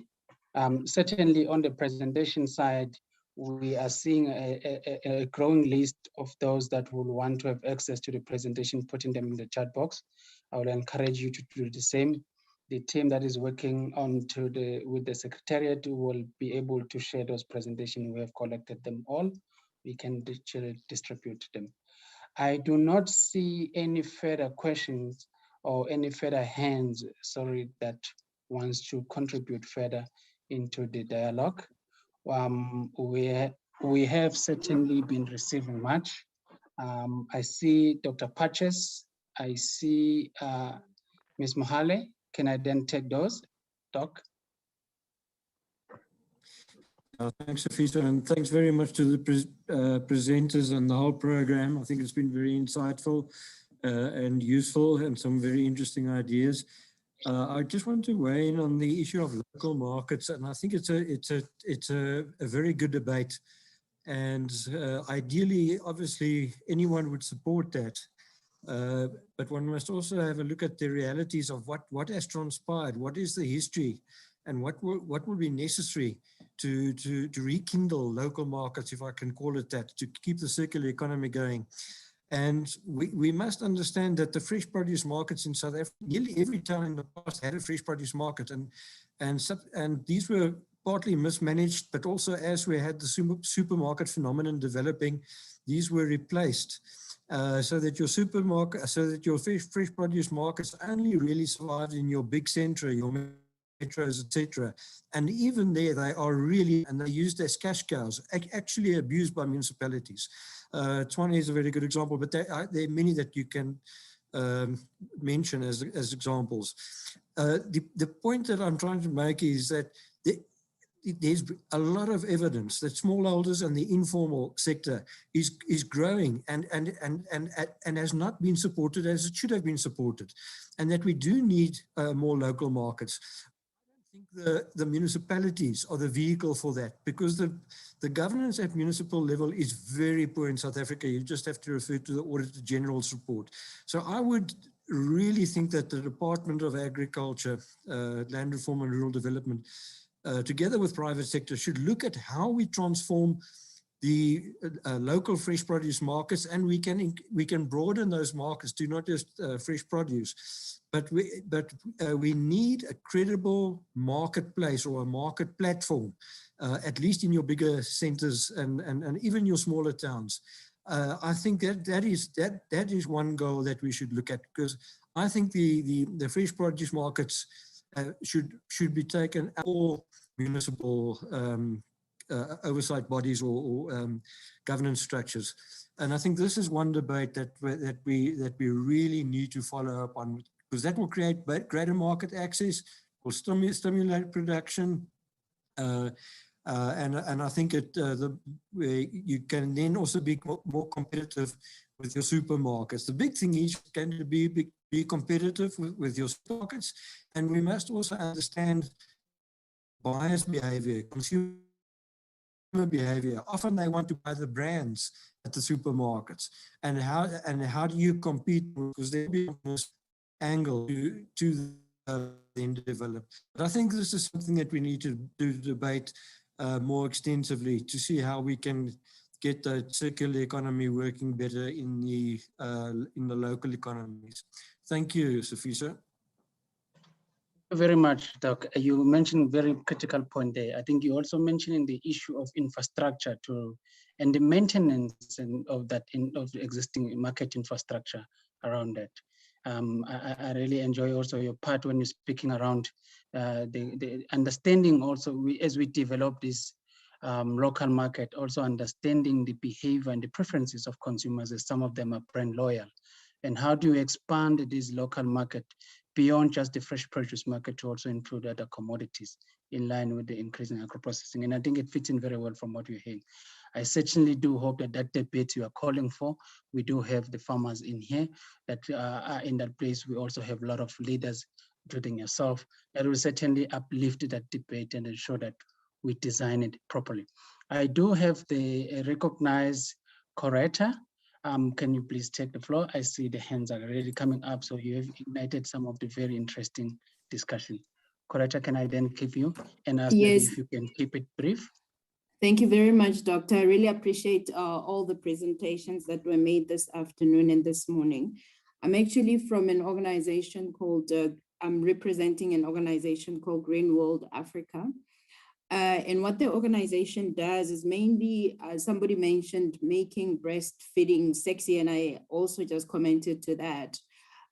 This is what the aim is really to make engineering sexy, right? And to get people or graduates more involved in agricultural engineering. It is very important that from our side, we're coming from the employer's side. And as private sector, we're saying there's a lot of work that still needs to be done in terms of upskilling graduates that are coming from higher institutions of higher learning. So what the organization does is really taking that forward, training graduates and people that are involved in the sector on issues that are important, looking at quite a number of programs that are the innovation, virtual reality, communications, some of these trainings that are not necessarily being provided as part of the normal curriculum in the institutions of higher learning. So that is quite important that we also incorporate that, scaling work readiness programs, and some of these private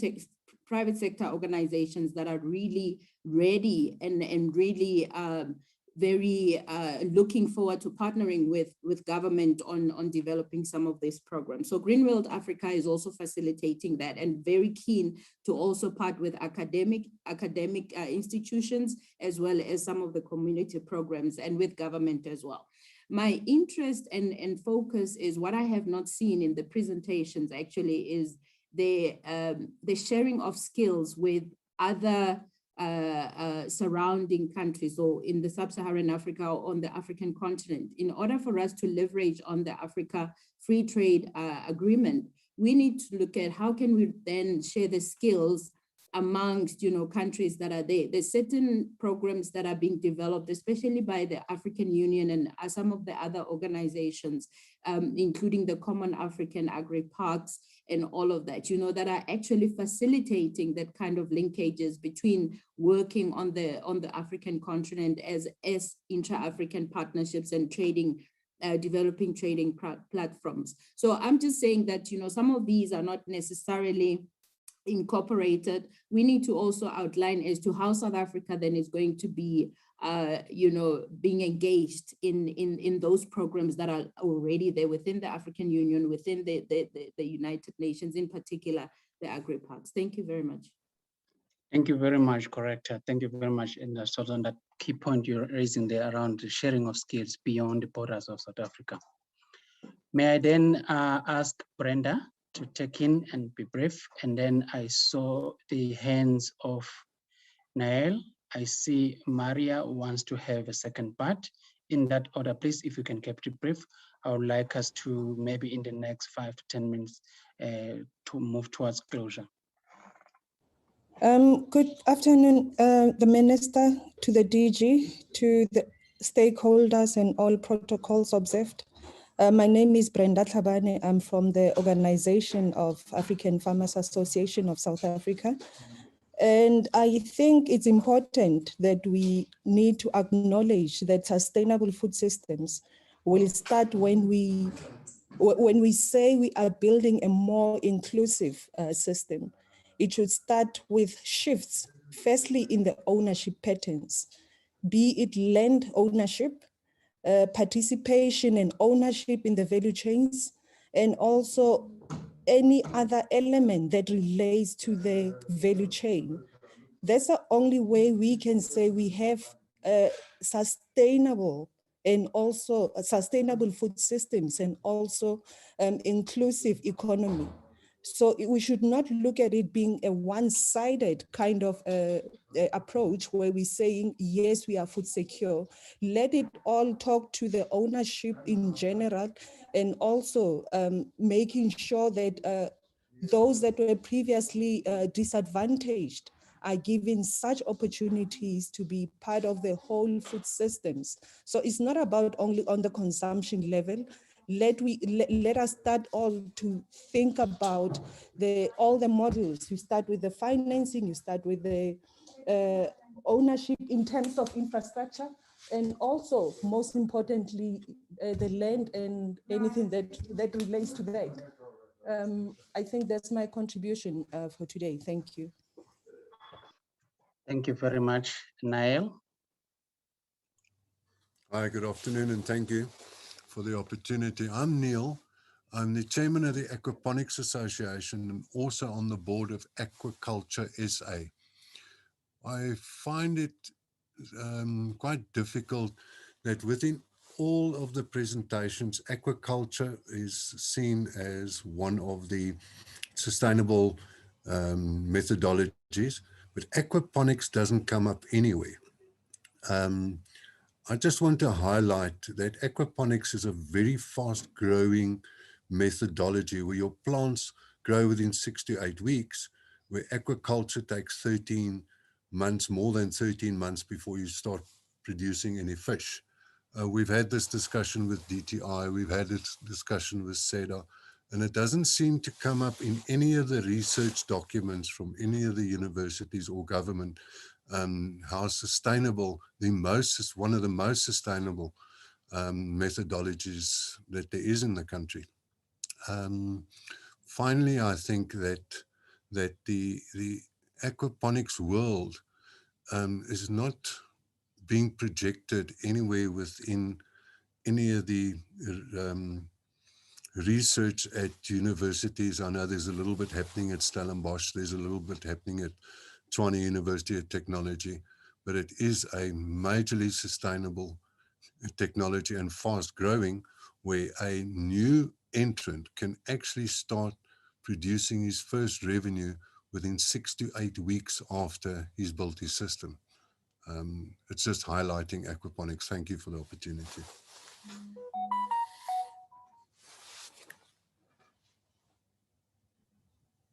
Thank you very much for that, Mr. Strauch. You are raising another stream of agricultural practices that needs to be looked at, both from the research point of view, as well as the support and development as it provides alternative benefits into the farmers, especially those that you have highlighted. Ladies and gentlemen, we have come to the end of this synthesis report. I do not see any other hands on the platform. I take that as an indication that we have really digested all the information that was presented to us. We have added in terms of the gaps that we could not pick up from the presentation which you have shared with us. And I'm certainly sure that those that are finalizing that report, collecting your inputs, have certainly taken note of it and will do so as we finalize the report. From here going forward, ladies and gentlemen, led by our national convener, Ms. Vangile, will formulate this report, which will then be presented into the minister for her consideration and endorsement, which will then also formulate the key interventions that has been highlighted to contribute into those track areas under the theme that the South African delegation will be promoting in terms of the UN Food Summit. But more importantly, we have seen also in terms of the programs that have been put in place to really address and improve in areas that you have highlighted in terms of the food system that exists in country, so that it is upscaled and it learns from the lessons that you have had during the COVID, the different stages of COVID and other external shocks that we've spoken about, including those of really having that strong debate about the importance and the development of the local market as part of the key food system linkages that will connect between the producer, the actors, as well as the consumers. Ladies and gentlemen, you have been very an active participant into this synthesis dialogue, and I think it has been very informative to everyone that is on the call, as it has been to myself. And I've been a pleasure to be moderating for you this morning and afternoon. I certainly do believe that across your different organizations that you're representing as farmers, across those that are working hand in hand with government, you'll continue leveraging on each other's skills, resources, and knowledge to scale up the food system and ensure that the food system caters for all the South African, no one is left behind.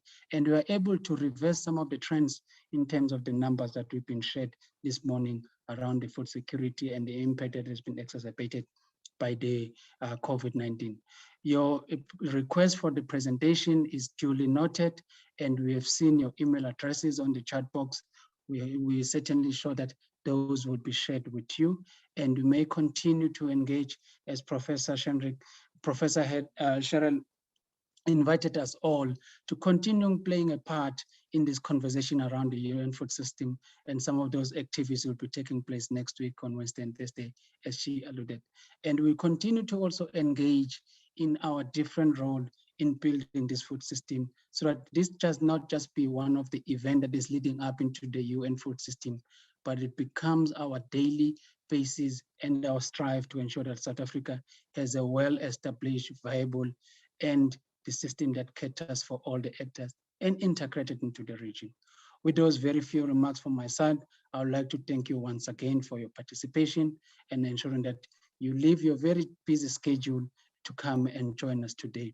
I do believe that we still live in the time when COVID is still very much a challenge into our country, and those that are in the bracket of 35 and above that are eligible now to start registering for the COVID, we encourage you to do so as the country battles to contain the spread of COVID and to also remain safe and to remain well in your respective areas. Ladies and gentlemen, I then therefore declare this synthesis dialogue closed. May you stay well and God bless.